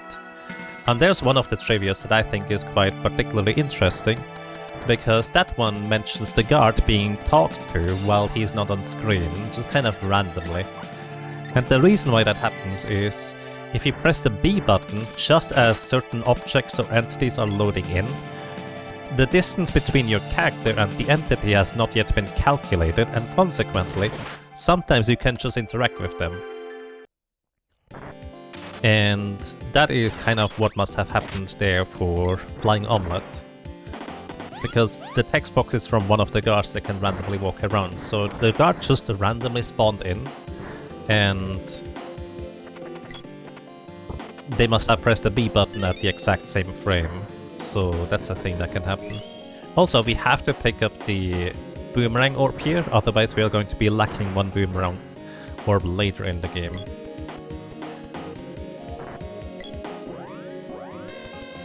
Uh-oh. These worms there are actually pretty terrifying in terms of how strong they are. And here, this is our victim, kind of. Ouch, please don't knock her out. This is the basilisk. They are weak to wind attacks, but they have so much HP that we still usually need 2. They are the first enemies that we want to have a rare drop from. These guys here in particular. Now, you would think this should be the best place to farm them too, because there's like 3 of them at the same time. But unfortunately, that is not quite the case because of how awkward it is to get here to begin with. So please don't petrify the sprites, still need them. Curve slide. Actually, what I can do is I can absorb MP. Well, actually, I'm gonna do this. Worry about this later. Just gonna use a pheromone to recover MP here. Well, you're hitting the lady? That's not good. Kind of need her alive. Also, we have very low equipment levels at this point. Once we farm the basilisks for a little while, we can go out and just buy everything we want, because that will give us a ridiculous amount of money by the time we finally get the thing, most likely.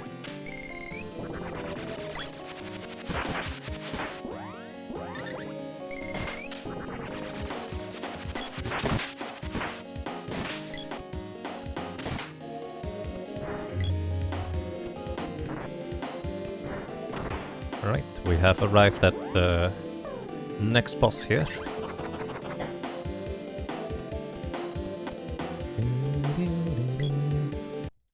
Welcome to Hydra. This thing is weak to fire, and unfortunately for it, my fire spells are pretty good.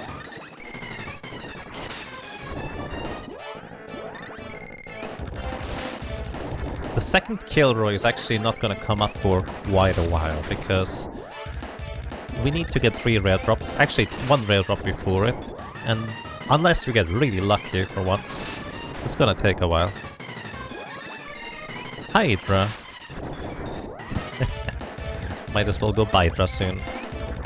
So right now the sprite's MP absorb level is too low to, well, you know, absorb MP reasonably from these higher level, higher magic defense enemies. But might as well just keep casting it anyways when we don't have enough MP to cast the other spells, in order to start leveling it up. But effectively, absorbing MP from enemies is going to be a key component in how we keep up the sprite's MP in order to continuously defeat them. So the sword is not mana'd yet, no. If you want to defeat all the bosses, which, well, you know, it's 100%, so I'm going to defeat all bosses. You can't do this before defeating the Earth Gigas. The Earth Gigas would softlock your game if you already have the mana sword. So that's a bad idea to do at that point. Bring.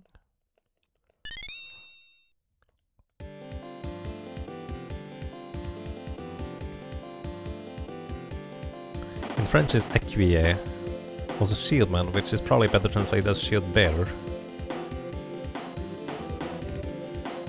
Interesting. As in, you brought your squire with you, versus this is Dolphin Esquire. Wow, there's entire story stuff in there, nice. Alright, what I'm gonna do here is I'm gonna have the lady cast Sleep... wait, she doesn't get Sleep Flower. And I'm gonna have her cast Balloon on the enemies. And I'm gonna have the sprite cast Sleep Flower, because this room in particular, these guys absolutely love just murdering you as soon as you run in there, with having no armor and equipment pieces to note at this point. Did you see how far away that thing just hit me from? Their range is ridiculous. That's why they are so terrifying. I guess I have more armor than I'm usually used to, but still.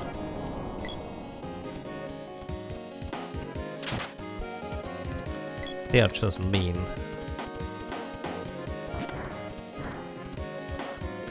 Also in here, I would be able to upgrade the weapons. Can I upgrade this javelin? Hold up. I'm gonna keep the whip at low level. That's gonna be the goal. Can I get the light javelin? Wait, is it low javelin? Rokofo. Imp's work. I think this is actually the weapon I'm thinking of. One of these javelin type weapons actually inflicts the balloon status on enemies that you hit. Also, she will heal you, which is very convenient.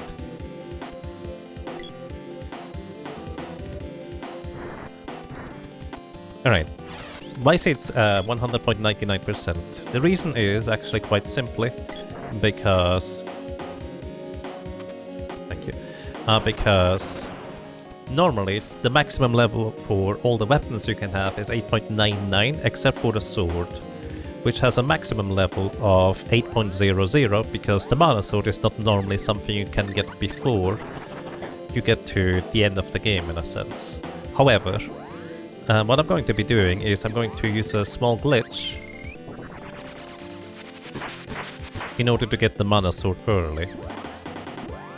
And that's the only glitch I'm allowing in this game, which consequently will make getting all the weapons, including the sword up to 8.99, a whole lot more complicated. Also, what I just did there is I transformed the enemy here into a weaker version of itself, or weaker enemy anyways, with much lower magic defense, in order to be able to absorb MP from it. And welcome, everybody, to the grind spot for the basilisk, a rare drop, which is the cockatrice cap. This is the easiest room that I could find to quickly reset the basilisks in order to get their rare drop, and this is once again the rare drop from these you cannot buy anywhere, so this is kind of as good as it gets for being able to acquire these items. And the reason why we pygmy the sprite is because this allows me to cast spells more quickly. A pygmy character has less animation frames for both before and after the spells are casted, so consequently this allows me to just get the spells off more quickly. So in a sense it speeds up spell casting. The initial few kills here are going to be kind of slow-ish because I will have to keep recovering MP and also transform them before I can recover MP and then continue killing them. So it's just gonna be a little bit slow. Also, I actually don't know if you need to have these guys transform back before you kill them, or whether it's okay to knock them out like that in order to get their rare drop.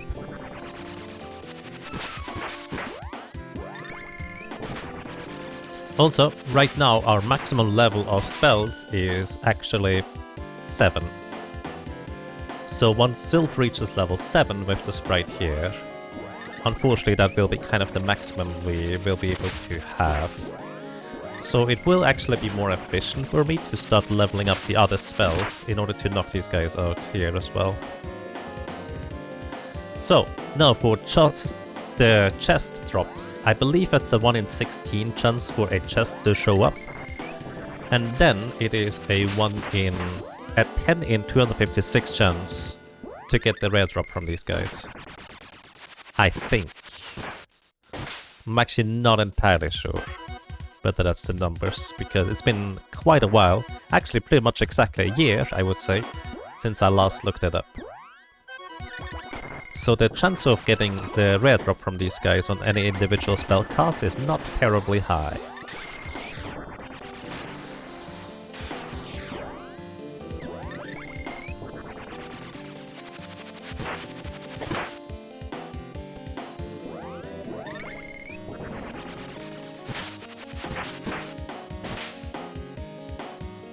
But hey, this is where the chest counter now comes into play that I have prepared and completely forget where I put it. Hold up. There it is. Now we have a little chest counter in the bottom right. Let me actually position it so it's not in the way.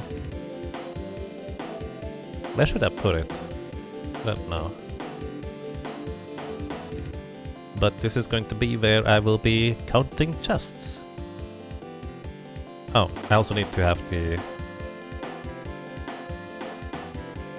correct thingy open. Hold, please.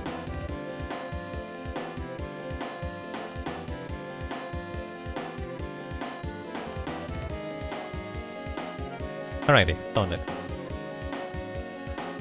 It's fine there? Alrighty. Let me know if it's in the way of something, because...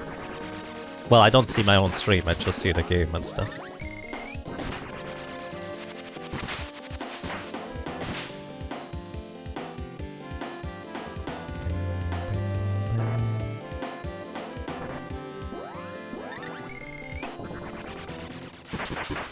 Ideally, actually, this is exactly what happens. The enemy just gets close up to the sprite, and the wind blades take much less long in order to actually get to the enemy.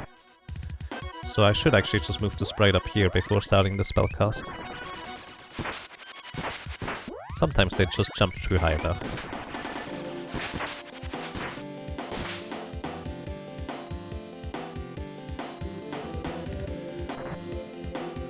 So just rump.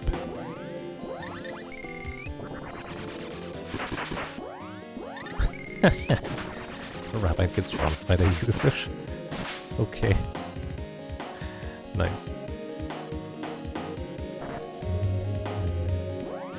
Is this the best cap? Not entirely, no. Oh, I messed up. I don't have enough MP to cast all the spells here. That's alright. I do have still some fairy walnuts remain. So the cockatrice cap is one of the high defense caps that is unique and you can only get from chests. So it only feels appropriate to just get these unique items you can only get from chests in a 100% run. So the way I have determined which armor pieces and equipment pieces to get is you have a maximum amount of armor and equipment slots of 11 per item slot or per equipment piece slot. So I just went from the highest defense value to the lowest in terms of which pieces I'm going to be acquiring, which does cover all of the ones that you can only get via rare drops. It does not cover the one that you can't get at all without using a cheat engine. The ruby diadem, whatever it is called.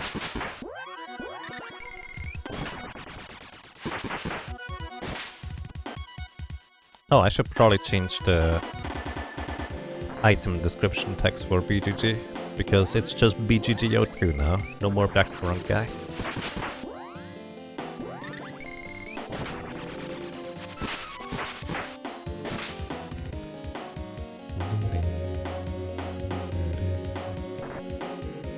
And yes, I do believe the common drop for this guy is the fairy walnut, so that should still be okay. To just occasionally invest a fairy walnut for speeding up. Good evening, lone fellow, and welcome. I hope you're doing well. This guy's gonna explode, isn't he? Let's just get out of here. These pumpkins have the habit of just exploding on you for some reason. I don't know why, but that's just what they do. Also, we have level 6 Air Blast, which gives us a chance to one-shot these Basilisk at this point. Drinking some goddamn tea. Nice. Well, I hope you enjoy your experience with the Final Fantasy 1 Pixel Remaster.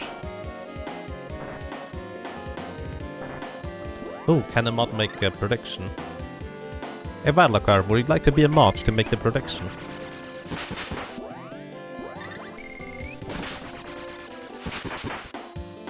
You've been around for a while, so I don't know if you want to. I prefer to be a regular viewer usually, but I mean...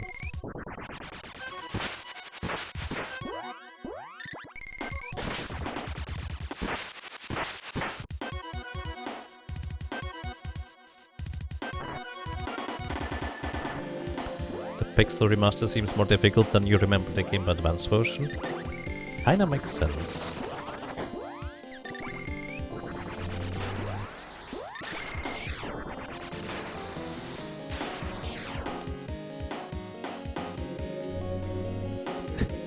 I love that these guys just go to sleep afterwards.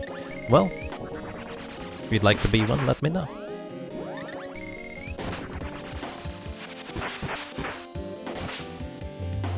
But let me set up the prediction, because you know, I'm gambling with those chests in a kind of weird sense. Like, I really enjoy opening these chests, because it's always the... Is it this thing now? Is it this thing now? Maybe now? Maybe now? I don't know. But... might as well set up a poll right now. New poll. Question. Will we get Cockatrice cap within 10 chests? Within 10 chests seems like about a 50-50 chance. I actually don't know what the probability is in 10 chests. But hey, if anybody would like to gamble a little bit with the points in the stream that you have.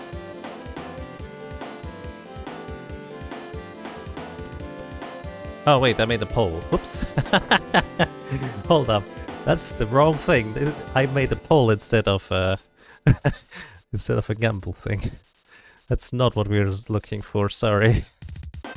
I have not done this in a while, huh?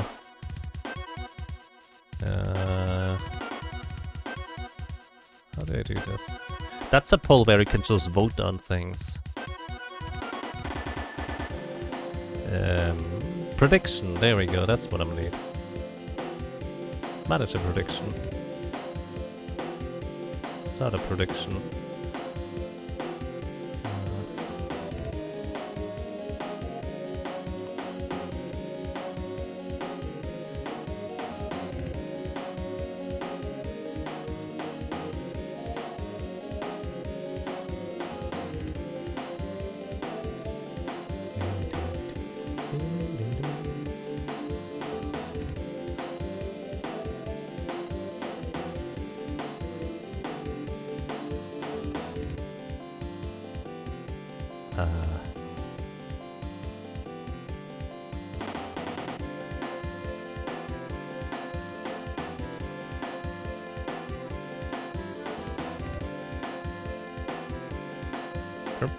Let's make it like 5 minutes.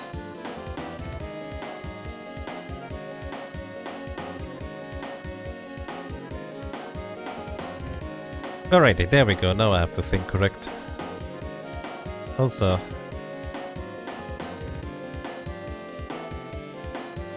here.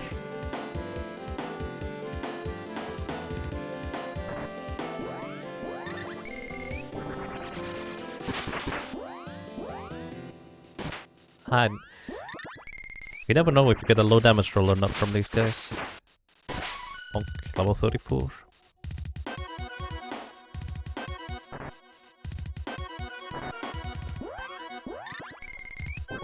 You can also just rerun it, it's true.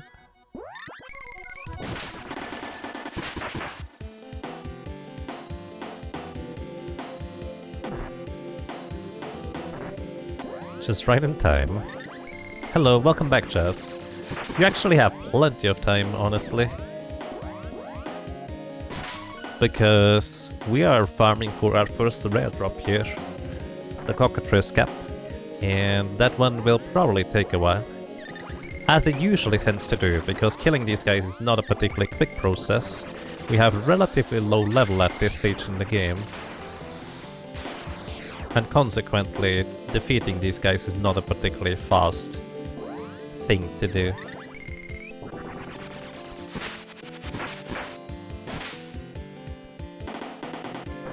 We actually haven't gotten any chests so far.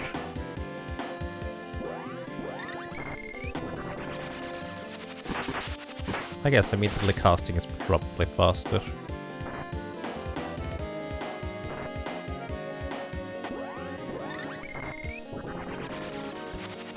The way you always lose these things. Well, we'll see.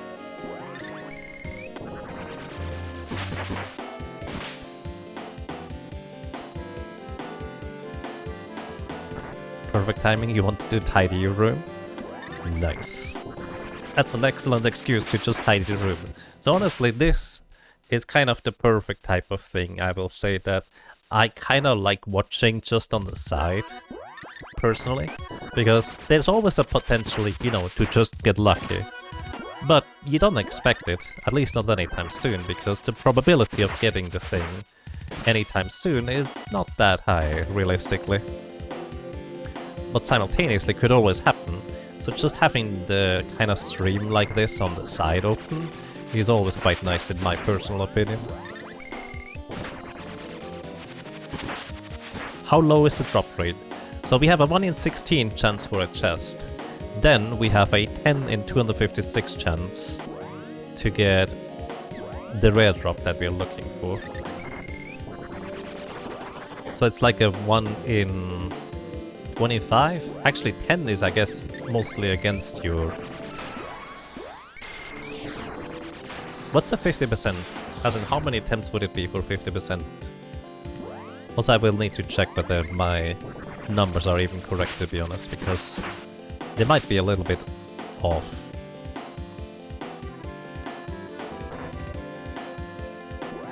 Yeah, I think it is 10 into 56.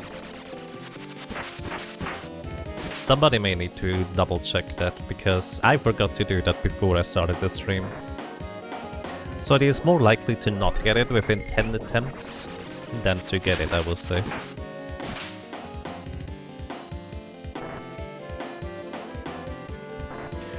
I do believe the record so far with how many chests it took to get the item was, what, 42 or 49? Effectively, just before the chance of not having received the item reached 1%, we finally got the item on the previous 100% run. I think it was the Javelin Orb from the Whimper at the time. So that was a lengthy one. But also, Javelin Orb is one of those that is kind of quick-ish to farm. Hey, there's our first chest. Finally. And kind of like before, we actually need a high enough level for Analyzer to be able to disable the trap. Because unless we have high enough agility, there's always a 50% chance for these chests to be trapped. And you can disable the trap by casting Analyzer on them.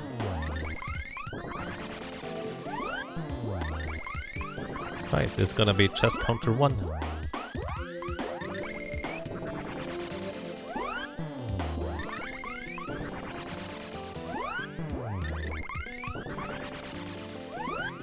I do believe we need level 4 Analyzer for this. I can actually double check. I believe I written it down earlier. Let's see. Oh, it's actually Analyzer level 3. We're already there.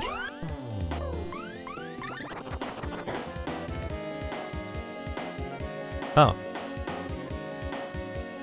Oh no, it is level 3. We're good. I was about to say, wait, am I wrong? No, the chest was just too far away. Fairy Walnut acquired. Alright, number 1. Fairy Walnut. That's the common drop.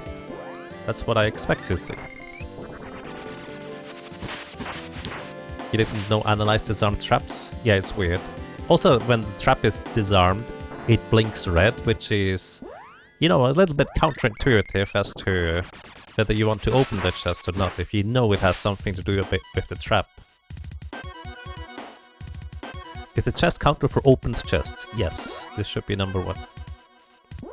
Also, we just reached level 7 Sylphid, which means it would be more efficient for me to start switching over to the other spells in order to defeat this thing and still gain experience relatively efficient. But in this case, I'm actually going to wait until the sprite has like 30 MP before I do this.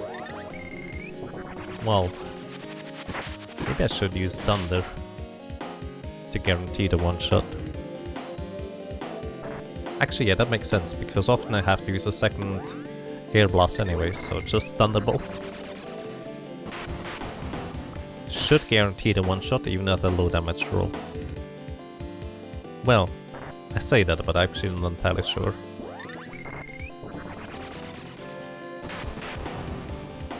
Oh, is it counting successful chests? No, it's just counting the amount of chests total. I just increased the chest counter to 1. That was the first one.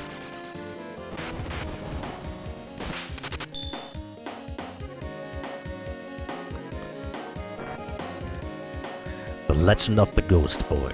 Secret of the 8 Weapons. With that said, however, thank you so much for 47 months.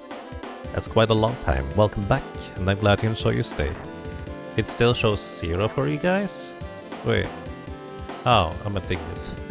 I understand now.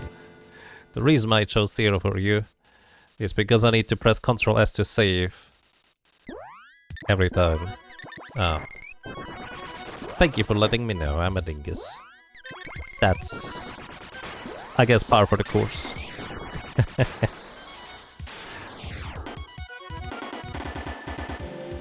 Can I just say I love the flat sprite of these Sahagin enemies? It's quite fun.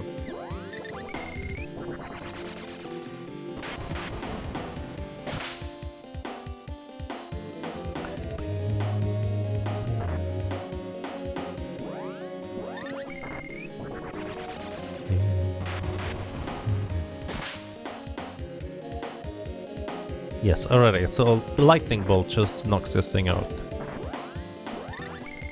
Previously I've been just kind of using freeze and then fire and then all sorts of different spells just to level the spells up as well along the way, which might be more efficient in the long run. But I do wonder whether it might be more efficient to gain some levels first in order to have more maximum MP on the sprite so I don't have to keep interrupting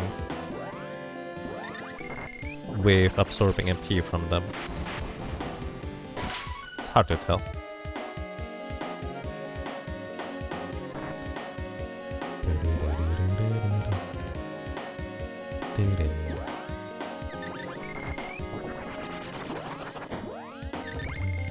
Probability is difficult.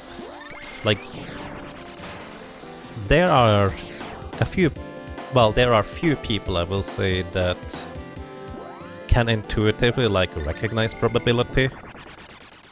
From what I can tell, for most people, including myself, probability is really not intuitive. I'm just lucky that usually it is easy for me to just calculate it, because I happen to just kind of recognize on how that works, but intuitively I don't really know the numbers. It's always 50-50? No. No, it's not. No, I know what I mean. Oh, chest number 2.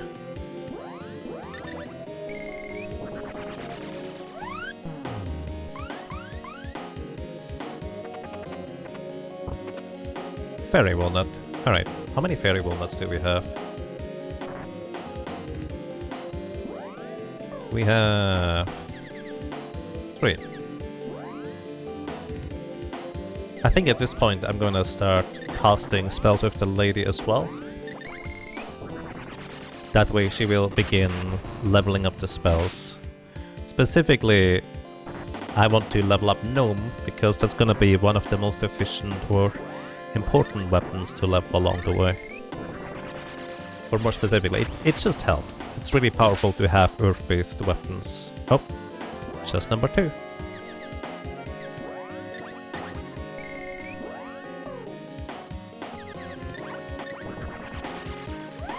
Wait, 3. Yeah, it's 3.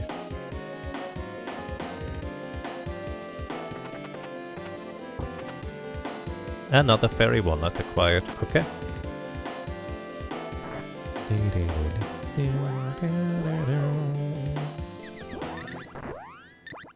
Oh no, I did not mean to do that. Oh well.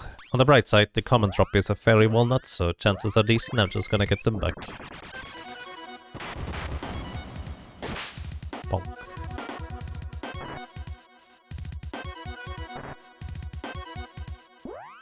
Peanuts.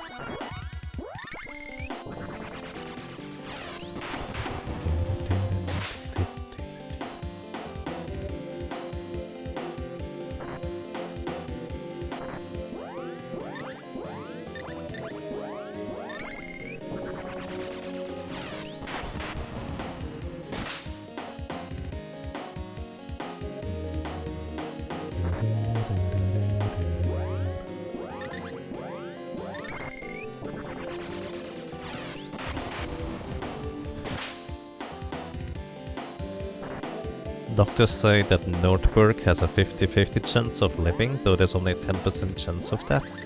What? That sounds confusing.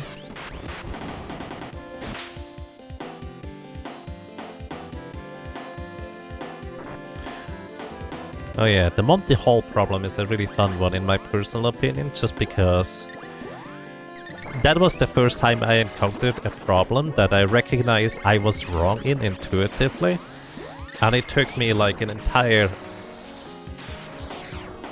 1.5 hours to wrap my head around it as to why I was wrong. Because I just assumed the people presenting the problem were correct about how it's supposed to function, but it was so difficult for me to eventually just, you know, figure it out. But eventually figuring out I did.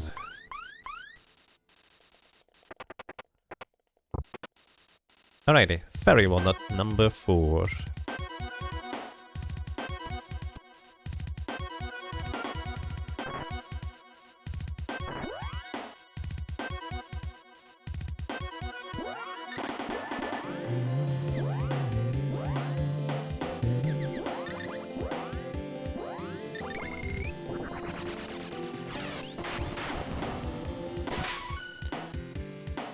Oh, another chest immediately. Getting lucky on those. Back-to-back chests. Let's see what we get. Fairy one at number 5. Did I press S?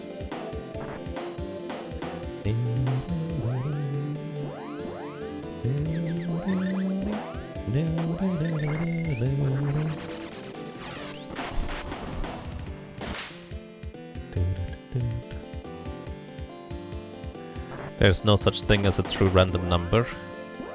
Yeah, it's usually close enough in modern video games that you're not really going to recognize the differences, but in older games like this one in particular, there can be like emerging patterns where it is either manipulatable in some capacity or you clearly notice that it is definitely not random.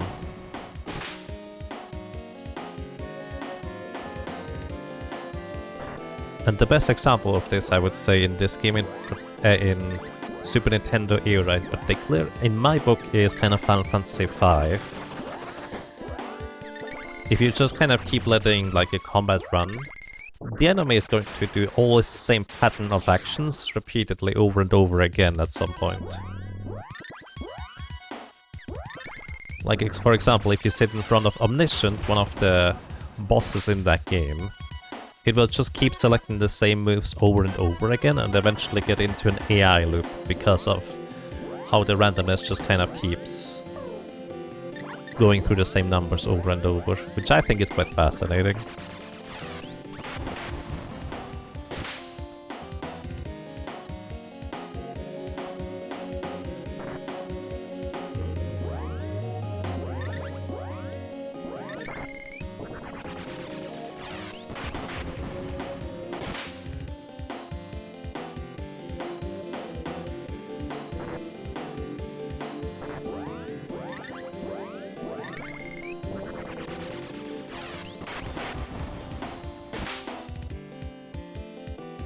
Dragon Warrior 4 generates RNG multiple times per frame, as you recall, which seems like a pretty decent way to reduce patterns emerging. Yes, basically, it kind of depends on how the randomness is implemented in various games.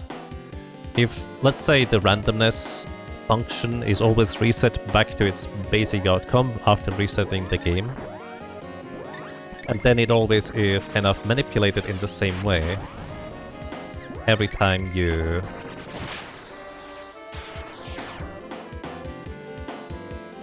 well, want the next random number, then you can just get the same patterns over and over. Terranigma is an excellent example of that, where you can just see the same numbers over and over again, or the same events over and over again by just looking at the same setup from like a save file, which I think is quite fascinating. Also, by the way, we have a high enough level at this point where just casting Magic Absorb on the Basilisk without transforming it first into a weaker creature actually starts being efficient. Or at least, well, reasonable enough.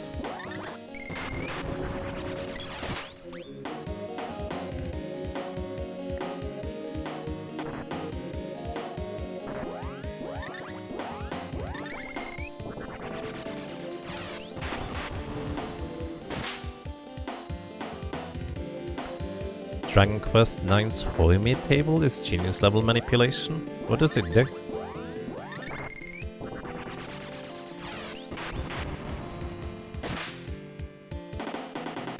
You don't always want perfect randomness either. XCOM 2 is programmed to actively avoid long streaks because people get so annoyed with them.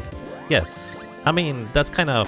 XCOM is probably one of the interesting examples, I will say, where the game actively lies to you about the numbers, because the average human intuition is, well, not that good at recognizing on how stuff should work, etc. So it actively just kind of helps out the player without them necessarily knowing about it, because I think by nature it just doesn't tell the player. And it's only like the proper numbers on higher difficulties or something like that. Also, chest number 6. Let's see what we have. Oh, there it is! We got it already! Cockatrice cap. Nice. This is definitely the fastest we have acquired the cap at this point. In any of these runs, I think. That's very lucky. That was 6 chests. How do I complete the prediction thingy?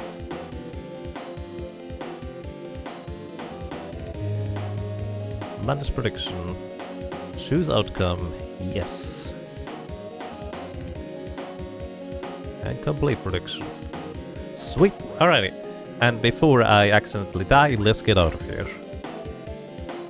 Because it's not exactly safe in here. But this will allow me to actually equip a really crazy good piece of equipment on the lady. From 26 defense up to 142, plus the special attribute of the cockatrice cap is it prevents being petrified entirely. Here goes your hero. We can't pay out because he participated. I already did it. Oh yeah, I would guess that's a problem, huh? I can always do the predictions. As long as I get reminded of it. Nice. This is great though. By the way, I'm gonna keep counting the chests up. I'm not gonna reset the counter.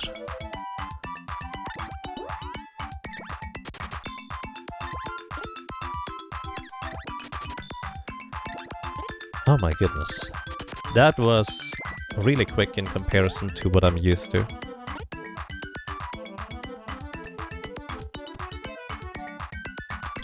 No, we're not gonna go for another cap. We're just going for one of the each unique items. Only 6, it took you hours to get the cap. Yeah, I mean, I'm pretty sure it took me hours too last time. This is really lucky. Don't worry, it will balance out somewhere else probably. Let's get another cap, we got time. Yes, we're going to get another cap, but it's not gonna be that same one. Also, farming these basilisks has given me a ridiculous amount of money already, so there's no reason for me not to just briefly go and buy some insurance in the form of the best armor we can possibly acquire at this point. So I'm gonna go ahead and do that real quick. I say real quick as if I knew where the Gold City Island was, which I'm always, you know. I don't know the world. It's a mystery to me. Is this? I think this is North Town, so should be just east of here. This is west. Maybe it's just west of here. I'm not in the correct spot, am I? Wait, I know where it is from the desert. It's just to the east of the big oil puddle, or whatever that's supposed to be. Mop mop. Oh no, there's no minimap. Right. Hi Moppleton, welcome, I hope you're doing well. By the way, everybody, if you like Secret of Mana, you may enjoy a randomizer of this game too. The randomizer is specifically created by Moppleton here in the chat. It is... let me tell you. There's a lot to that randomizer, like, it's pretty amazing in all kinds of directions and varieties. So I highly recommend you check it out. Alrighty, let's see, what do we need to buy in order to fulfill the things? I think we need to buy a shield ring. That is one of the items we need. We need to buy a flower suit. We already have the magical armor actually, funnily enough, I forgot to mark that. We now have the... we need one unicorn helm. We have a duck helm and then we also need a dragon helm. I'm just buying all the items that I have in my list at this point, while I'm here already anyways. Also, I'm gonna buy a second Lazuri ring for the lady as well, because that thing has just better defense. Alright. Wait, what's the thing called here? Battlesuit. There it is. Battlesuit is in the list too. What's the next item we're going for? We're going for 2 actually at the same time, more or less. The next items we're going for are the Guardian Ring from the Doom Swords, as well as simultaneously the Amulet Helm from the National Scar. So what we could do is we could make a prediction as to which one we're gonna get first.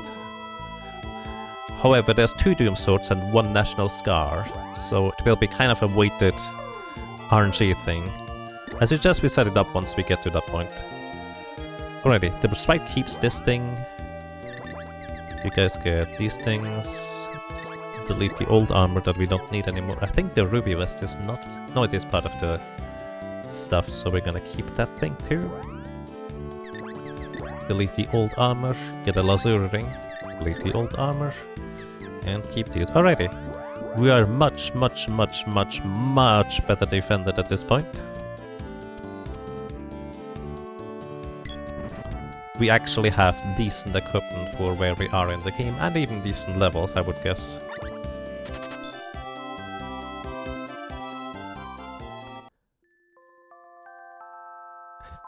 After last year's bad luck, Jaguars do. Just a little. Just a little. But yeah, I think last year we had some of the most impressive streaks of not getting the items, which I initially was kind of annoyed by, but eventually I found it quite amusing. Alrighty, let's see. Is it northeast from here? No, southeast from here, so it's actually straight east? No, I'm lost again. There it is.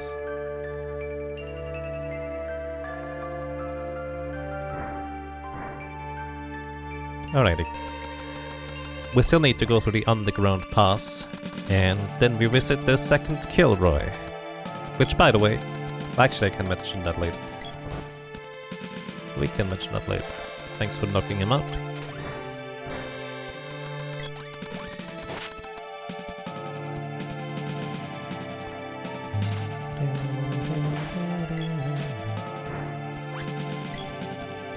It's kind of weird having actually equipment that protects against the enemy attacks.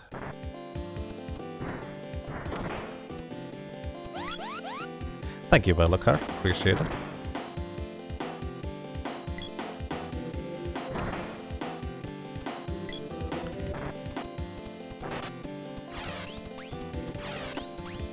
Oh, wrong one.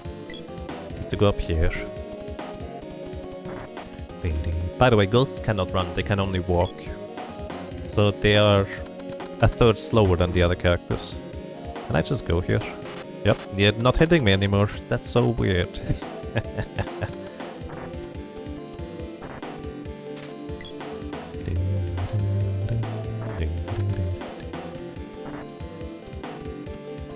Yeah, I kind of want to just explain the setup so people know what they're betting on.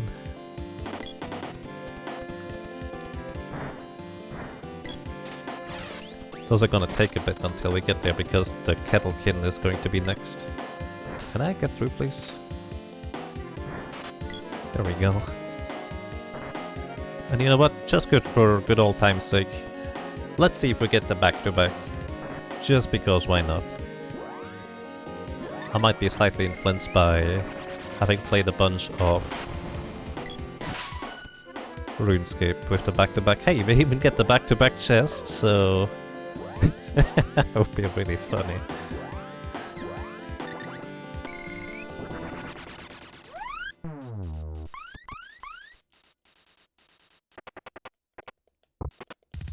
Okay, it's a fairy walnut. Nice.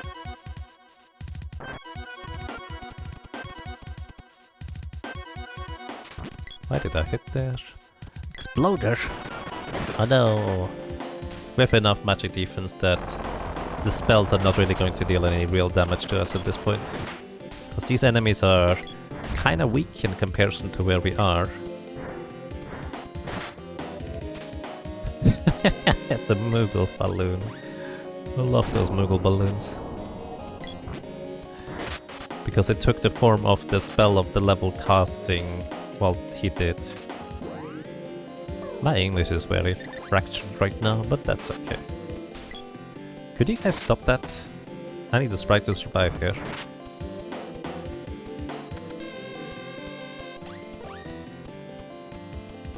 You've often wondered what keeps the ghosts from falling through the floor. Well, the same thing that gets them to walk through the walls. They just decide one of these is acceptable to be going through, and the other one they want to interact with. It's really just all in the ghost's head what they are going to interact with. Walls are just a suggestion, so are the floors, but they just don't know about the floors part. Alright. Red, blue, yellow, green.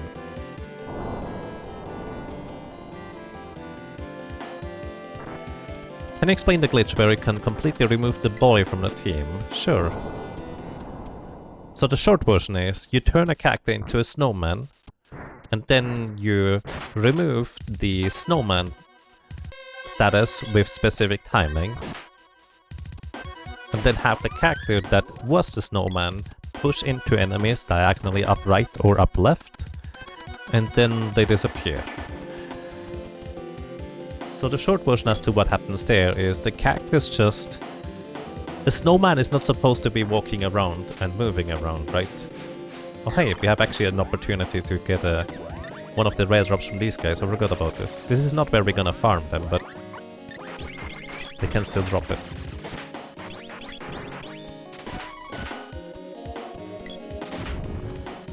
Chest? No chest.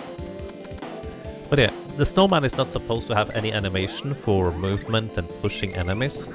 And if you have a snowman push an enemy around, for some reason it sometimes calls in some code that makes the character just be removed from the party entirely.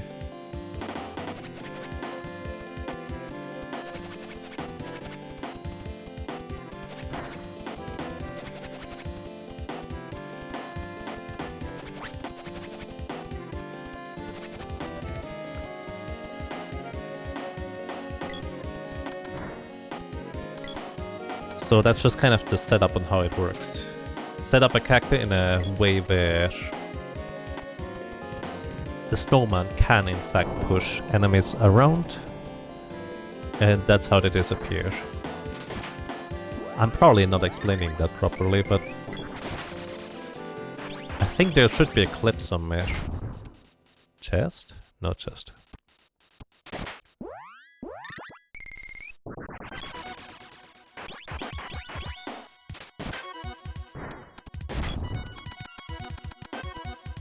No chest either.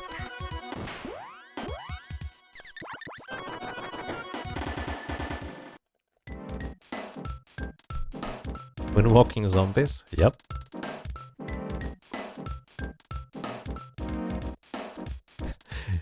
You did that snowman glitch by accident as a kid? You were horrified? Let me guess it was in the sewers, because that is just the most likely location for that to happen. Welcome to the Kettlekin! Fun fact, this guy here actually has a different model and behavior in the Japanese version, because in the Japanese version he actually has a chainsaw instead of two picko hammers.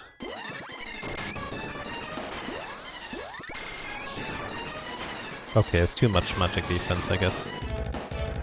But in the Japanese version he has he has a chainsaw, and in phase 2, instead of going onto a unicycle, it decides to just go onto like a drill at the bottom, which I think is also quite amusing. And goodbye, Kettlekin Kilroy.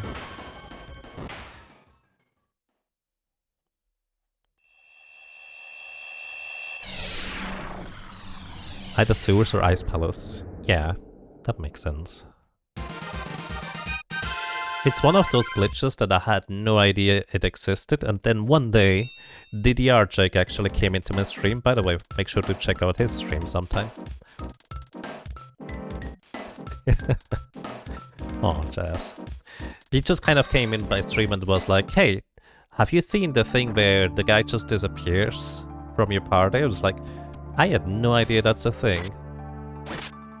And at some point I just learned that this is in fact a thing, because it happened to Incroyable BB, one of the original Secret of Mana 1-player 2-controller speedrunners from France. And it just happened to him during one of the speedruns, and so we finally had like footage of the characters disappearing, and from there HHS in the TAS videos forums managed to figure out as to what exactly was happening. Because that was just such a mystery for such a long time. Oh yeah, speaking of snowman, I guess you could technically lose a character here too.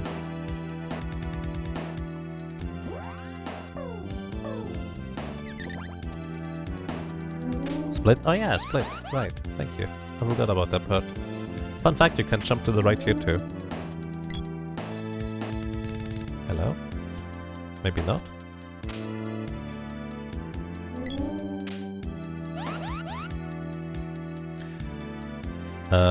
Oh, wait, I need to go to the lower floor first. Backwards.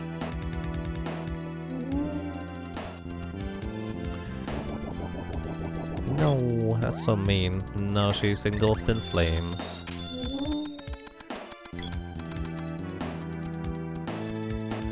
Alrighty, so one of our targets are these Doom Swords. They drop a chest. Well, let me get to that in a second. They can drop a chest.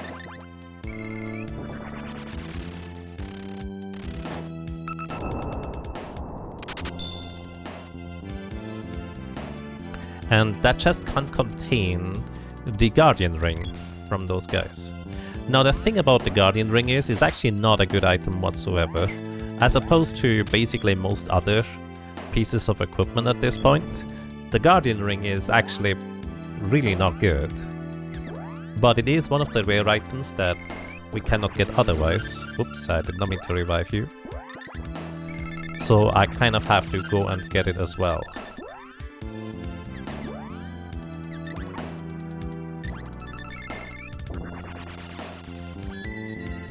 It's the wrong guy I'm healing.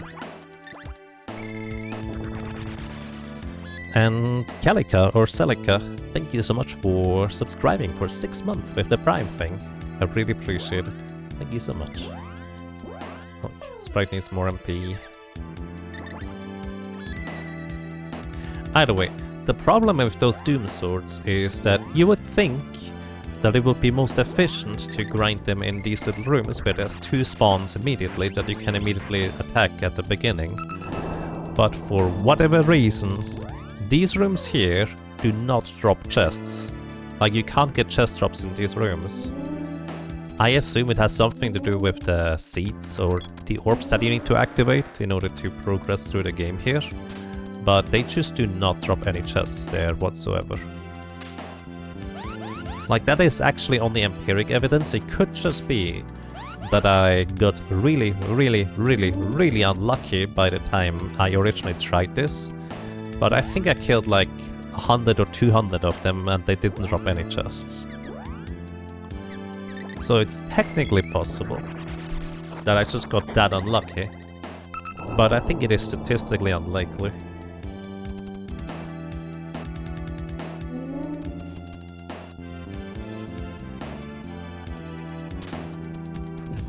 What? So these are the guys that we want to defeat here. Actually need to knock out the boy first, hold up.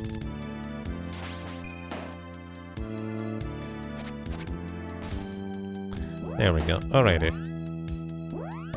This is going to be the location that we'll be grinding, but I'll explain it in just a moment. Give me a second.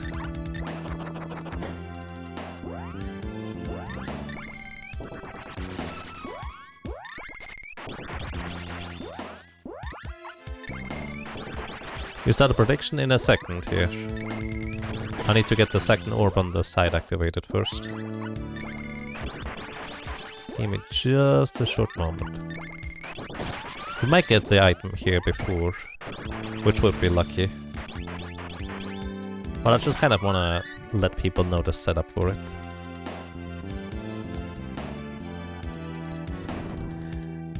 There was one that turned the first chest in the Elder's house into a cannon travel and shot you into the ocean with permanent black screen. That sounds amazing. I would love to see that. That's some Game Genie code right there. Alrighty everybody, so here is the setup.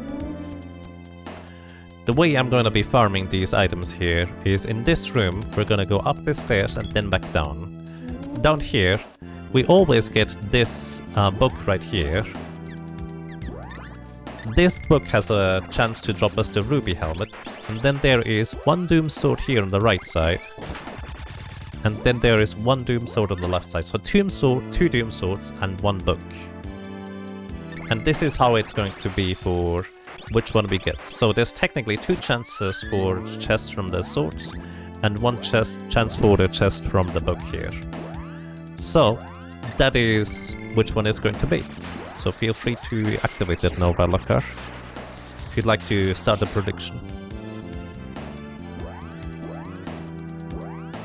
So yeah, basically I'm just always going to kill 2 doom swords and 1 book. So technically it is more likely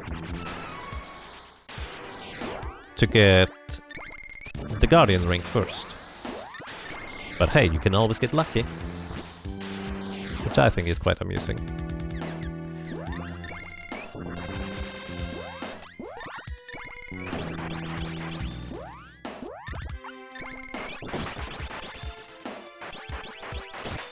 The imp dropped the chest. That's not what I need. Alright, this is also where I'm gonna start working on the lady spell a bit more. Because these books here love to cast... what's it called?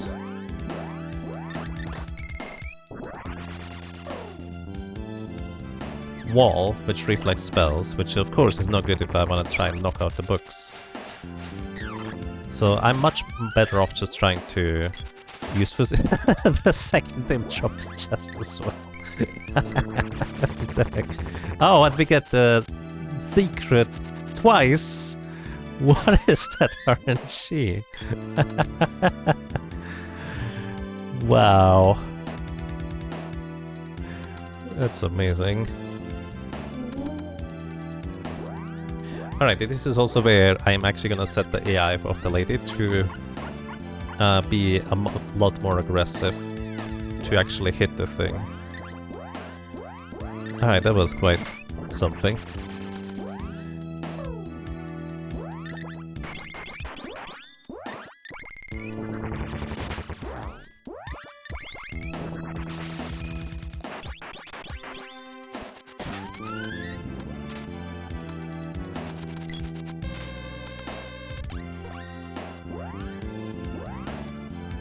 Hello and welcome. By the way, just kind of as a heads up for anybody who might have joined us more recently, the 32 hours was the original run, 32 hours and 50 minutes. However, this time I don't plan on doing this in one single sitting, so it will just kind of be a little bit more reasonable. I will probably go for about 12 to 15 hours, depending on where we find a good stopping point. And that's gonna be the goal. Oh my goodness. Knocking these guys out is gonna be a pain. In fact, what I should do is I should actually just progress through the dungeon. Let me actually do this. Let me go ahead and get back here after upgrading the weapons, because the lady cannot really contribute without having appropriately leveled weapons at this point. So let me go through here and then come back real quick.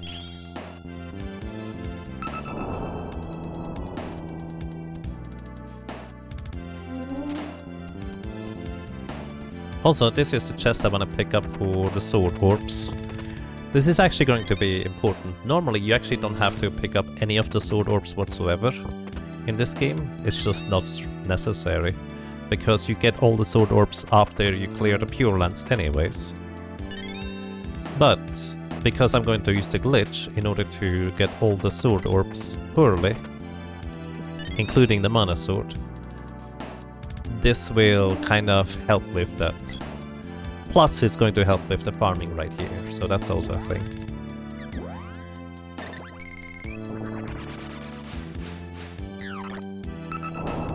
Why didn't you open those 2 chests? Those 2 chests were dropped from imps. The imps don't drop anything that we need. So I think I could have gotten like a chocolate or something. There we go.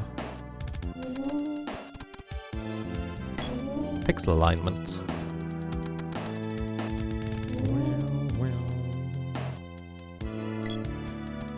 Might as well kill these enemies along the way though.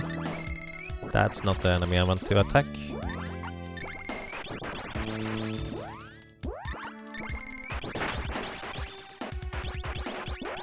Can you absorb MP from these turtles?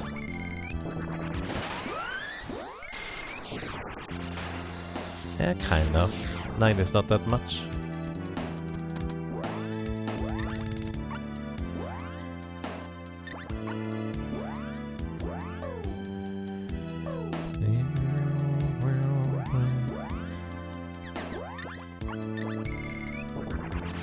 It's funny, the imps don't drop the imp's ring. Yeah, that's for a later set of enemies.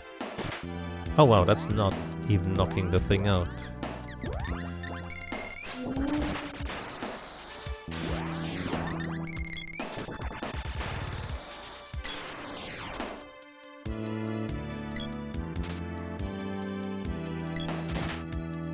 Okay, I probably should just cast spells on these things. My weapon power is kinda lower.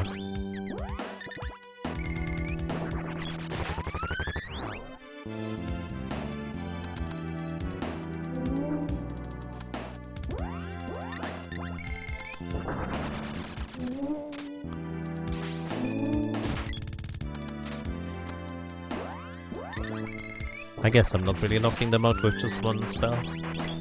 Maybe one spell and the physical attack if I hit them, which is kind of the biggest tricky part, actually hitting the spells.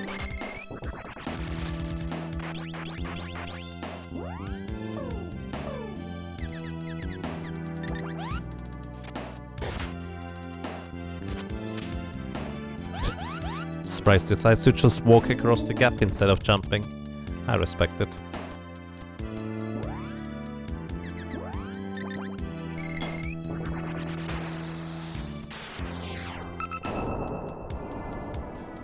And yeah, these swords in here, in these rooms, I don't know why, but I assume it has something to do with the orbs in here. They don't drop chests in these rooms. Like these rooms here, you don't get any chests. I think. Again, it just seems to be statistically improbable that I would not have received a chest by... I think in the very first 100% run I did, I tried to get chests from these guys and they just didn't drop any. Because, you know, it's one of the more efficient rooms to farm these doom swords in rather than the others. But it just didn't work. It's really weird.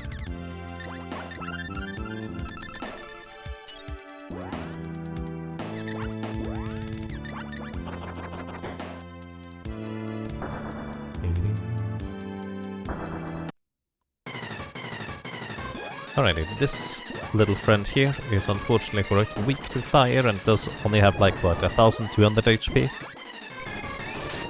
So it's gonna take a nap very soon. For good.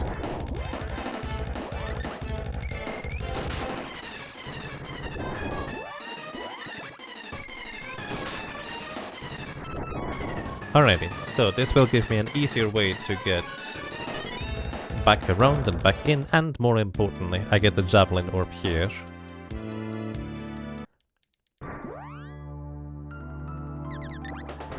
And now we're gonna go ahead and upgrade some equipment. Mostly weapons, really. The question is, where can I do that efficiently? That's Tasnica. Actually, there's just a desert north of Tasnica. So I guess where I need to go afterwards is gonna be southwest.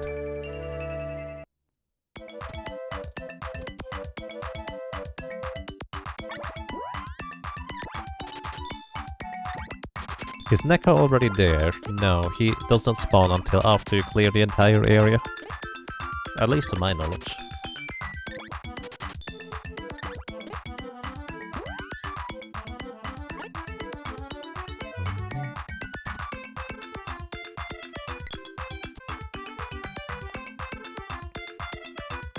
Which one's ready? Alright, so I want to upgrade the javelin all the way because I think this is gonna be one of my best weapons. We absolutely keep the whip at level 1 for leveraging the spears or the levels later. We can also upgrade the spear, which is a good one. Yeah, and I mean, technically just the remainder. Actually, we can give the sprite the level 4 claw, which gives +1 magic power. The chakra hand. And the rest I can just upgrade whatever. Oh yeah, the sword. I should upgrade the sword.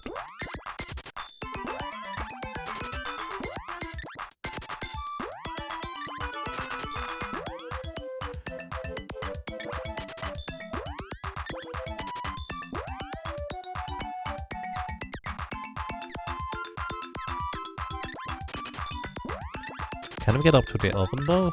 That would be better for the sprite.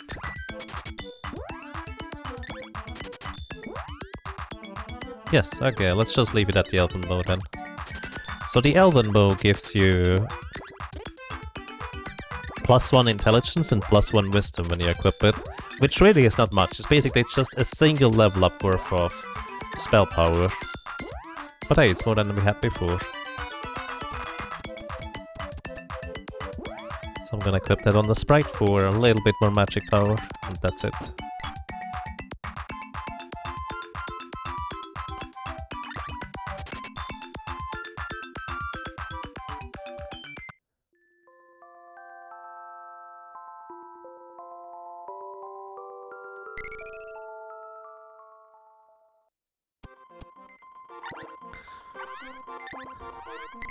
Why not do the money glitch? This is a glitchless run with the exception of the mana sword that I'm going to get later.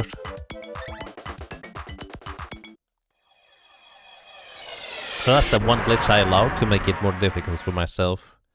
Which might seem a little bit odd as to, wait, the mana sword makes things more difficult, despite how strong it is? Yes, it does. That's why the boy is, by the way, permanently dead. We need to have him stay at a low level so we can leverage his low level as a means to level up all the weapons up to 8.99 in the end. Otherwise... Oh, you can't go back here. Huh. Otherwise we will not be able to do that.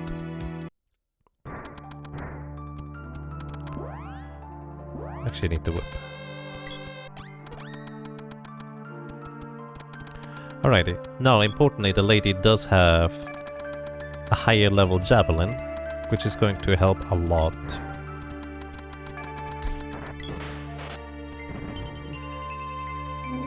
Or even the spear or the sword, it doesn't matter which weapon I use at this point. All of them are just going to be much better than what she had before, in order to deal any damage to the book that we're gonna be hitting there. Stop doing that.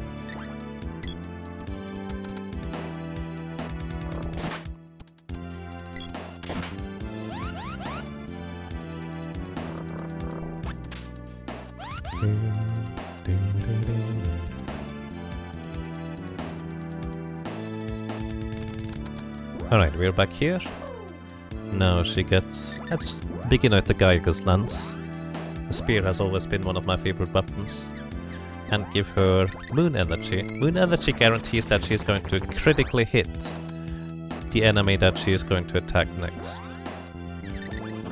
Well, if she hits, that is. Which is kind of the main problem about these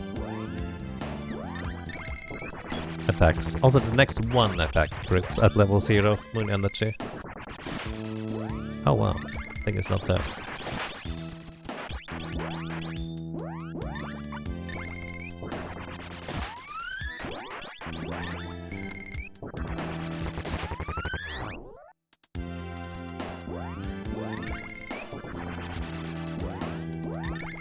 What is the mana sword glitch? Just curious about why it makes it harder. The mana sword glitch is basically getting the mana sword early, which is like really a really powerful weapon.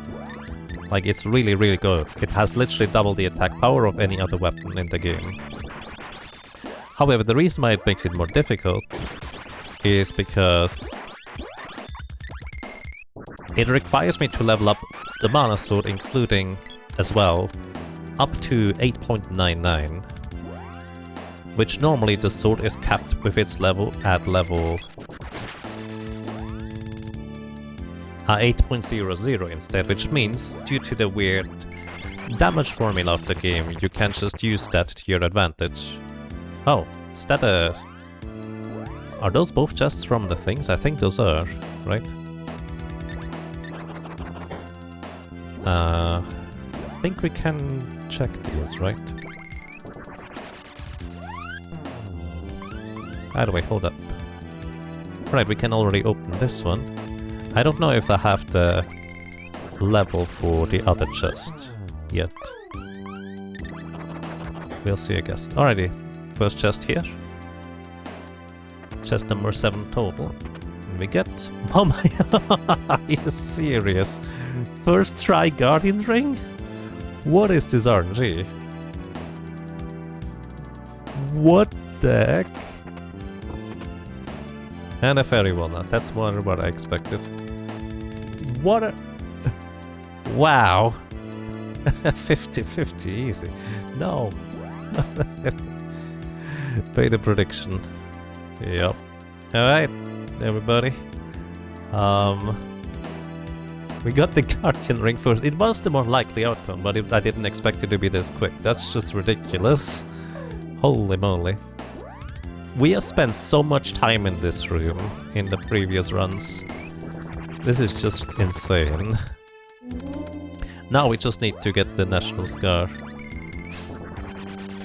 Chest right here. Okay, I need you to also attack lady rather than just back off all the time. Hey, there's another chest immediately. This is chest number 9 total.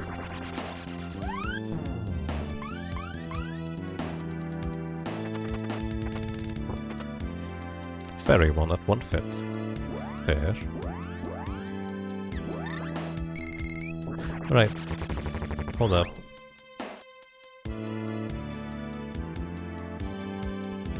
I think my phone alarm just rang. And then for some reason the video I watched earlier in the day started playing. After I disabled the alarm, I'm very confused about this.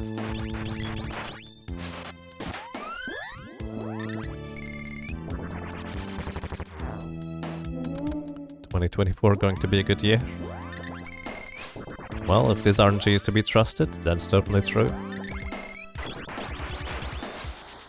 People like to think that they're just using up the RNG and it's not gonna be as good anymore.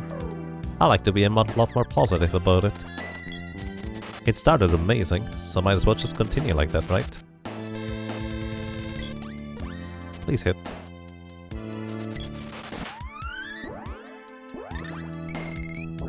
No chest.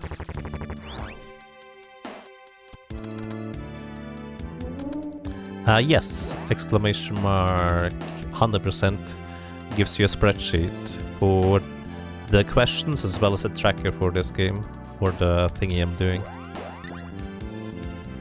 That one. Most things should be in the spreadsheet. If you have any more questions, feel free to ask and we might be able to ask and add them to the spreadsheet.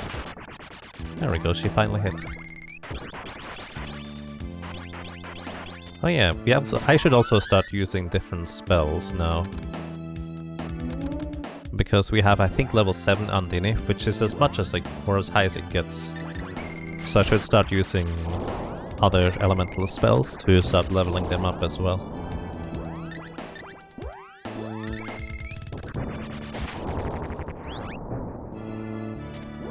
Yep, that's why. Lady, you're attacking from too far away. You're not gonna hit that thing.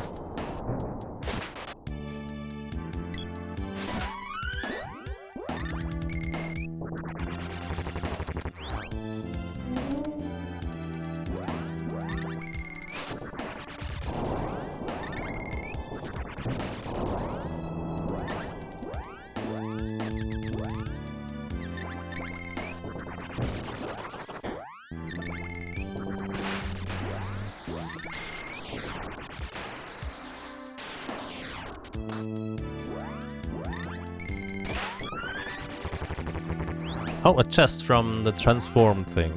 I actually don't know if this is gonna give me the item from the enemy that it transformed into, or whether this is still the original national scar. I guess we're gonna see if it is a fairy walnut or not.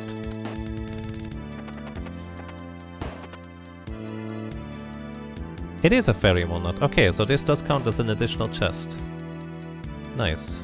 Also, I forgot to press Ctrl S.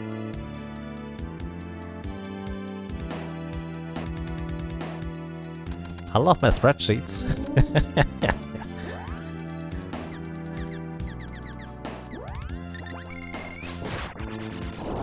By the way, if you'd like to have more information about Secret of Mana, there's an entire spreadsheet with all sorts of random information about it too. Earthlight level 4. Still not enough. This thing has a good chunk of magic defense against lower level spells.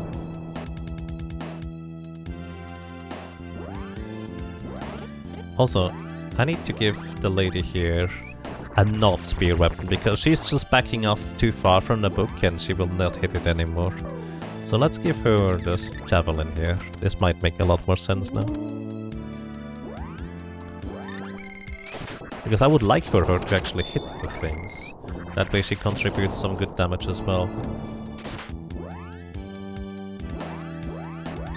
RPG Chick, hello and thank you. Thank you so much for 81 months of support. That's a crazy long time. Welcome back, and I'm glad you enjoy your stay. I hope you're doing well. How is it going these days?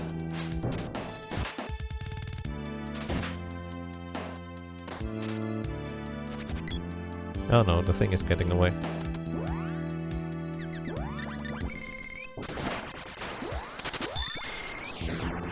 You don't see why the sprites pick me. Oh yeah, actually I could add that. The short version is because this allows me to cast spells more quickly. Because the animation is much... Well, there's less animation frames for a pygmy character as opposed to a regular size character. I should add that to the spreadsheet. Actually, Keishura, are you around? Because I know Keishura has access to the spreadsheet too.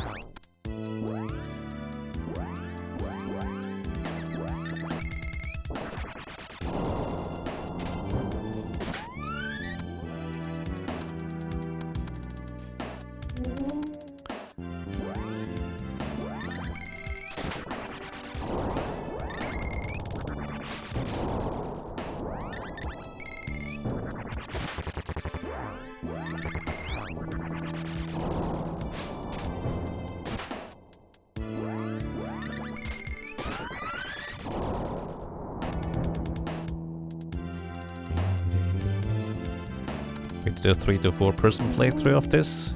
Nice. This is kind of the perfect game to co-op in my personal opinion. Like, there's so many silly things that can happen, intended or otherwise. Which I think is quite amusing.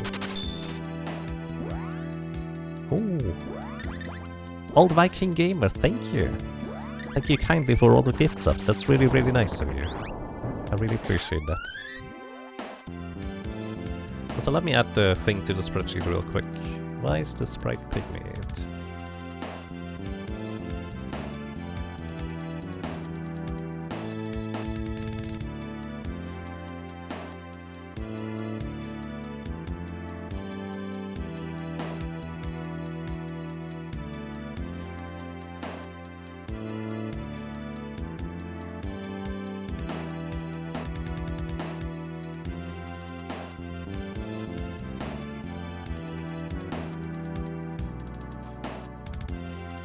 Fine. Added it to the spreadsheet, thank you.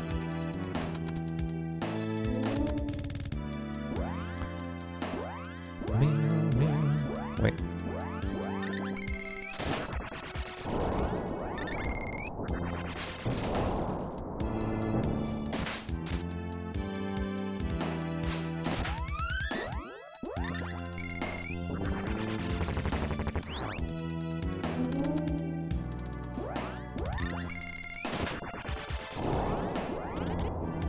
Oh, no more MP on the sprite. Here you go.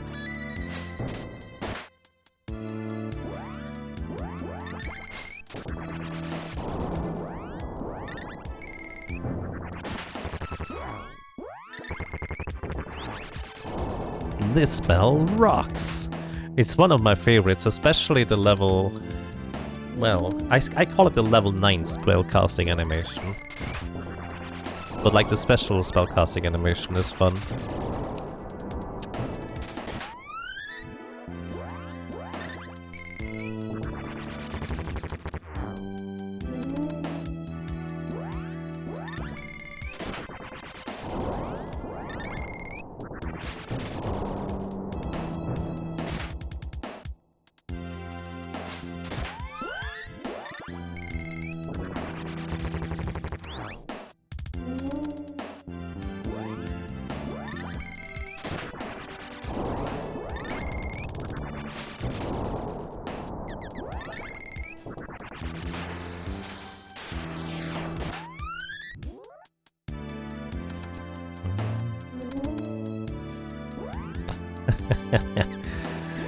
You would say gem missile rocks, much like just trips?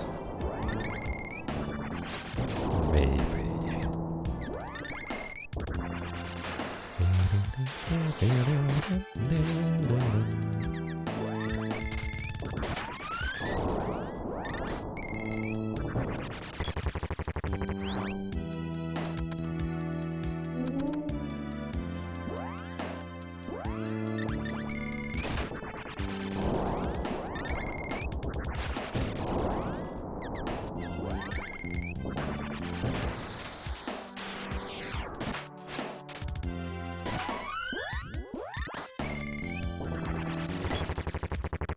Moon energy reaches level 2 as well.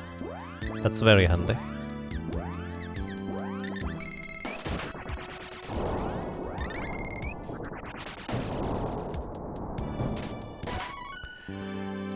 As you approach level 8.99 for spells, does it increase the frequency for the Uber spell casts? And Shade's Uber cast takes so long? Yes!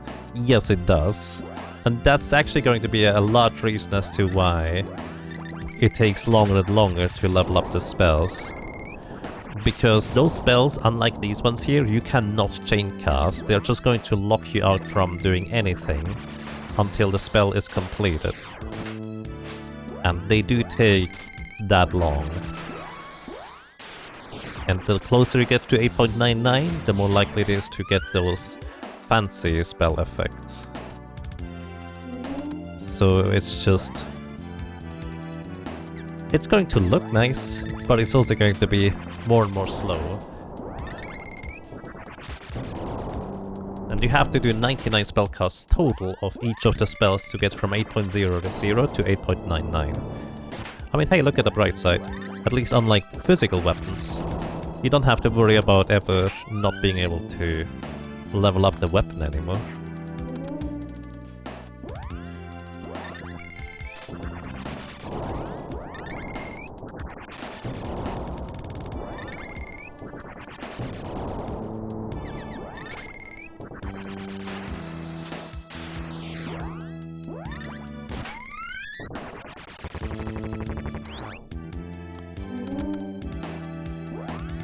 On the spreadsheet in the armor category, what do the letters in parentheses mean? That's a good question. I'll get back to you once I remember. This spreadsheet I made quite a long time ago. Oh, the R is the rare drop, the C is the common drop, I think. That probably makes the most sense. Yeah. Valokar actually probably remembered before me.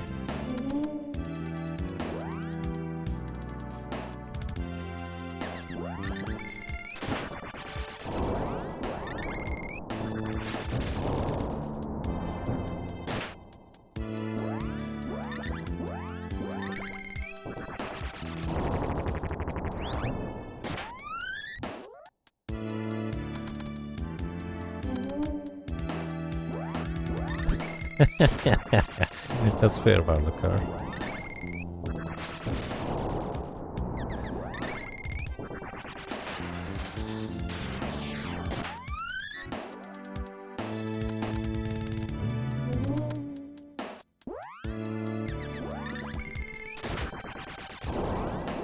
I ought to double your pay. Does that mean Final Fantasy Dimensions is going to come in twice as early? I guess that's fair.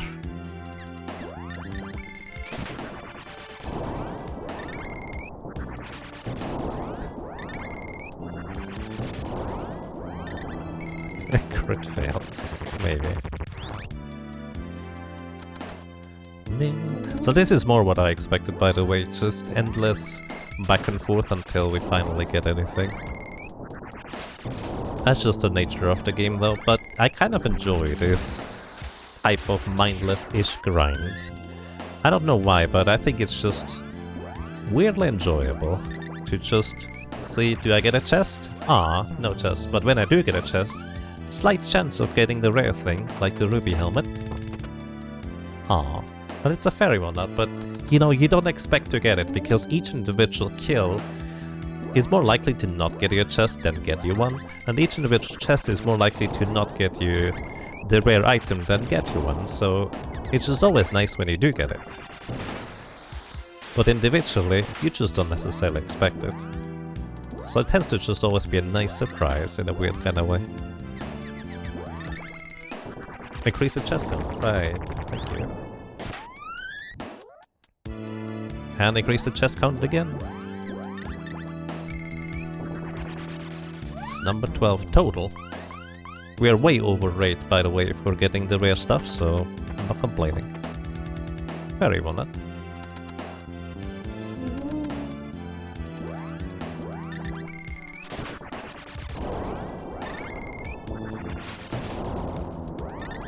Oops, I did not mean to cast Analyzer there.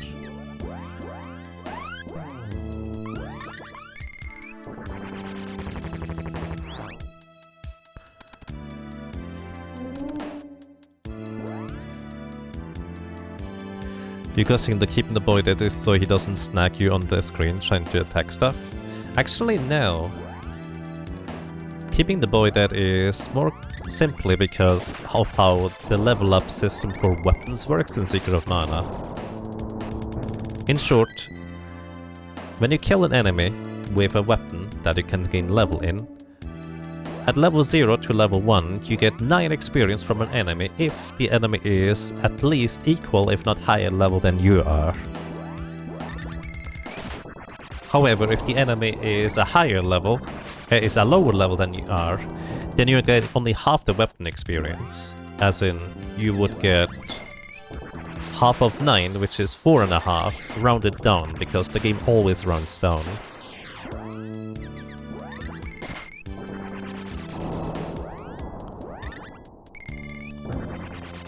And the problem is, if we are too high level, at some point we do not gain any weapon experience anymore from enemies above level 8.00. Because the highest level enemy is level 70, a Terminator in this game, and we're going to be way past level 70 by the time we get all the weapon orbs in the end, in order to be able to level up all the weapons up to 8.99.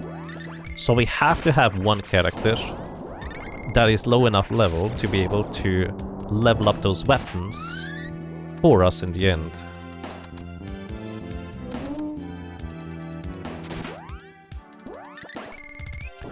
So you actually can entirely lock yourself out from leveling up all the weapons up to 8.99. Your maximum might be 8.00. Which, to be fair, is not that big of a deal, because there is no benefit to leveling up weapons above 8.00. Like, no practical benefit anyways. It's just a number that goes higher. Ow. You just hit the sprite.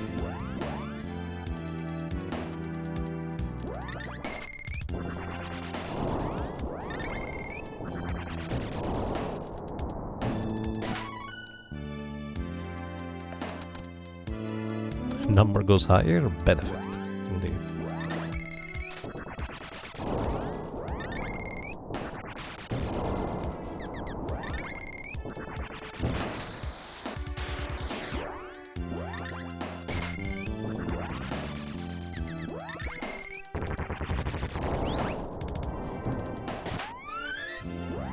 By the way, I can also use the, well, if she has enough MP, I can also use the lady's lunar boost magic in order to deal more damage to enemies at the cost of receiving more damage on average, because it effectively nullifies your evasion as if you didn't have any equipment equipped.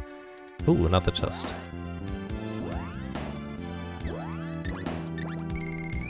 Number 13 total. What do we get? What do we get? Fairy walnut, the expected.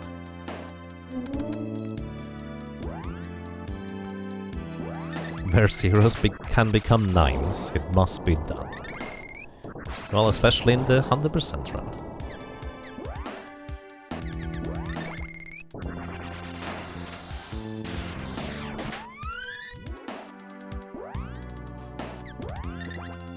So here, Lunar Boost increases her attack power by 25%, I think, for a few seconds. The lower level the spell is, the less time it lasts, but it actually doesn't improve the boost of the spell. It's always 25%. Also, we have level 7 Earthlight, so we can start leveling up other spells at this point.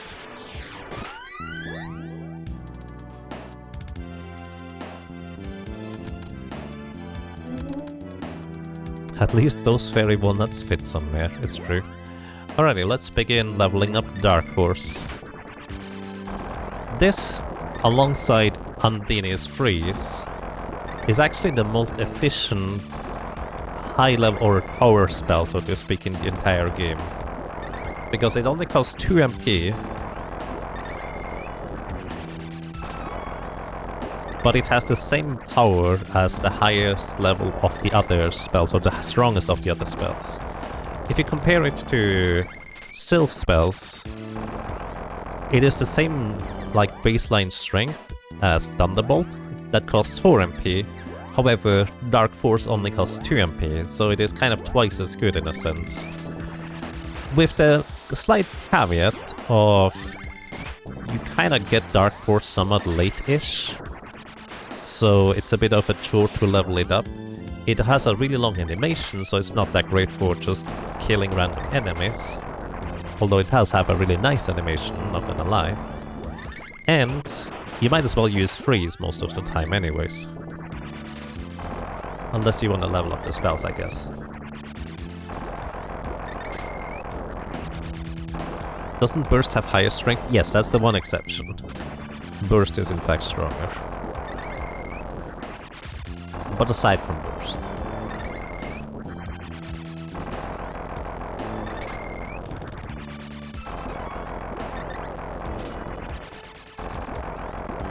Dark Force is one of the easiest spells to chain. It definitely is.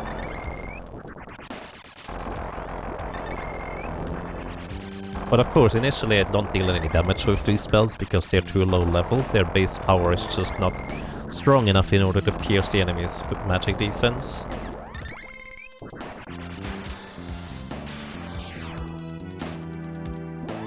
But they will eventually get there.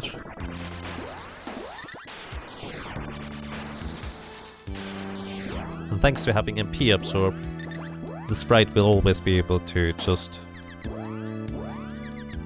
regain all the MP and immediately continue casting.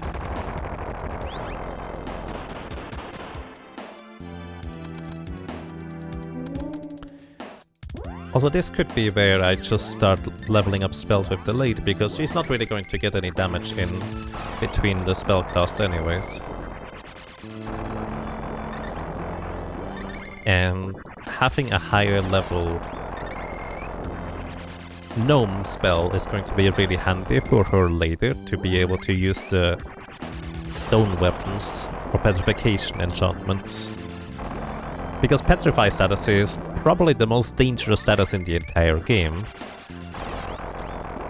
Because it reduces your current HP by half, and then you take the damage from the petrification weapon. So effectively, if an enemy has like 600 HP, and you deal 300 damage with a petrification weapon, you can't just one-shot them. Of course, it kind of relies on the enemy getting petrified to begin with, which is always a chance, and them being susceptible to it, which is based on the enemy.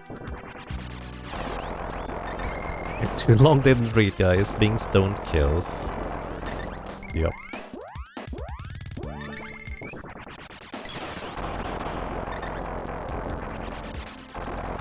It's a large reason as to why the Master Ninjas in the Mana Fortress are the most dangerous enemies in there, like just overall. Because they have petrification weapon and they can crit, so they can't just straight up one-shot you even if you have maximum equipment.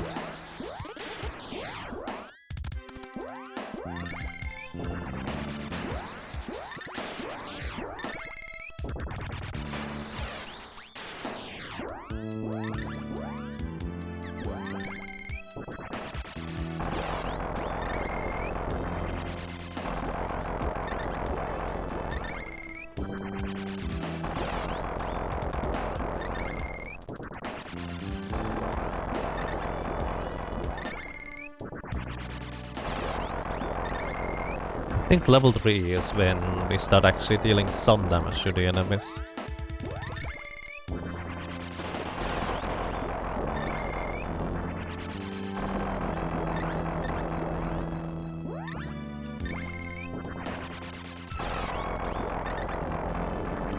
So I think that's level 4. Oh no, that's level 4 shade. The lady needs some MP. Alright, this is most certainly going to be enough damage on the book.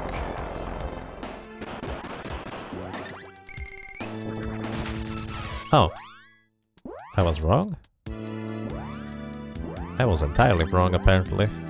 I guess all the damage previously came from the lady. Are these things resistant to dark? What element are these things?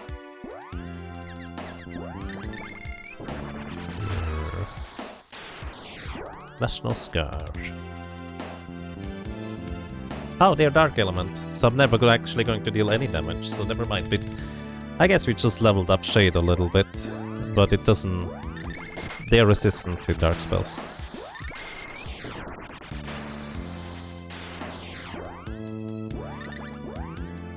So we're gonna just level up Salamander instead. And I could... So here's the thing.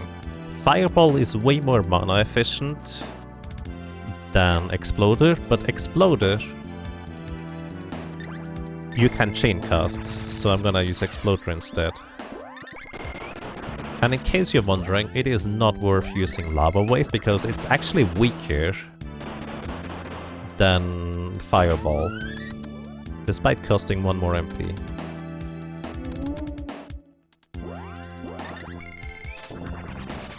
They're not evil type? Evil type is a different thing.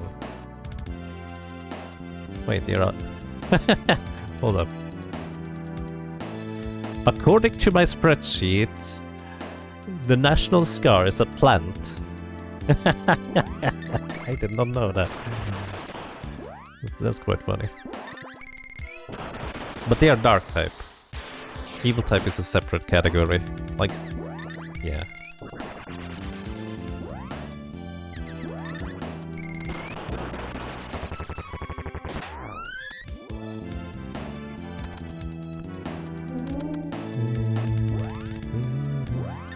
As a kid, the most dangerous boss was Spiky Tiger.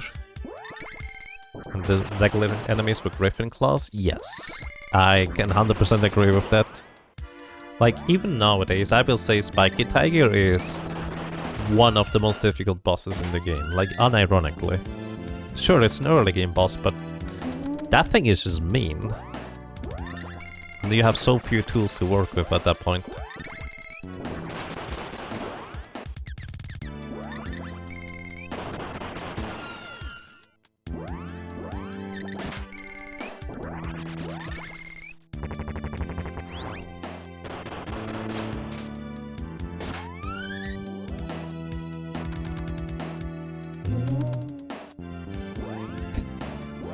Everybody has memories as a kid getting rocked by Spiky.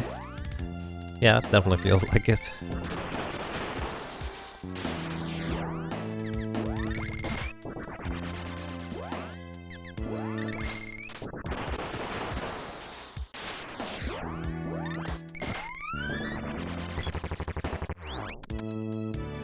More like PTSD, maybe. Also, welcome to Brighttown, the lesser-known cousin of Blighttown. Because colors are weird in this game. And I'm not trying to glitch it out, it's just that's what happens when you cast a lot of spells and reset the rooms over and over.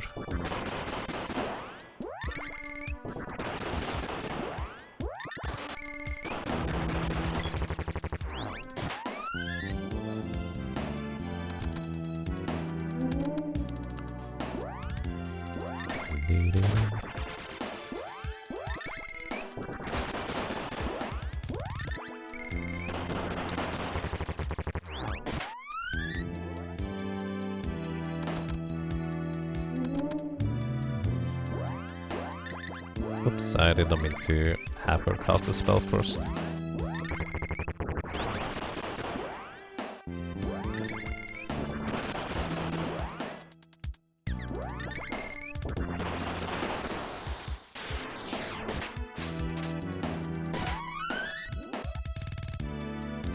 Grump is level 44. Getting up there in the levels.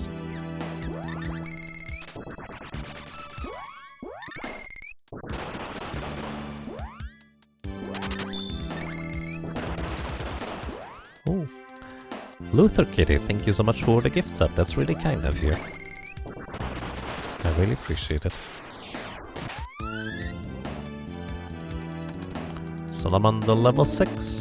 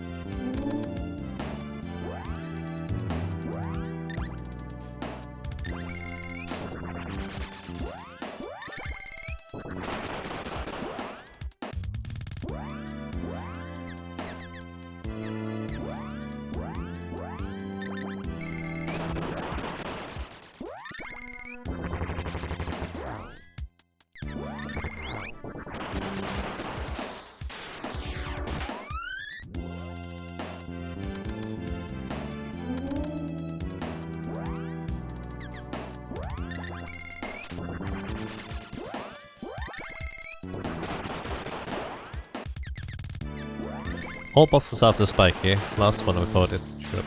Includes magic as an option, which makes all the difference. Oh, definitely. I mean, there's technically Biting Lizard, but this is more of a mini-boss than a boss. So it does not pose nearly as much of a threat.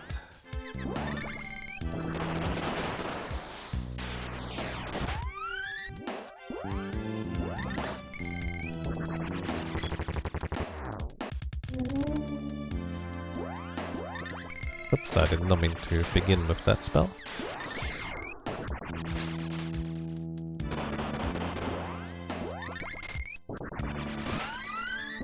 Oh wow, she just destroyed that poor book.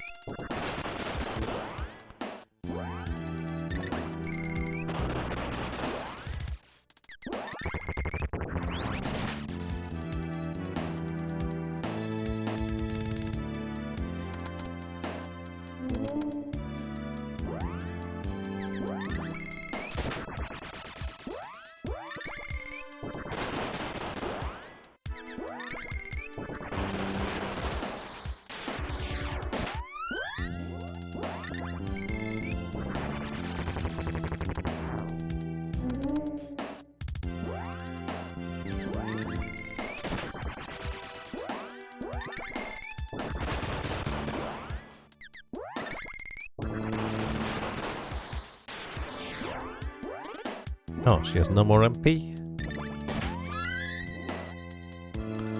Could use some more common fairy walnut drops from this guy sometime. That would be kind of handy to reload.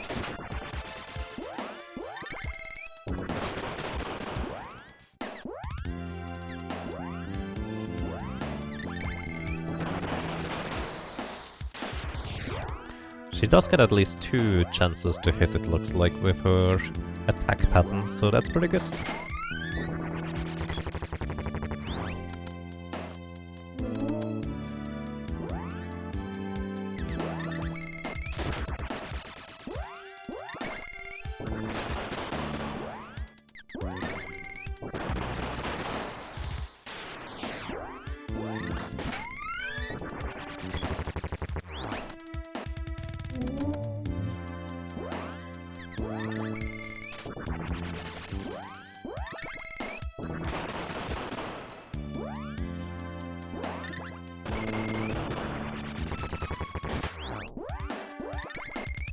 Rimp's magic gets up, so I think this is level 5. Oh no, level 4 Luna. Right, it's 5 critical hits with level 4 Luna. That makes more sense.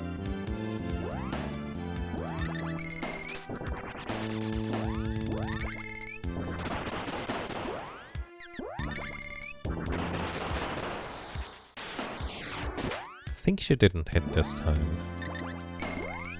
Unfortunate, but that's okay.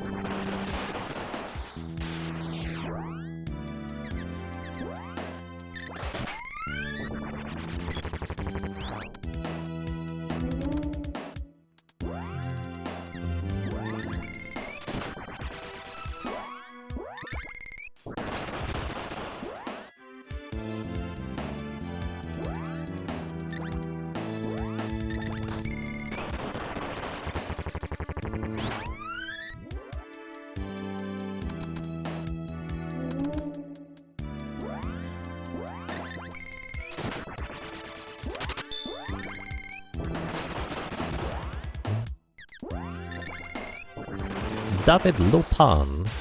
Lopan? Feel free to correct me. Thank you so much for subscribing. Welcome to you. And I'm glad you enjoy your stay. Thank you very much.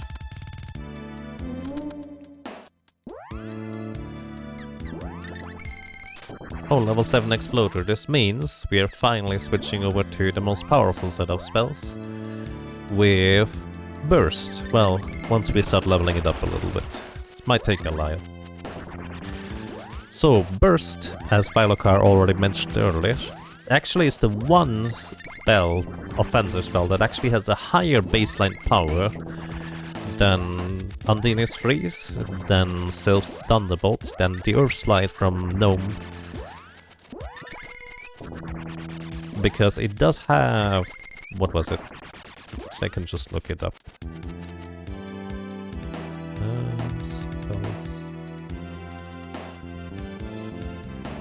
Sprite spells, there we go.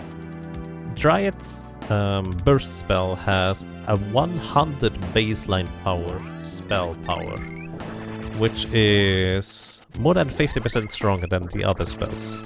So it's really, really good. There's 2 downsides to it, however. One, the animation is quite lengthy, so spamming it is, well, it's just gonna take a while. And the other downside is...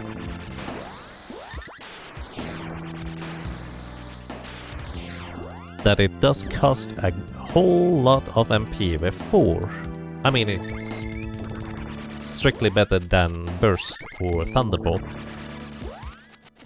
But it's technically not as efficient damage-wise as Undini's Freeze. Per MP, that is. But individually it's just a really, really strong spell, which is really helpful for that. Oh my goodness. Vim Wizard, thank you! That's referring to the text editing thing. For Linux, usually. Thank you so much for 3,000 more than 96 bits, that's a lot of them. I really appreciate this. And thank you so much. It is greatly appreciated. Thank you for the good luck too. When it's the best text editor? Oh yeah, I believe it. Like, I've seen people just kind of zip around in that thing and it looks amazing. It's one of those things where there's a pretty steep learning curve until you get used to it. It feels like, but that thing is just quite something.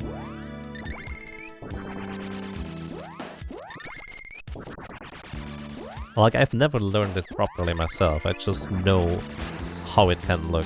It's the short version. Also, I think the National Scar is out of MP, so I'm just gonna reset real quick to get more MP back.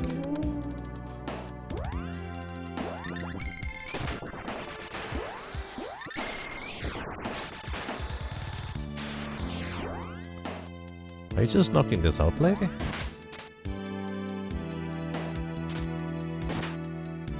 Hit one more time. Nice. She just soloed that thing easily.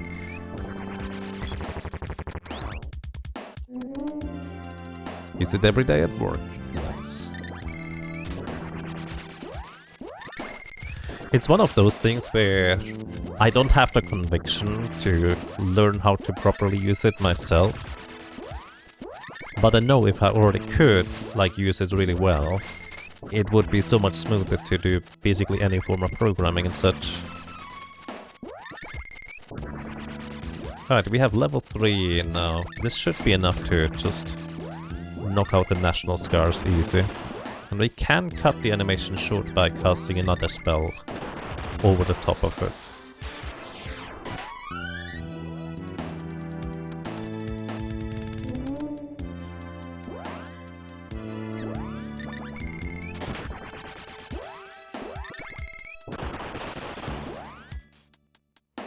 Yeah, it was the only way. Nice. Purely missed this games, let me solo her. Ah yeah, that's an amazing meme. Well, those are fascinating characters. Whoa, it's not done yet. Okay, I need actually 3 burst spells right now at level 3, I guess. The baseline power is not quite carrying it. It took some months to sync. Nice. Yeah, I believe it.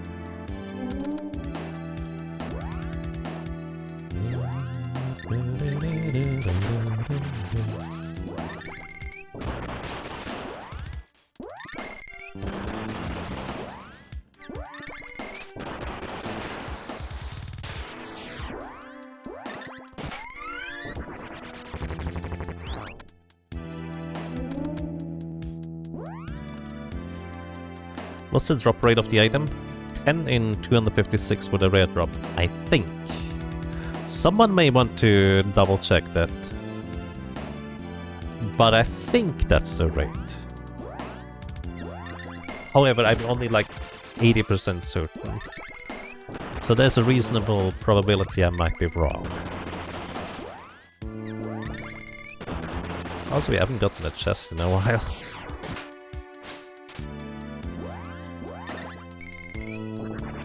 Oh, it's not dead yet.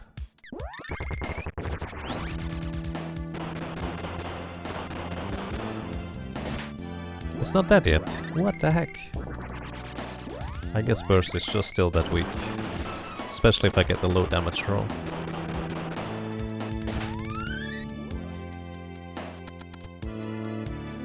We're still on 13. Indeed.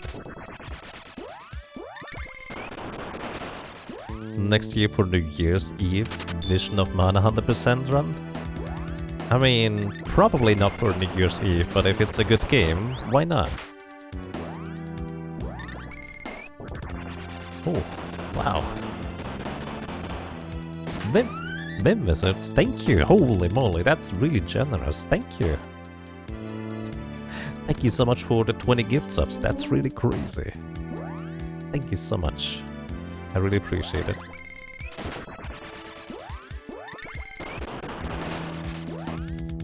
The rabbit just eats a cookie with Glitchless upon in the meantime. Which is fair.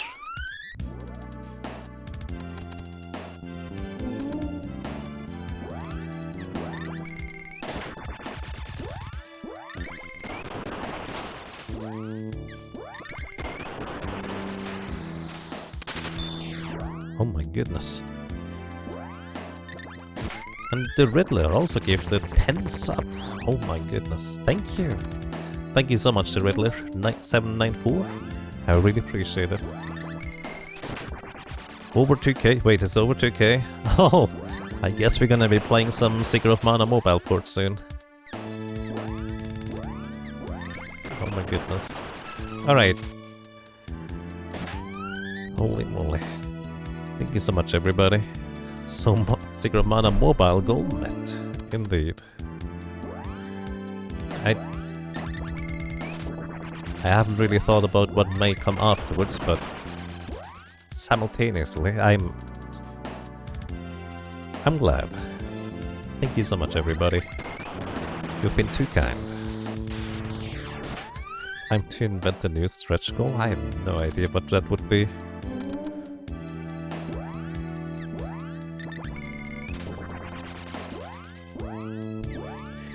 Actually, I just had an idea.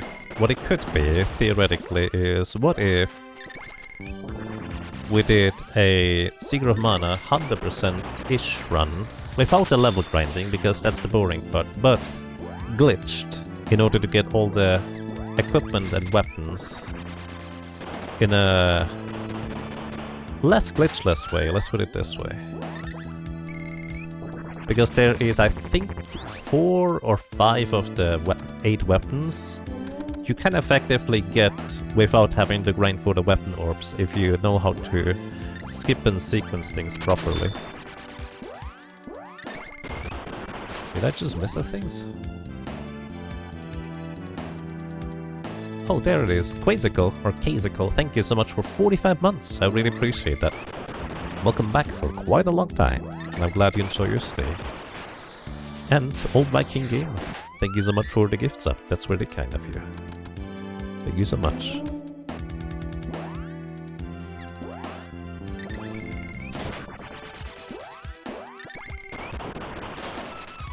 How much faster is that? I have no idea. I've never done one of those.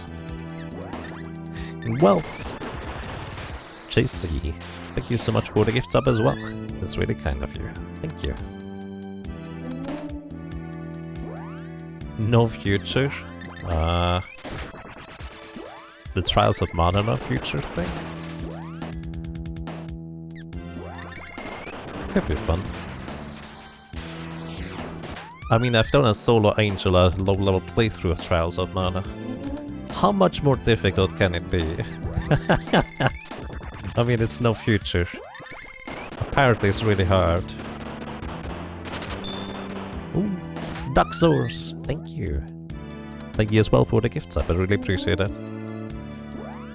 It's really hard but cool. Nice. I've learned to not underestimate when a difficulty is called no future. Because that seems to be tricky, to say the least. Weapon skill leveled up. Rabbits one-shot you? I mean, that sounds fun to me.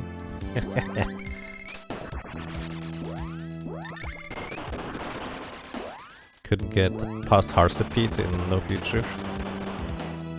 Nice.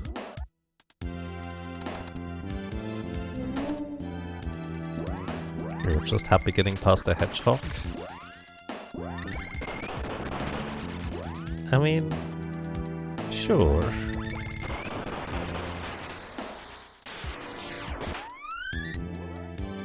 I guess the 100% glitch thingy would be more of a demonstration anyways. We can slot this in somewhere else, so maybe no future, I guess, but I don't know if I want to set an arbitrary goal for that, because I feel like I already got way too much from you guys. I have to admit, I'm always kind of... I don't like talking about money on stream. I don't know why, but... Well, actually, no, I do know why. I have basically no self-esteem, so I never feel like I earn anything. So... it just kind of makes it a bit awkward, I guess. A1JG, thank you as well to the gifts up. Really appreciate it, thank you so much.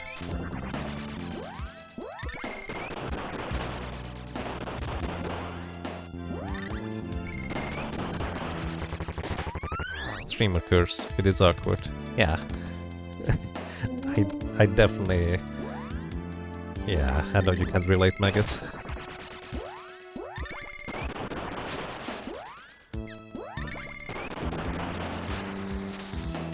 You know, in hindsight I should have named my character after streamer friends like Magus. Kind of like Magus names characters after us in the Might and Magics. Level 8 strength? Oh my goodness.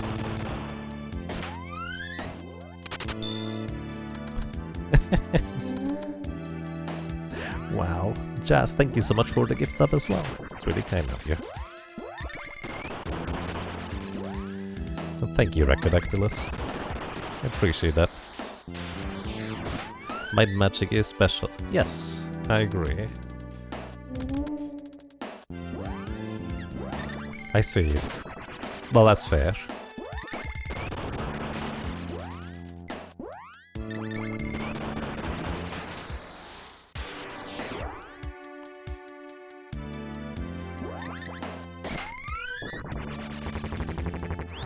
How long has it been since we got a chest, by the way? I think we might have leveled up like 2.5 spells to the current maximum of 7.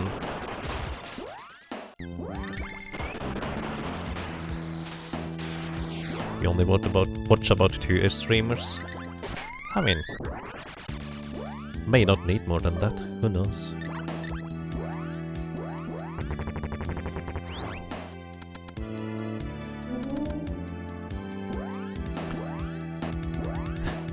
Thank you so much, everybody, for being so generous. I appreciate it.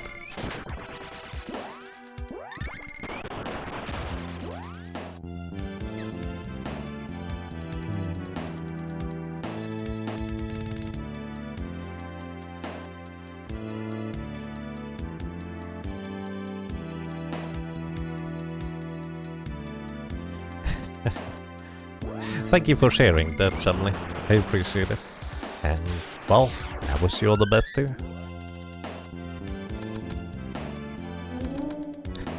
Best thing about Might Magic are the faces. Sure. We can go with that.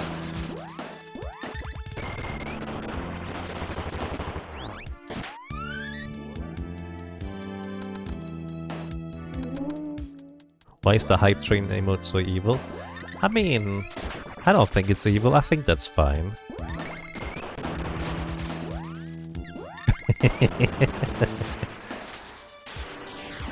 Oh. Okay.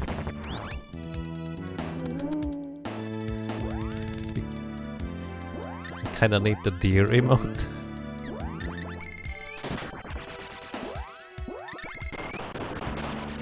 It's definitely fine.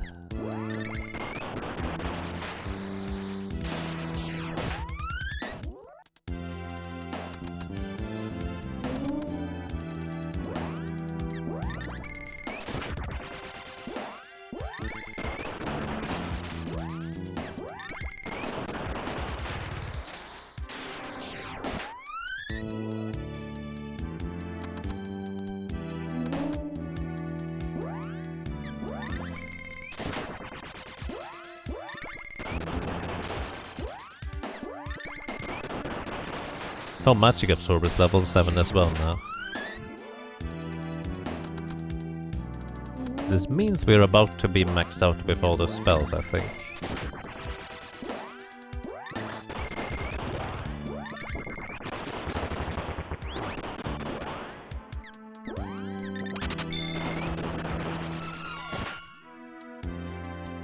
Oh, chest!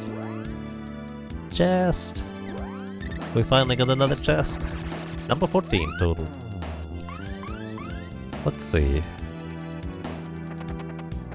Pub donated also 1545. Happy to add 1%. Thank you so much, that's really kind of you. Let me actually add that before I forget about it. 15.45, because donations I have to add manually. So I hope I didn't forget any at this point. Yeah, thank you so much, Oompa. Appreciate it.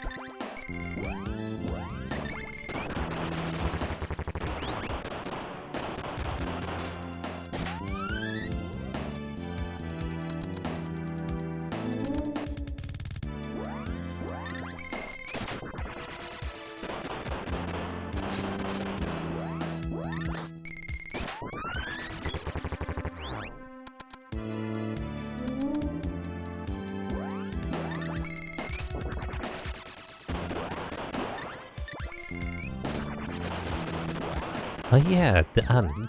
PJ the end, I think it is. Oh no, PJ the meep. That one. I don't know, I love that emote. When I got a gift sub from someone for PJ, I kind of used that all over the place. Just because I really like that little guy.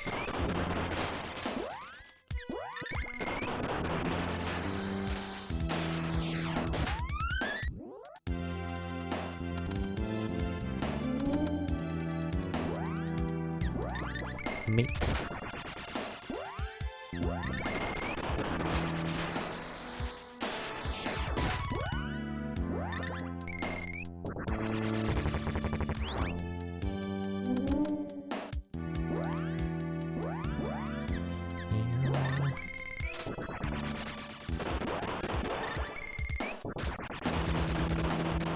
Well, I'm glad you enjoyed those, Oompa. Thank you so much for telling me that, actually. I do appreciate it.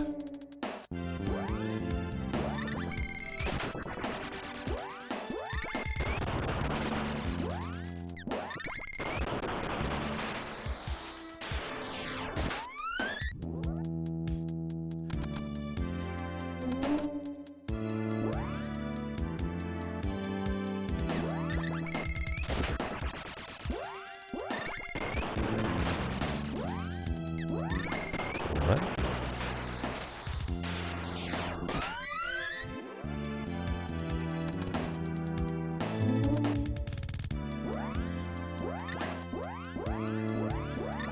Oopsie, wrong thing.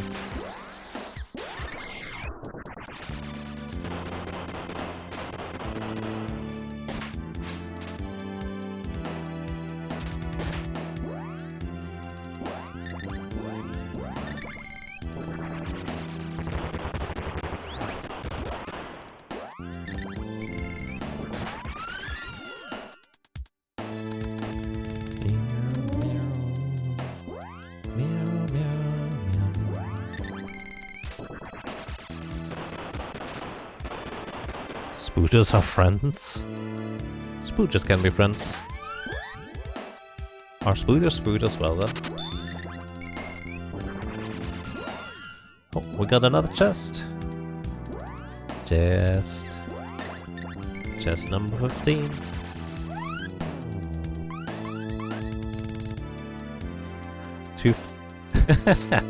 Too fat for butter. That's a name.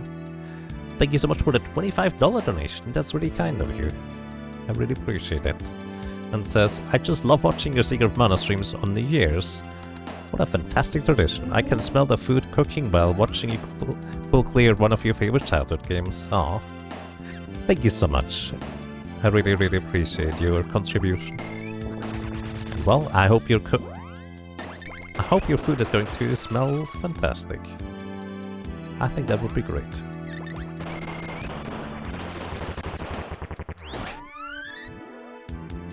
This is more than making up for the first chest gartering. Maybe. I don't know, statistically speaking. Does it though? I have no idea. I feel like we haven't received enough chests with, well, not rare drops in it to actually make up for the amount of rare drops we have gotten per chest. But I guess I'm not factoring in how many enemies I killed in order to get these chests. Number 16, another fairy walnut. 50-50. No, it's not 50-50. That's so mean.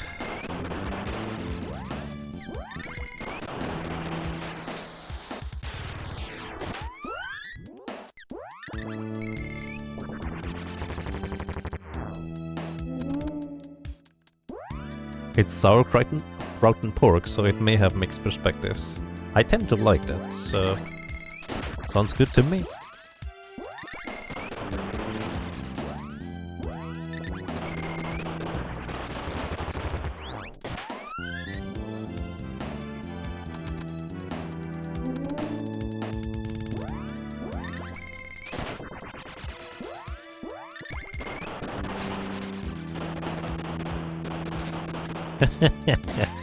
Nice, Chaz.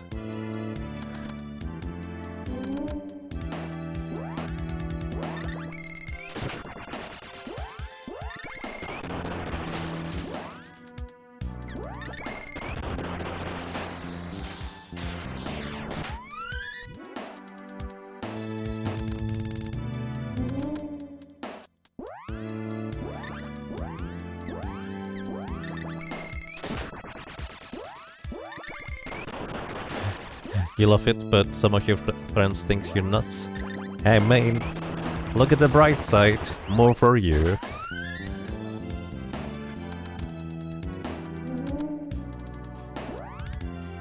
I'm Swiss German, of course I like sauerkraut and pork. I don't know if this is, of course. I think it's just kind of quite tasty. It's not my favorite, but it's usually pretty good. Oh shoot. Oops, I casted Lunar Magic and now I'm confused, which confuses my menus too, by the way. Which means my directions are permanently inverted. Well, not permanently, but inverted for a long time.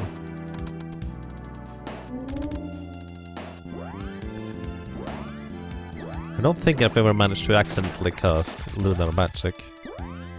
That's a first.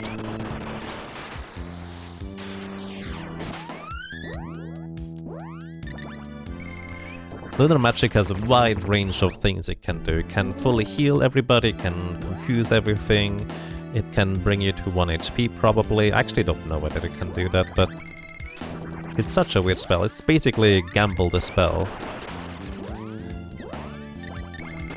And it's way too expensive to just keep trying it out, honestly. You gotta have the right sauerkraut. There is different qualities.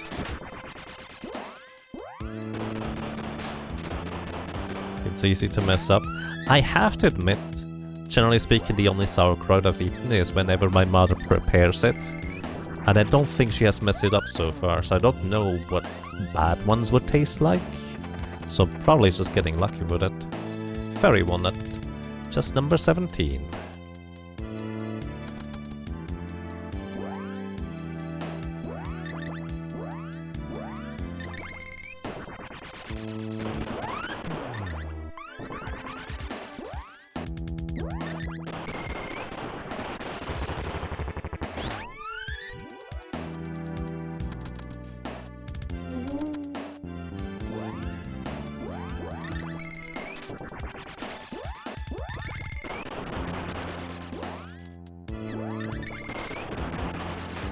Not really bad, but rather it becomes a bit tasteless. I see. If you mess up.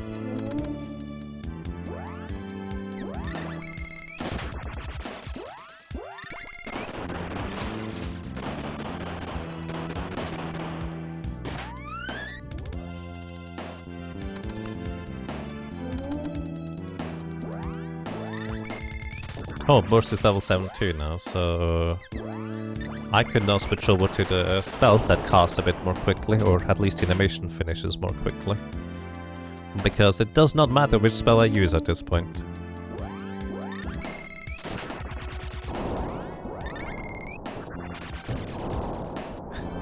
Learn to make it now before you go insane if you crave it in the future. Fair suggestion. Yes, all spells except for Shade are at level 7. I think. Wait. Shade... Sylph is level 7 too, right? Because we did that at Basilisks. How many we can check? Let's see real quick. Might as well. Level... Yes, everything except Shade is level 7. So might as well you just use the quickest animation spell for this.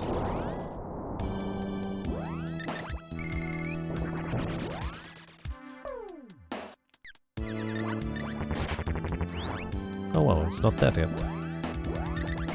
I guess that's the downside of not using Burst. Burst has just better base damage. And the lady happens to miss.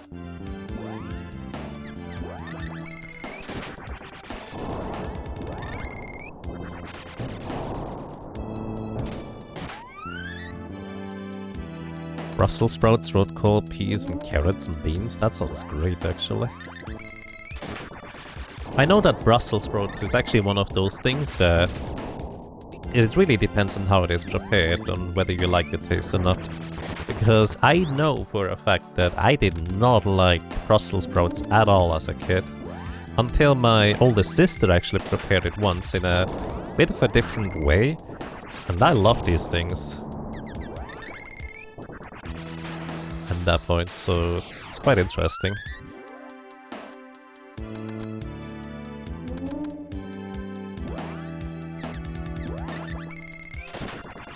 Broccoli is great too.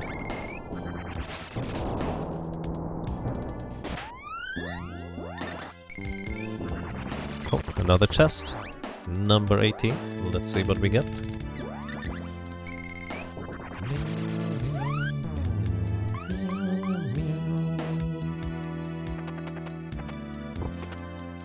Very walnut.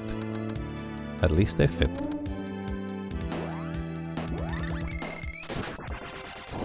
Broccoli, Brussels sprouts, cabbage, cauliflower, kale, and a few other things are all in the same plant,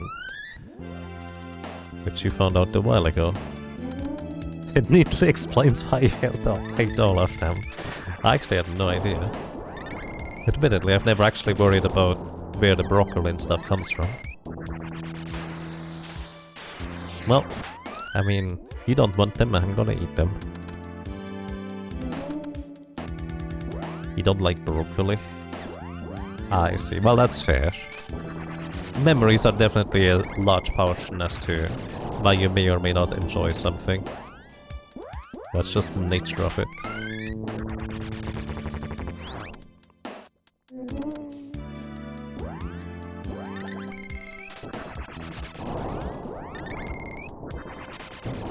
Way too expensive at this time of the year. Yeah, I suppose that's fair.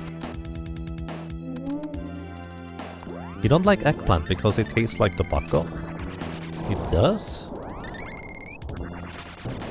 I don't know, the eggplant I had so far just doesn't really taste like much of anything.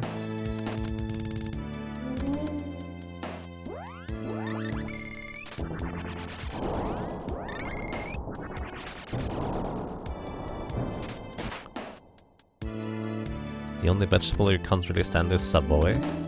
What is Savoy? I need to Google image that.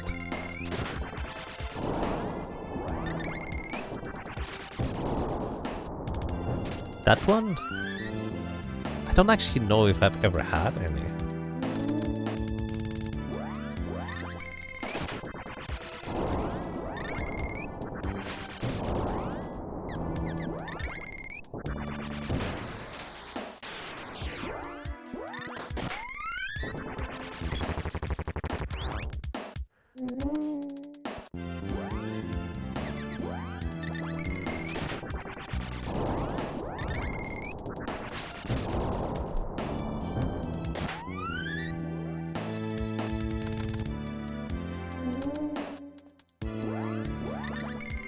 Eggplant is great if you cut it into inch slices, let it sit in Italian dressing overnight and then grill them.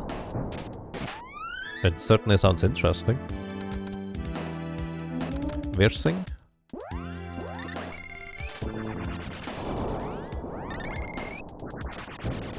Yeah, I still don't remember if I've ever had that actually.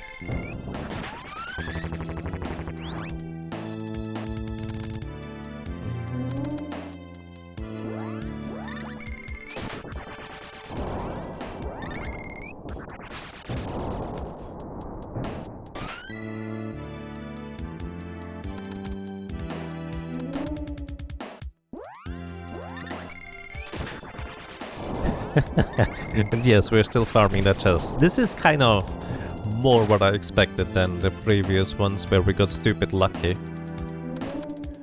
Like, this is just how it normally tends to work, honestly.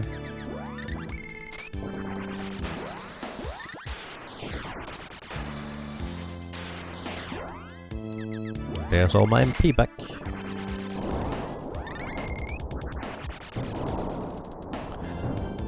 Luck so far has been good. This is most of the 100th run. Yep, pretty much. It's also kind of the part where we can just talk about all sorts of random things. Books are rude, that's why I don't read. I mean... I'm kind of the one throwing rocks at the book, so... I don't know, maybe I'm the rude one? It's just a hunch.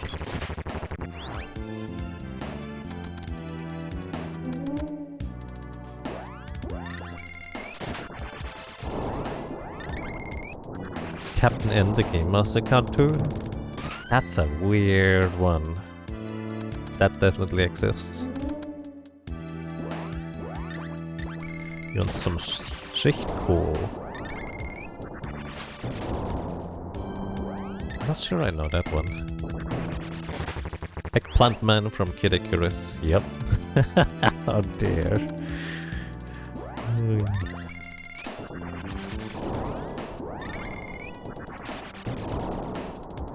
To me as a kid, these things just looked really weird. I had no idea what an eggplant is.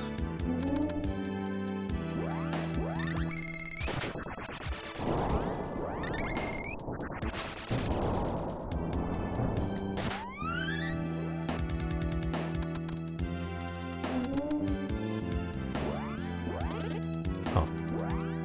Need more MP?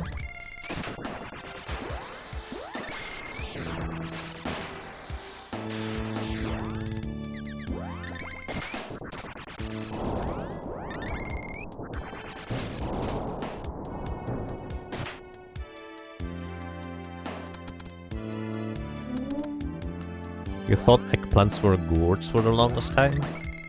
Oh, that's a slightly different concept. Yeah. A lot of things tend to be berries that I didn't initially expect, it feels like.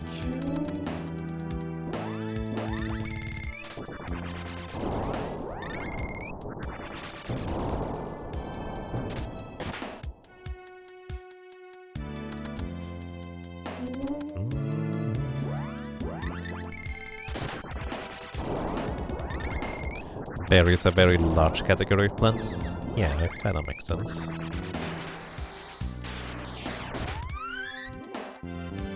Ah, chest.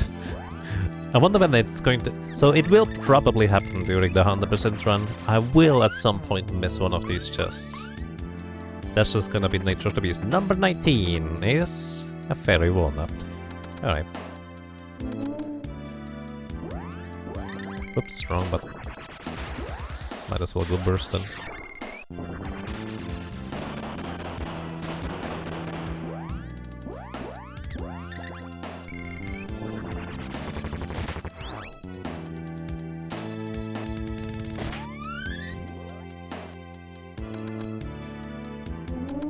You just hurt your own brain. How do you do that?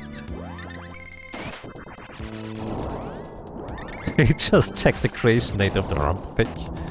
Yeah, that was a while ago. It was before I was a partner on Twitch, which at this point should be like 10 years or so. Was it? Oh, it wasn't actually. Huh. I think that was still before partner. Maybe. Either way, it took a while. But that's the nature of the beast. Time decides to just march on and doesn't care if we want to stop or not. We've been friends for a long time, indeed.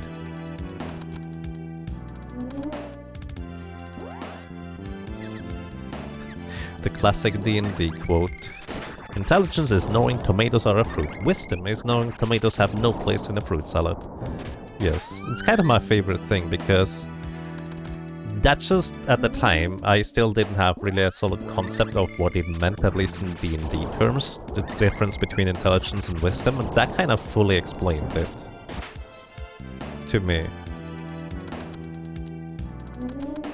Tomatoes only have a place in tomato sauce. They can also be in my sandwiches. I like tomatoes in my sandwiches. Charisma is not having thrown tomatoes at you. True. Dexterity is being able to dodge the tomatoes.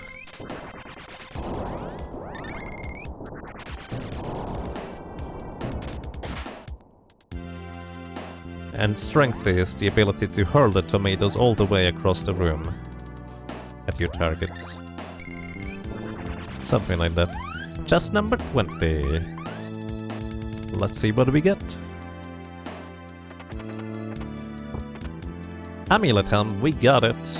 Nice. There we go. This is the amulet helm now as well. Let's get out of here.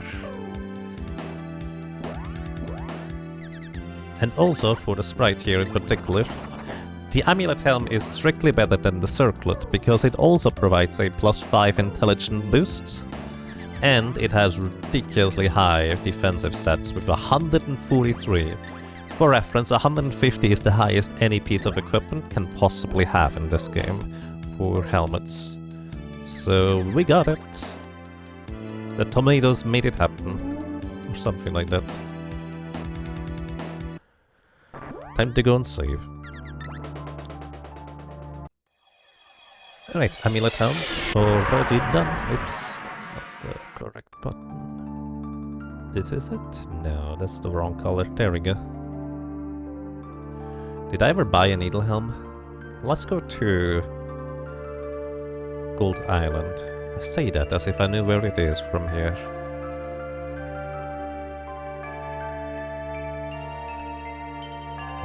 I think it's west from here. Maybe not.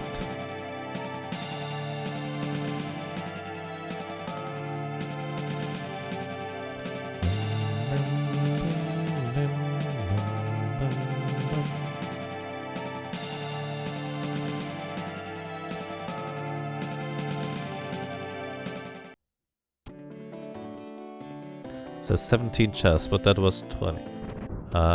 Actually don't know what the prediction says. I did not pay attention to that. Did I get a needle helm already? I got a unicorn helm. Wait, no, needle helm is the late game one. Never mind, we don't need this one.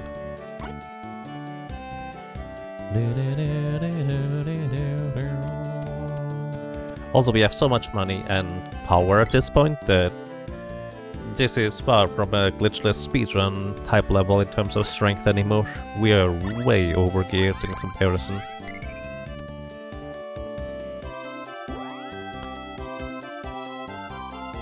I guess it needs to specify whether we mean 17 chests total, or whether it is after 17 opened chests.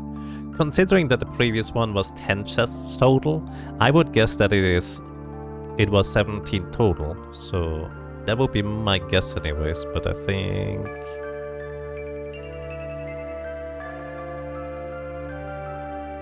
it was 17 total. Okay. So you define as to which one it is.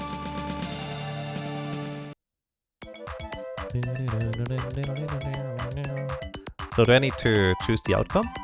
Yes, no, maybe? Okay, do not level up the whip, Jäger. That's the one important part. Can destroy everything by leveling up the whip and have to reset.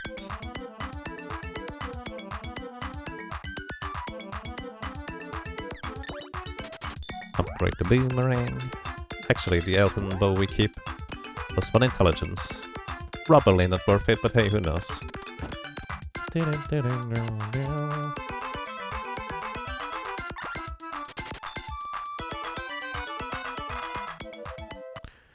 And yeah, thank you for all the participation. Next up, the little lizard guy is already done. I'm just gonna split as soon as I run past the room again. And then we get to Hexas. You know, I just realized it's been quite a while since I took a break, so... after we clear the area, and... yeah, after we clear this area, I think we are going to sit at the start of the... well, actually, no. The Pure Lands music we're gonna hear for a long time. Which music would you like to hear?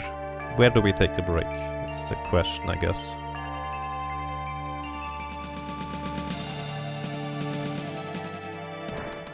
Base Menace in the re-release to prevent copyright infringement.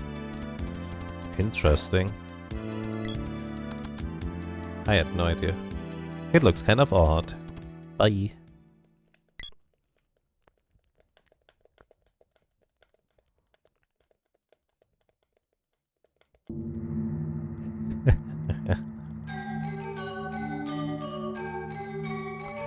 Darkstar is the best track in the OST. Oh, but once we clear this area, I think it's gonna be gone, right? Alright, it hacks us. He's an interesting boss, but unfortunately for her, we have basically all spells leveled up to maximum now. We have so much defense that she's not gonna be able to touch us at all anymore for the most part. And I might as well just use Burst. I've never used Burst as a spell for bosses like this, I think. Maybe I have, I don't remember. By the way, don't try to cast HP Absorb on her, I think she reverses the effect. Or was it MP Absorb?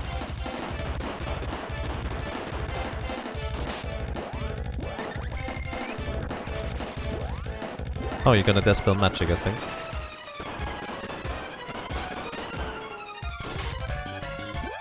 Are you trying to Dispel Magic? There it is.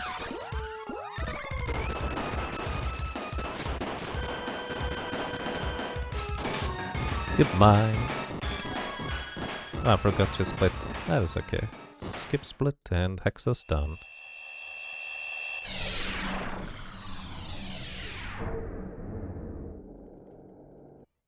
But Tango has the best music.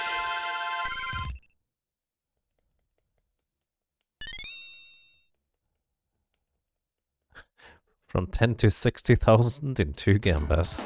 Nice. That's impressive.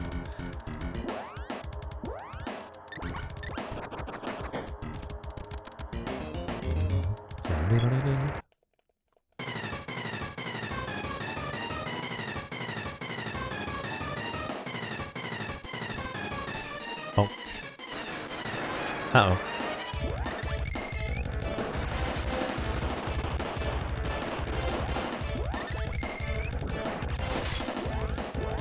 Yep, Burst just absolutely demolishes this poor guy.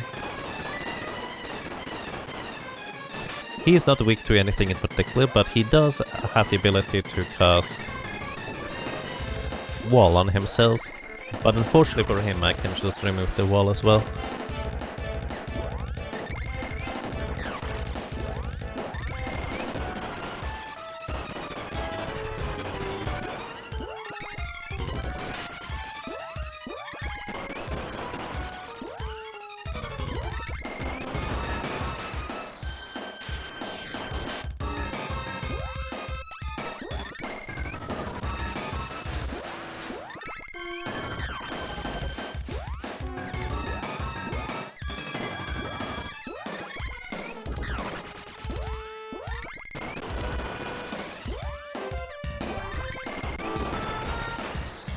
Okay, he's out of magic.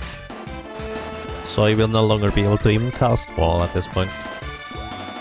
Why not use Dark Force? You know, that would require me to be smart.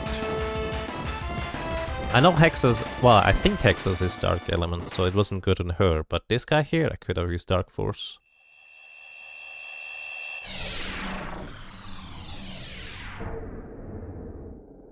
A lot of armor was nerfed in the 3D remake.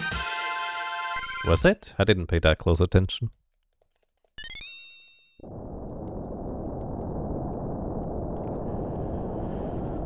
Yep, we blew him up. Oh, split reminder.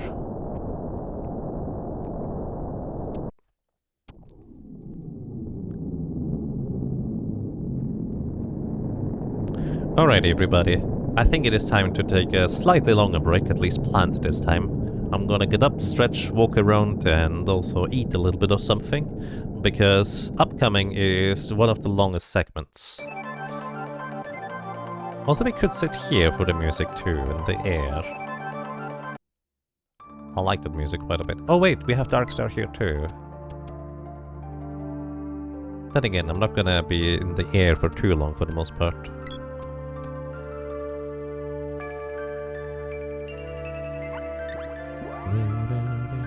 Alrighty, so we get a gauntlet here. This thing has 250 magic defense and 90 regular defense. In short, it is kind of ridiculously powerful, and in fact I'm gonna buy more than one. The Vest Guard has what, 240 defense? It's insanely good as well. As would be the Needle Helmet for the characters, but we don't need those. But we do want to have 2 Vest Guards as well for just kind of dramatically increasing the defenses of the Sprite and the Lady. What I will need to pay attention to is I need to have my characters or well, not accidentally have too many equipment pieces, because we need to be able to pick them up.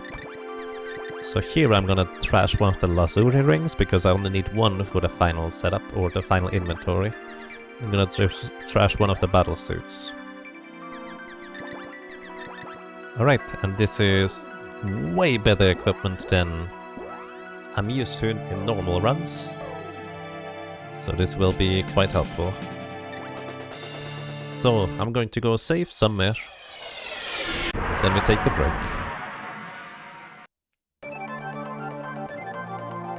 Isn't this actually the screen of the Mana Fortress just before the Dark Glitch? Oh, and the... Yes, the Mech Rider 3 arena, yes. That was in fact that one. It's also the screen in the intro, by the way. Although I do believe all three of these screens are technically different instances of each other. I'm not sure if they are just switched up.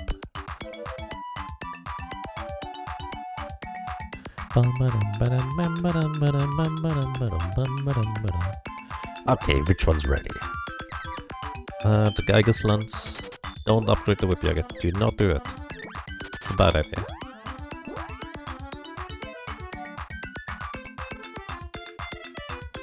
I mean, this is also good music. But I think we're gonna hear it a bunch more, because this tends to be my go-to place to stop anyways.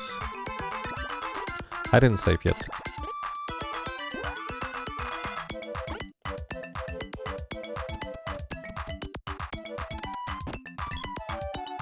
Honestly, for a 10 in 256 chance, I feel like I've gotten way too lucky, so I think I'm either stupid lucky, which is very possible, or the 10 in 256 is not quite accurate.